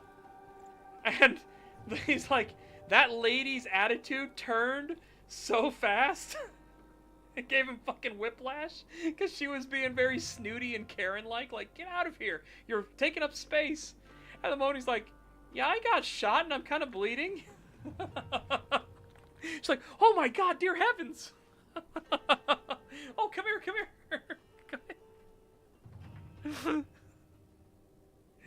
It's like, oh god. Kind of got smoked. Please help. I kind of want to do a story like that. Where, I kind of want to do a story like that. I wonder if I should tell the goat fucker story. As part of his thing, because the goat fucker is way too funny. Have you guys, have any of you not seen the goat fucker story? Holy shit. Hang on, I have to get it. I have to go get it. Just on the off chance somebody here has not seen it.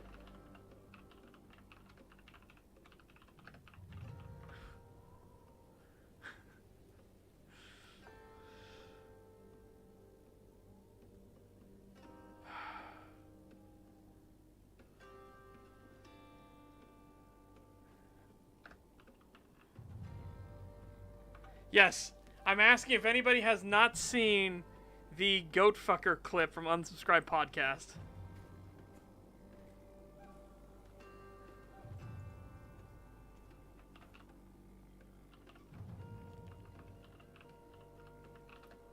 I'm trying to find it.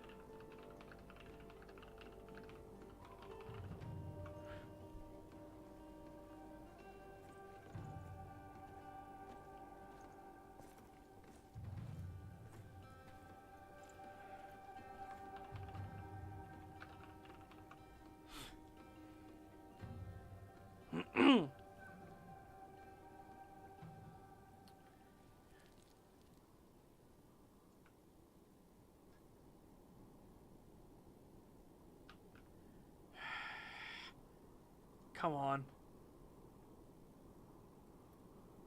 Oh, take care, Duncan. You take care and have a fantastic day.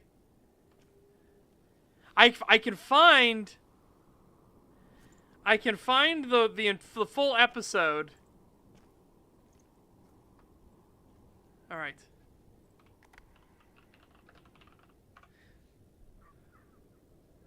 I want the clip of it though.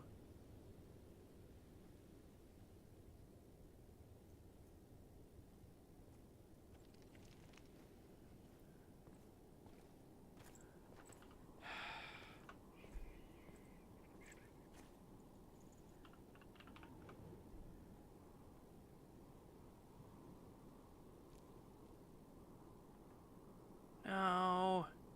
Where is it? Did they get rid of the clip? I don't want to do the full thing. It's funny though. Ugh.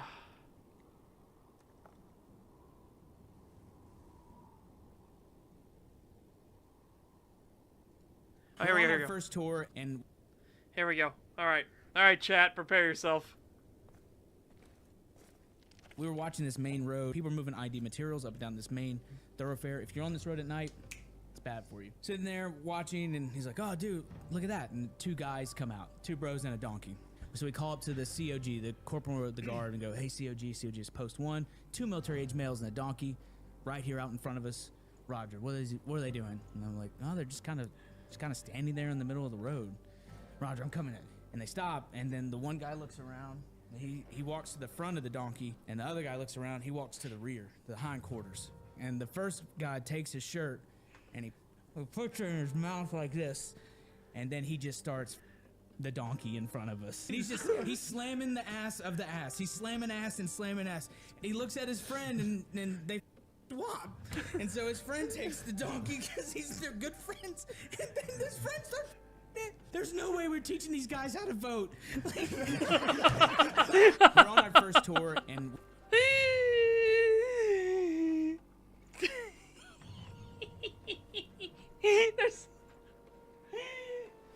oh my god. Oh, the short cutouts, so many of them, but holy fuck, it is so fucking funny. Because they get to the point where they start the guys watching, they're like, sir, can we just shoot the animal, please? Please let us shoot the animal. This poor fucking donkey.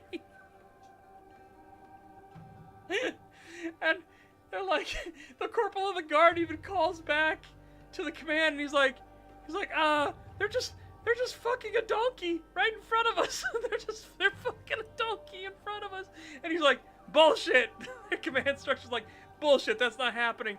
People, they were waking people up all throughout the base to come and watch. And everybody's like dumbstruck. And he's like, my good friend is fucking traumatized. He's like, that poor fucking donkey.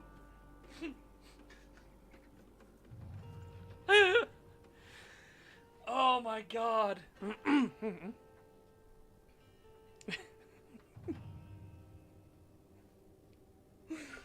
Oh my god, he's slamming ass while slamming an ass.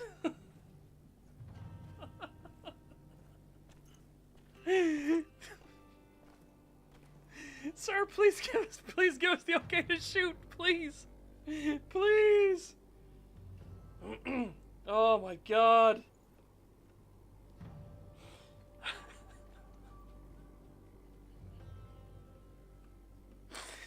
Oh god, I thought it was goat. No, it was a donkey. Oh, I forgot it was a donkey. It's so fucking funny. Holy shit.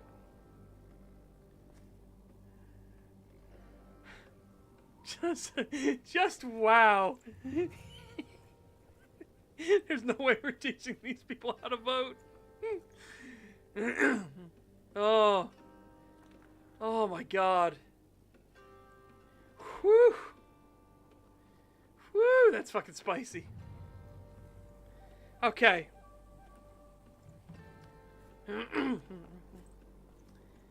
Oh.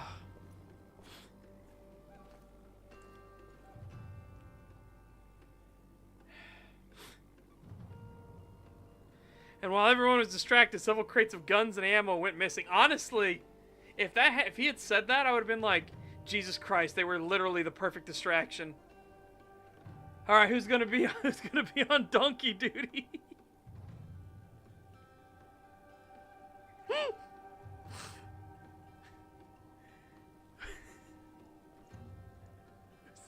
Who's gonna be on donkey duty today? Oh my god. I know how we'll distract him. Oh my god.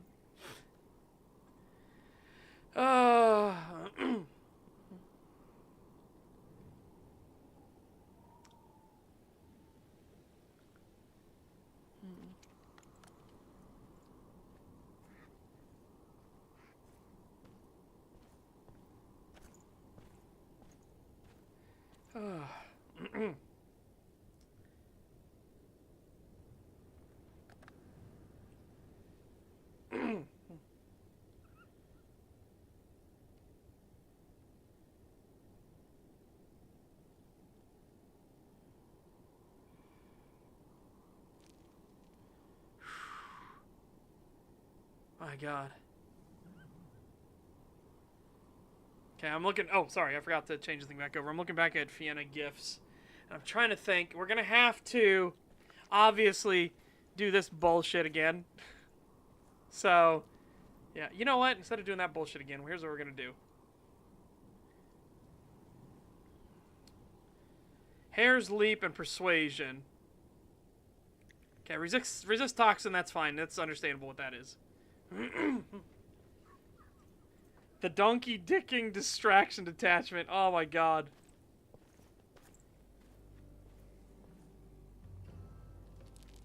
Oh my god. Oh. Alright. Werewolf Gifts. Hair's Leap.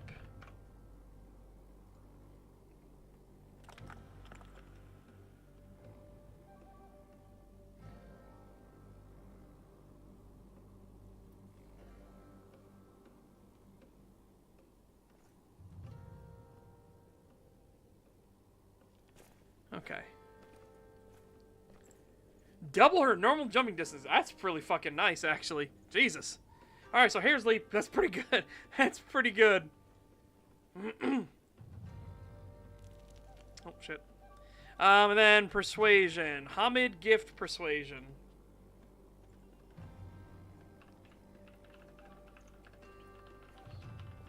I'm just curious what this will be. As a Hamid to become more persuasive when dealing with others in such a way that his statements and arguments are imbued with added meaning or credibility. An ancestor spirit teaches this gift. Okay, it's just a charisma bonus, eh? Of all social roles by 1 for the remainder of the scene. Damn, that's pretty fucking nice. Alright, that's... RP-wise, though.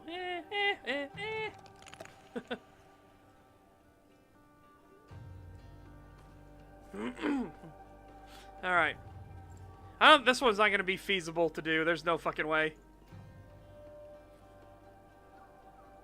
Hair's Leap's pretty good, though.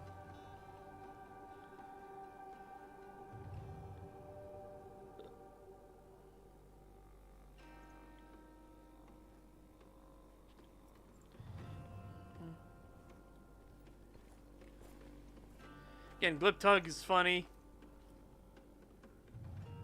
Hippity hoppity, you're now my property. And then everyone just agrees around you and you're just like, hey!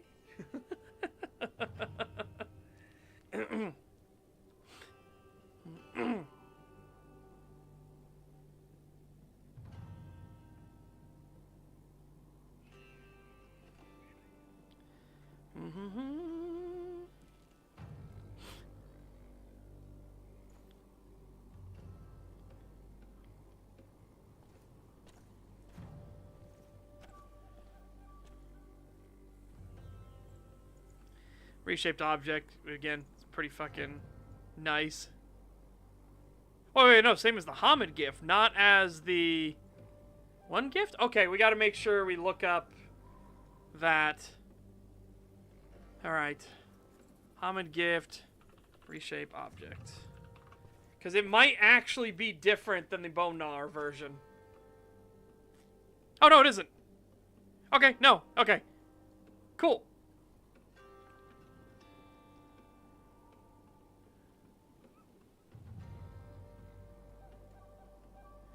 8 to turn a plant into a floatable raft and spends a Gnosis point. Necessarily permanent. It will last a length of time according to the following chart. Ooh. 5 successes, though. Makes it permanent. Come on, baby! I'm gonna give myself the luck, and then we're gonna do it. Roll, baby, roll! Daddy's feeling good.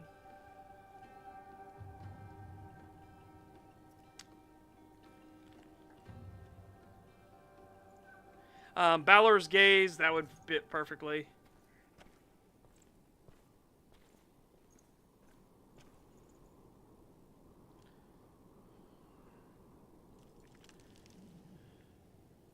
Yeah. Alright, so he's a Fianna. Alright. It's kind of what we're going with here. I guess we'll do orange fur, kind of like orangish fur into light, I guess dark orange into light orange would be the fur pattern color. Fur pattern color, Jesus.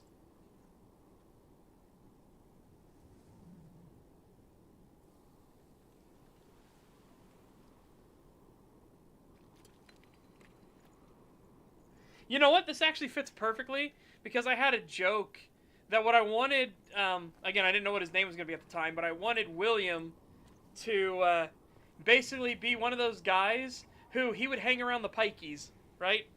He would be a guy, if he was in England, he would hang around the pikeys and he would fucking drink with them. No, we're on the fine screen. I don't need to, there's nothing to show. There's nothing to show. Yeah, the only negative is you share a tribe with Cahal. Well, as we know, Cahal's dumb, so.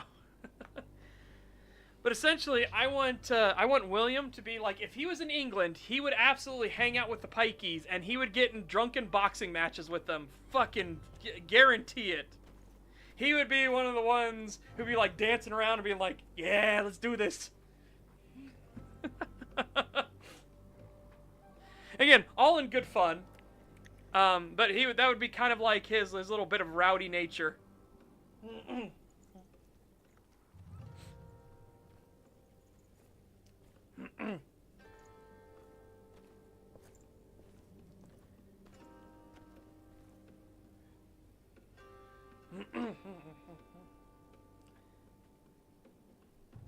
I drink, I fight, I drink again. Chat delay be real today? That fucking sucks. I wonder why. I hate chat delay being so far off. Oh, thank you. Will the game you're making be made solo or no? Well, I'll see if I can get more people on it. I'll be writing the story and everything. But I'll see if more people want to chip in and everything. I need to find a concept artist. I want to get Cross's concept art done, because I can use that in the server and in the game, so...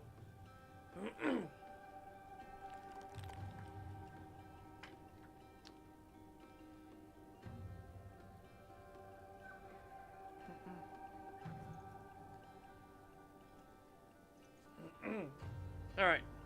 But yeah, so... I guess here, chat, I'll switch over to this screen. What colorization would you say this is? Would you say this is kind of like an orange? A darker orange into a light orange?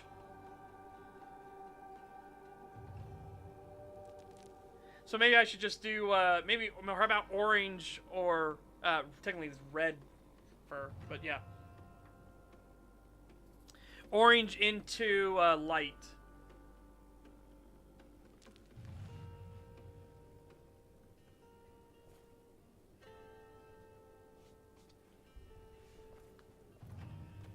Reddish orange. Okay.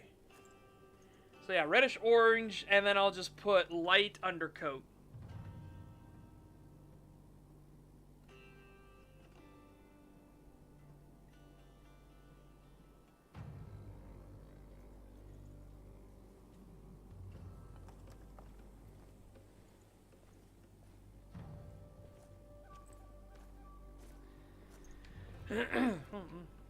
Yeah, exactly. The one for Cross will be dual purpose art. I can use it for the World of Darkness 13 server, and we'll be able to use it for thing. There's actually somebody who just offered to do like gift art of Cross, which was really fucking sweet. But they just started doing it on their own. I was like, that's sweet of you. All right.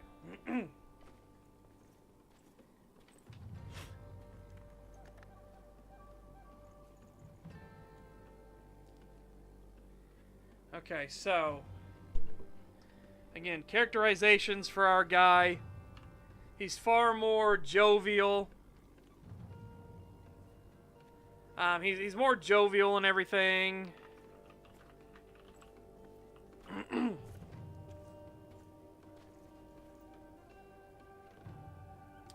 I don't know if I would... yeah, let's do that, so... Jovial, lighthearted. Put that outside of combat.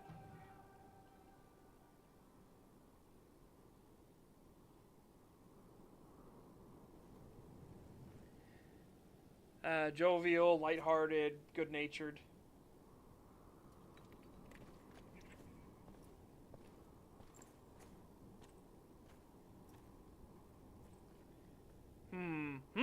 Beans.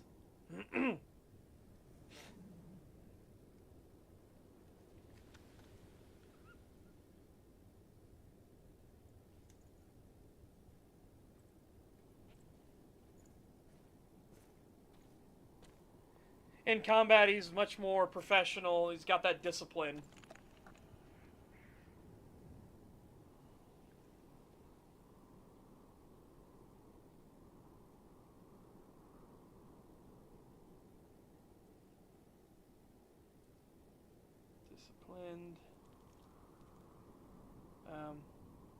Combat. I'm going to put Marine Corps above this. Marine Corps. Okay.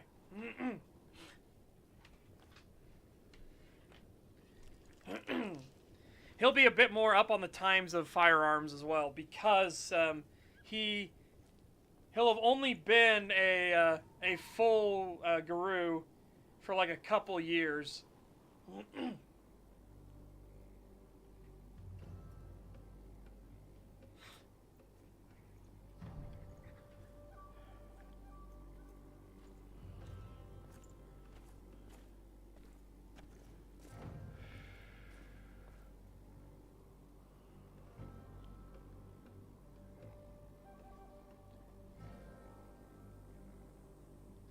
No, that's part of the joke. That's part of the joke that some of the people who know the Marine Corps is like some of the names of the Marine Corps, like Jarhead, Leatherneck, Crayon Eater, Devil Dog. Devil Dog's gonna be the one who's like, that's oddly fitting, and he's like, isn't it? Honestly, that's part of why I want him initially to have gone in the Marine Corps, because he thinks that's kind of funny. You know what I mean? He's a good fit for the Marines in general, but he went in because of their acronym, or sorry, their kind of nickname, the Devil Dogs, and he's like, oh, that's kind of funny. That's why I also said if somebody throws a box of crayons at him in a fight, he'll have to. He won't be able to help himself. He will stop, look at the crayons, and look at the person that threw it and be like, that's very fucking funny. You're dead now.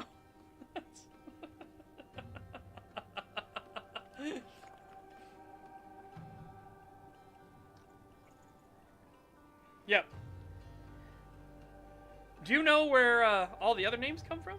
Like, Leatherneck is an interesting one.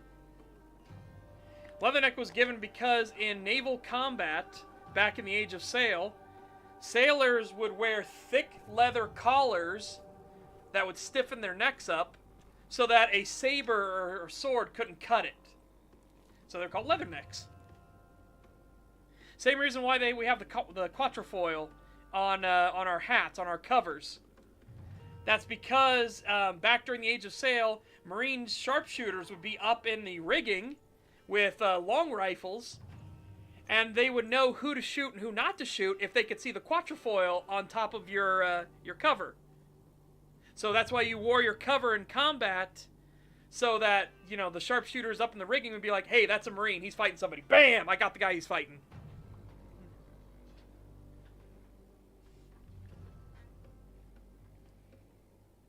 Also, it's another way you can tell if it's a Marine, by the way, in the modern day, if their boots are bloused.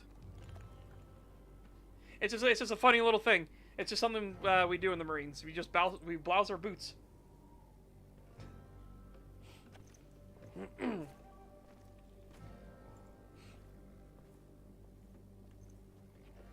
Alrighty.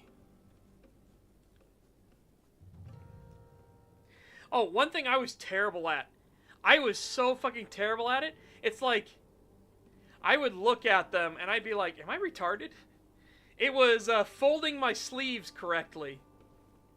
There were some people that could get sleeves and they looked like it was machine precisioned that way. Like it was purposely sewed that way. And I would look at mine and they're kind of like rotund and round, and I'm just like, what the fuck? This is like the 7th time I've tried. Am I fucking retarded? What the shit? I just could not. I could not. I tried so many times and I could not get it to fucking look good. I would eventually just go to somebody who did it right, and I was like, how in the fuck, what mystical voodoo bullshit are you pulling out that you can do this? I don't know what's wrong with me. I just physically can't do it. I just cannot do it. How does one do sleeve magic? Because here's what you need to understand. Let me show you what I'm talking about. When I talk about how crisp and tight.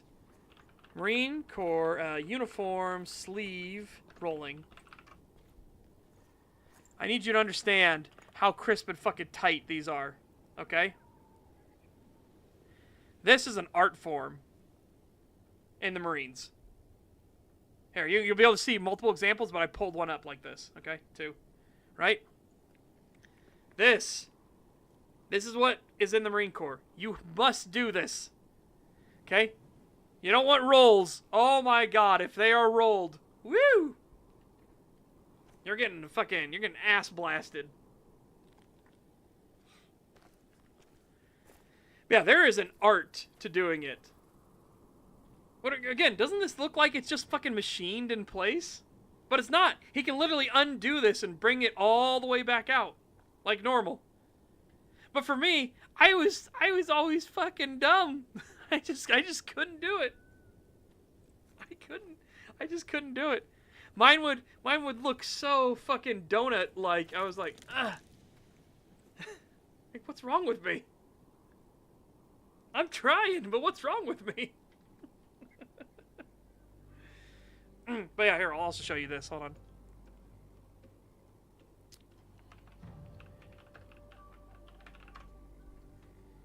Alright, see? Boot bossings. That's what the Marine Corps does. It's how you can always tell a Marine.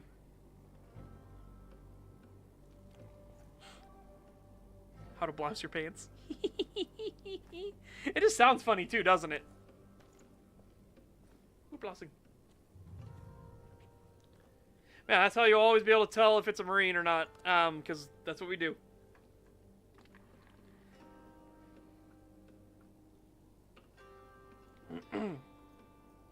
Yeah, sorry, Irish. By the way, what service did you go in? What branch were you in?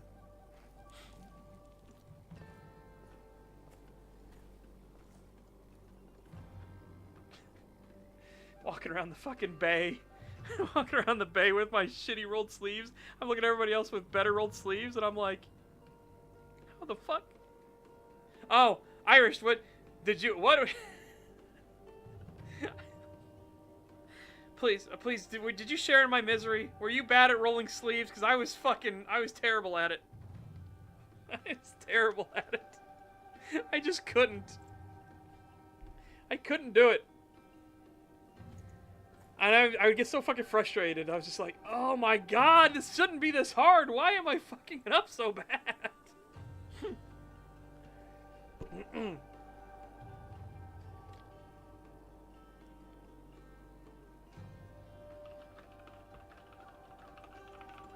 Okay, hang on. I also need to show this. Because I need to show, yeah.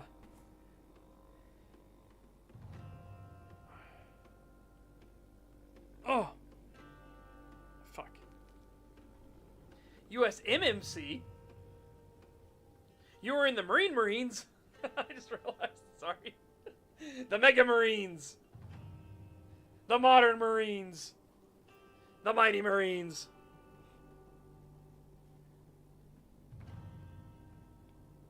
I was competent enough. At some point it was discontinued. What the fuck? And then recontinued. Good. Had to teach new guys how to do it. Again, it's not... Okay, people are like, oh, it's... You know, it's so meaningless. Just roll up your sleeves. Like, no. You don't understand. It's part of discipline. Right? It's part of taking pride in your uniform, goddammit. This is why you army fucks had such a shitty dress uniform. Meanwhile, the Marine Corps dress blues are timeless. You all had to keep chasing it. Marine Corps got it perfect the first time.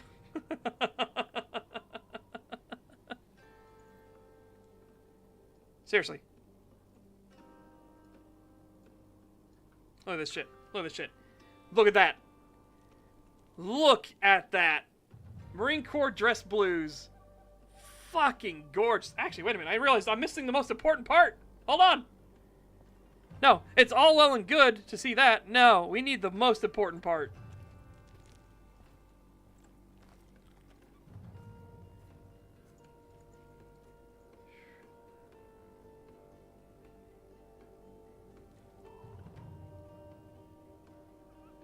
Here, you can see it. Okay, good. You can see it in this picture. Bam. The pants. Very fucking important. With the blood stripe down it.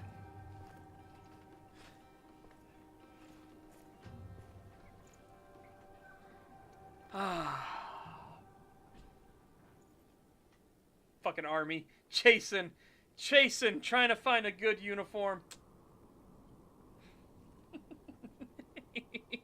I only kid, by the way. I love all the army guys too. Like, again, it's one of those fucking rivalries, right? Like, Army's like, we're the military. The Army's like, we're the actual military. You guys in the Marine Corps are a fucking cult. Like, meanwhile, as we have like a half-eaten snake hanging out of our mouth, like, do what? Like, that's the shit I'm talking about right there. What the fuck are you doing?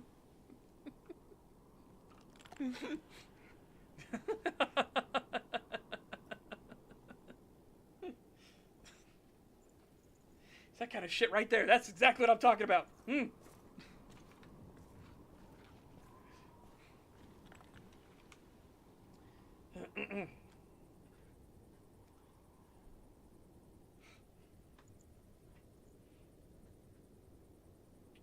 Oh, maybe outside of combat. Yeah.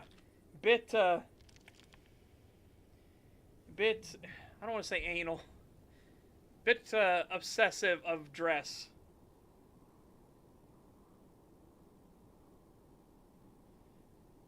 Of dress standards. So he's somebody, like, he's not going to wear a suit, but he's not going to wear, like, you know, he's not going to walk out in a fucking Adidas tracksuit or something like that. But the snick tastes like chicken, but rubbery. Oh, God. Alright, hang on. I'm going to go in here, because I'm just... I swear, next time, chat, next time, I'm literally going to call the thing.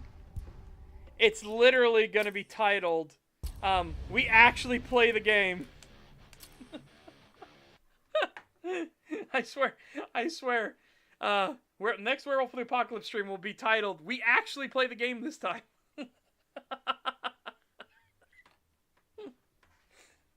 Oh my God. Dear God. Yeah, let's see. What else would I want here to get some stuff in? Lies! A total lie. Did you see what my description is on YouTube and Rumble? Maybe we'll actually play the game, he said, like a total liar. Oh my God. Oh my God.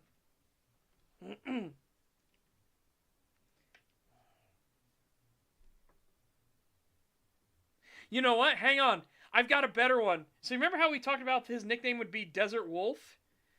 For going across the desert and everything like that to get to Morocco?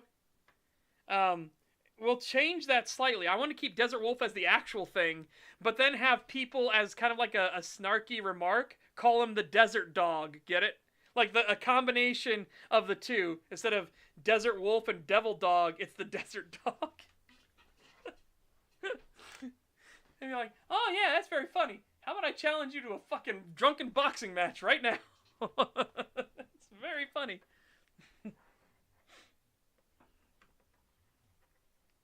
Alright, yeah, so I'm gonna put that to the side.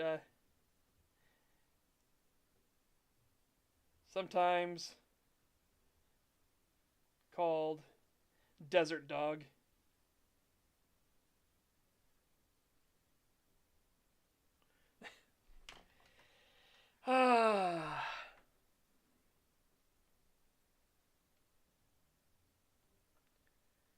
You know, even though we didn't get anything, like, we didn't get anything done in the game, I very much appreciate that we got a bunch of this done. Like, this is actually really good. I genuinely like this. This is a really cool sounding character. Again, because I have the, like, fun ways he can, like, poke fun at his mom and dad. And, of course, his mom will poke back as well. The dad will be like, what do you want me to fucking do? What do you want me to do? I was lupus born, goddammit. I don't think... You know, we don't really have last names in the wolf pack.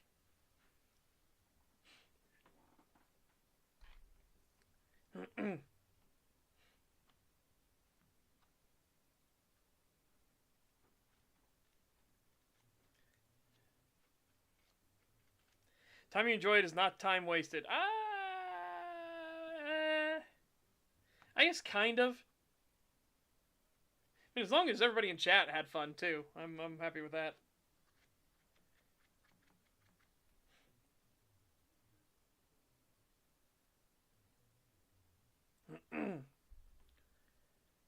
Made progress in a totally different game. You are determined not to finish this game. Apparently not. Apparently in War of the Apocalypse, Earthblood is just going to sit there unfinished. You know what's really sad? If you look at the Steam, like, completion things, not even 20% of the people that bought the game made it as far as I have. Oh, on Steam. On Steam, I should emphasize. On Steam. Yikes. Big yikes.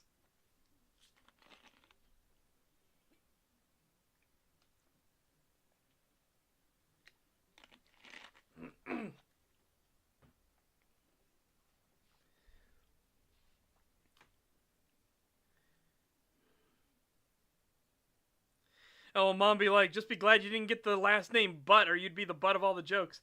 No, for his mom, he'd be like, so, Mom, you really struck gold with this one. Do you ever ask, at times, you want to spice things up? Can you switch to your lupus form tonight, honey? And his mom will just look at him and flick him on the nose and be like, eh. What?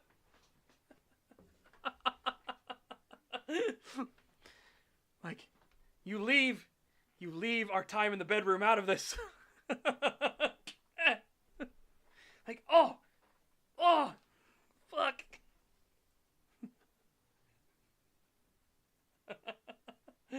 Oh, God.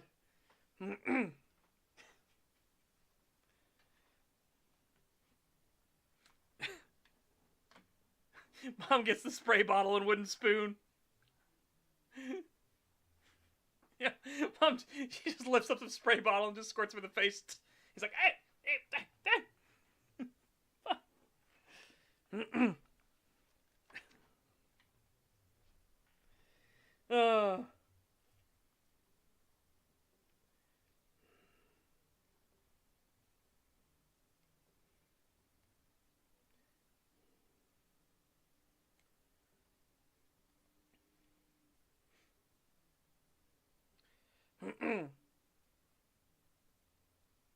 Nope, that's hair.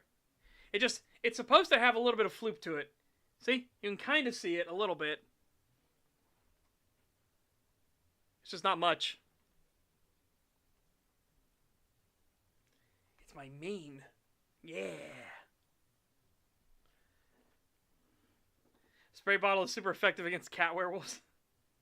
No, they are, those are, they're a specific type form. They are Farah. Farah are what is the term for shapeshifters. World of Darkness. Farah. And the cat ones, are the Bashtati, I want to say? Yeah, Bashtat. There you go. Boop, I'll show you. The Bashtat.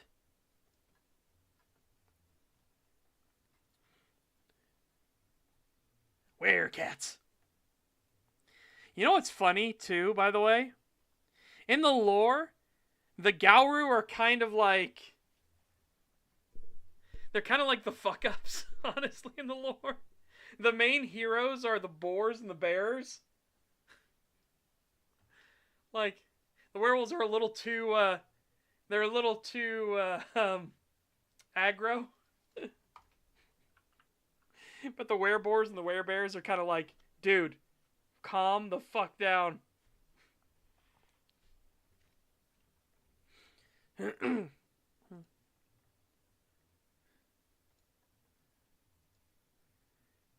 All right. Yep. Yeah, so he's going to be a Alrune, Fiona Alrune.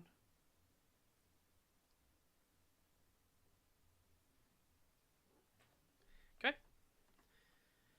And yeah, I think I could probably track down an exact birth date. Like, hold on a second. Hold on. Yeah, I think we can track down an exact birth date. Let's do that. Because of it. All right. Full moons in what is it? It'd be 1985. Yeah. Full moon's 1985.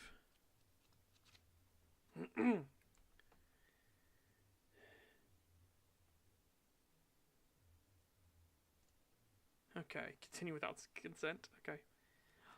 No way! There was a full moon on my birthday in 1985. Woo! Now I'm kind of curious in 1988. Hold on.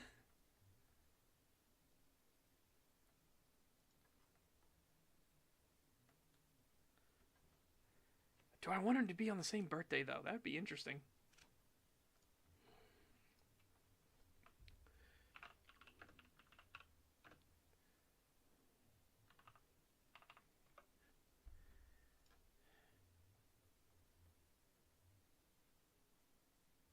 Oh, we're doing it on a Wednesday. Sad. All right. Let's make it...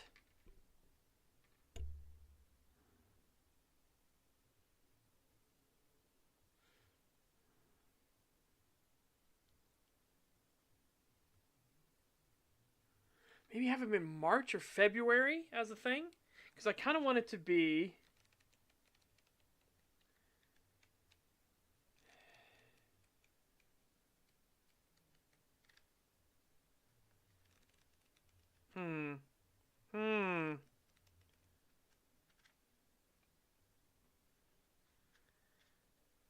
Yeah, I hate boars. I hate boars in real life. I hate them in all the media they're in.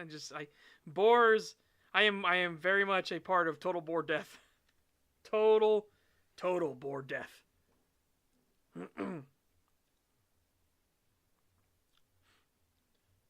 Oh, you know what? That's the thing I'm curious about.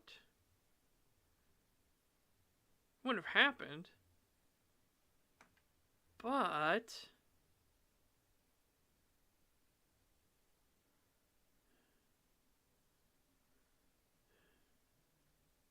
total lunar eclipse.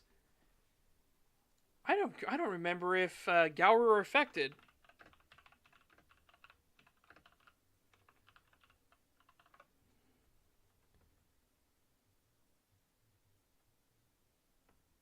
Adam Garou.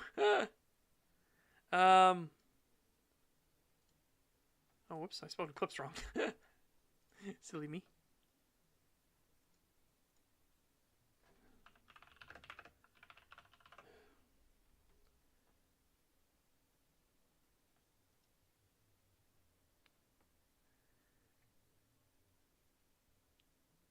Oh, okay.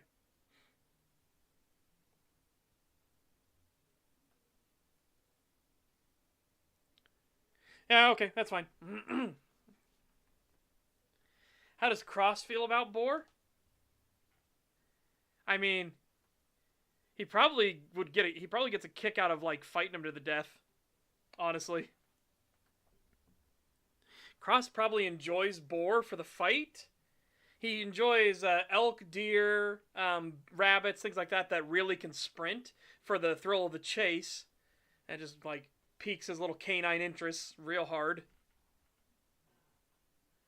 The boar, he probably like gets to take out a lot of frustrations, things like that, especially if he can't find people.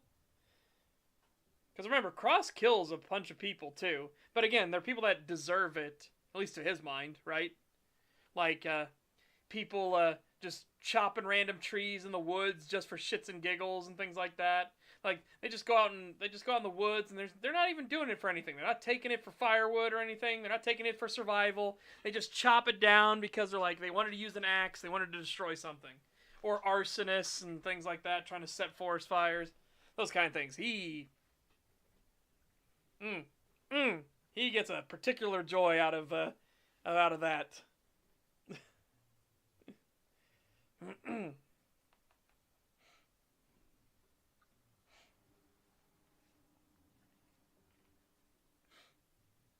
Remember, Cross is kind of like Werewolf Light. He doesn't understand the spiritual stuff. He doesn't understand Umbra. He can see some spirits, but they show themselves to him. He's not like in tune with spirits or anything. He only knows Luna because Luna was literally the one that showed him the path of the beastly moon to begin with.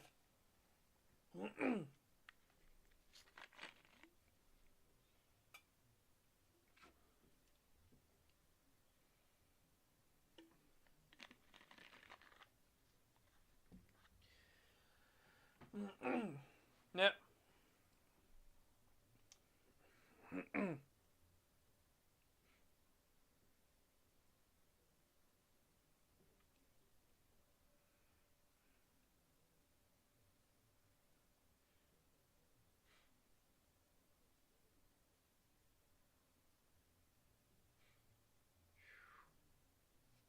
Okay. I just wanted to make sure, because I started thinking about that. Like, what if there were special lunar events? That could be interesting. So you know what? I'm going to have him born in October. He's going to be... No, because then he'd be 18 only. Fuck. Fuck. He needs to be born earlier.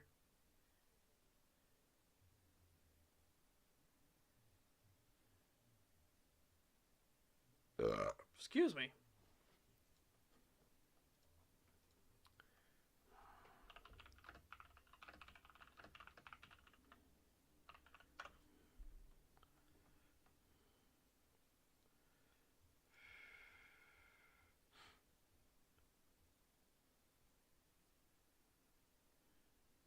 Okay. Into May 1st. Can we work that as thematic into this? Yeah. No. We don't want to do that. Again, I need it to be... I'm trying to get it to be... He's very... He's whatchamacallit. He's inexperienced as a Garou, a full Garou. Because, again, he thought he was just kinfolk for a while. And he was going to bring back experience to teach the kinfolk. Okay.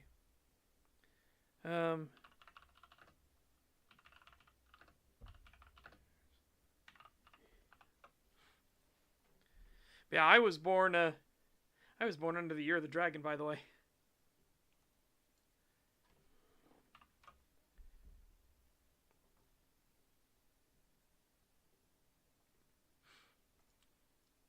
Which is why I'm so awesome. Yeah.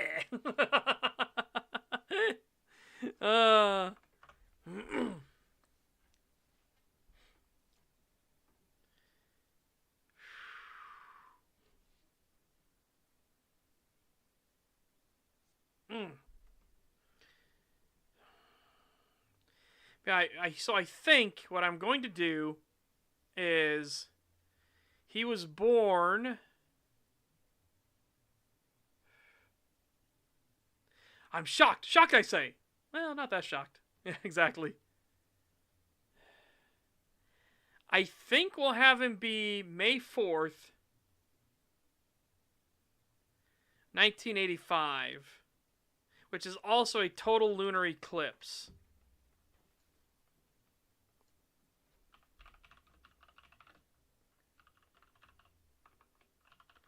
Keep spelling eclipse wrong. Jesus.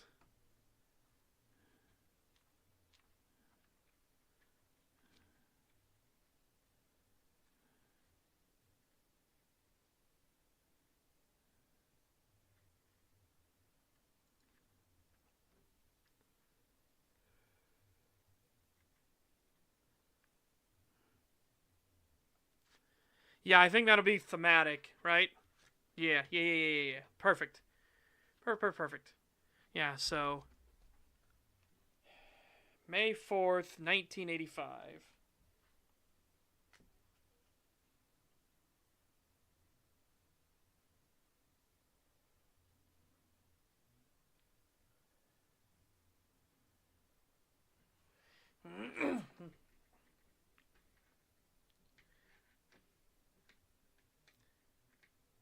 The amount of effort for one character. Again, Garou are special to me, right? So I want to put in this work for this character.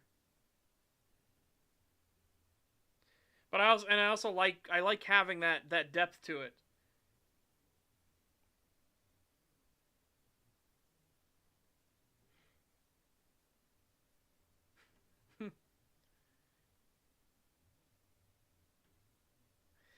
Oh my god, I thought of another joke that that William could say at other Garou. If he sees other Garou dressed funny, like not like properly fit and trim and stuff like that, or like their dress sense just looks like chaotic, and you look and be like, "Is that what you're wearing?"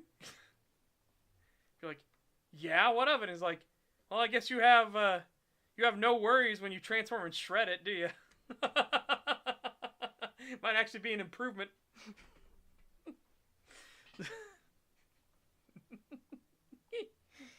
Oh.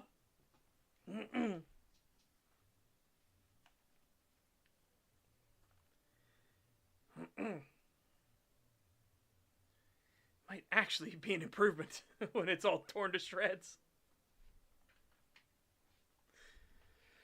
Oh, God.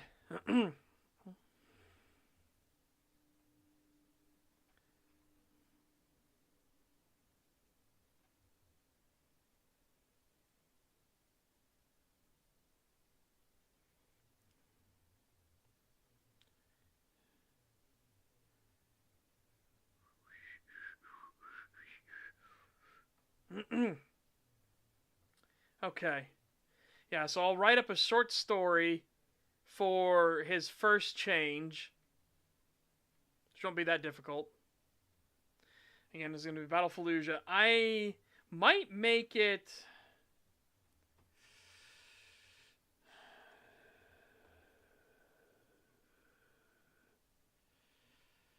How long do we think... Hang on a second. How long do we think it would take somebody to get from...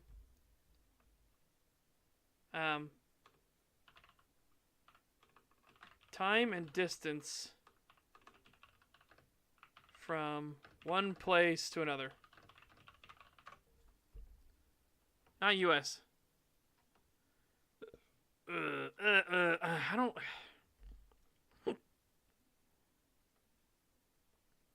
I can try, I guess, from Fallujah, Iraq, to Casablanca, Morocco. Calculate.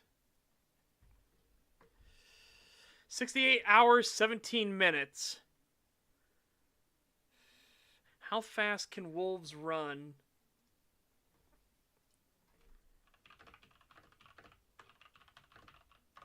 (31 to 37 miles per hour).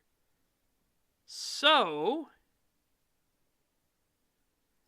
it would take him double if he was doing it all the time, right? Let's say 36. He's on the upper end. Or actually, let's give it 40 miles per hour, because he would go Hispo, right? And I figure Hispo will be able to lug it faster.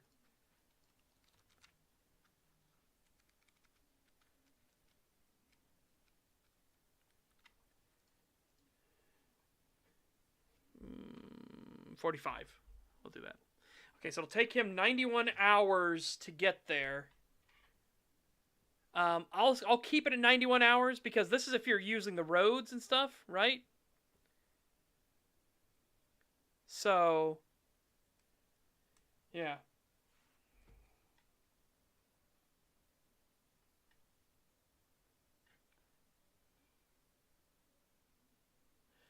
So a little under 4 days, like just barely under. Extend that out because he is going to have to sleep and hunt and things like that. He's going to need food.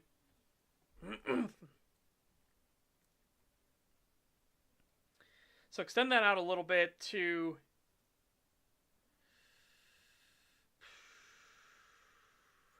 Let's say it takes him 6 days to get there.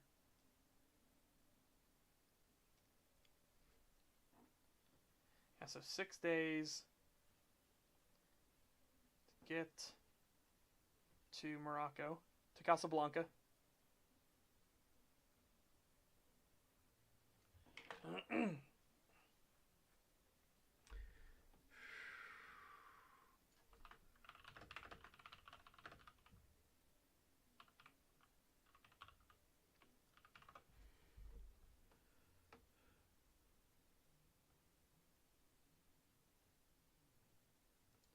Yeah, that's perfect. That's perfect. Okay. Let me look up a map of this real quick.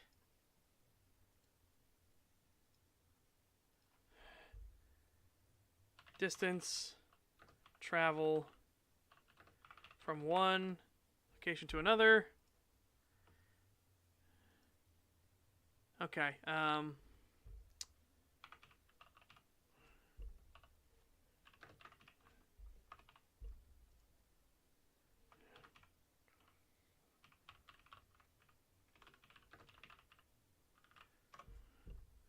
Calculate distance.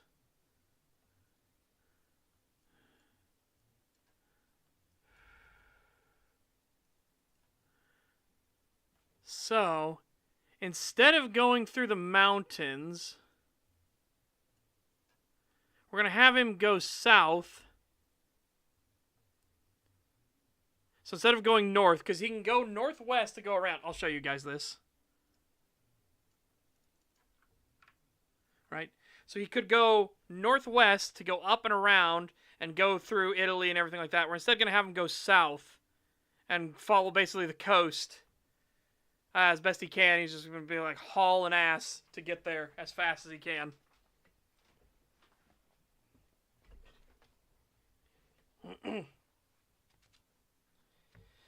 Maybe even like if he was smart, we'll say he's smart, and he'll take his pack with him, which would have like MREs and things like that in it, right? And then he'll just do that to keep himself fed. MREs, you can break MREs up into segments to make them last longer. That's what you had to do for the Crucible.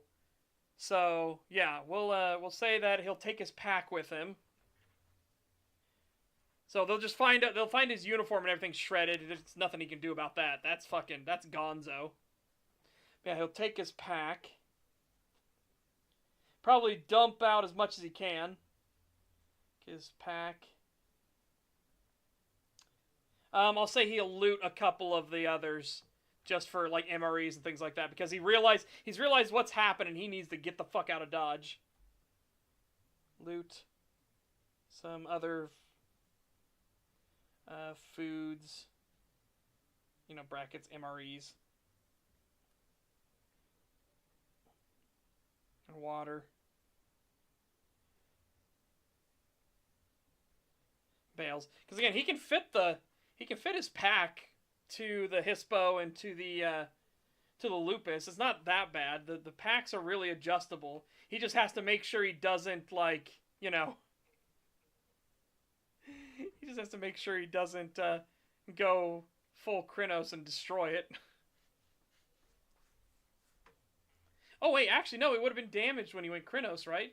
So I'll say he'll take a pack off of someone else, so maybe his pack will be left behind. And he'll take someone else's pack.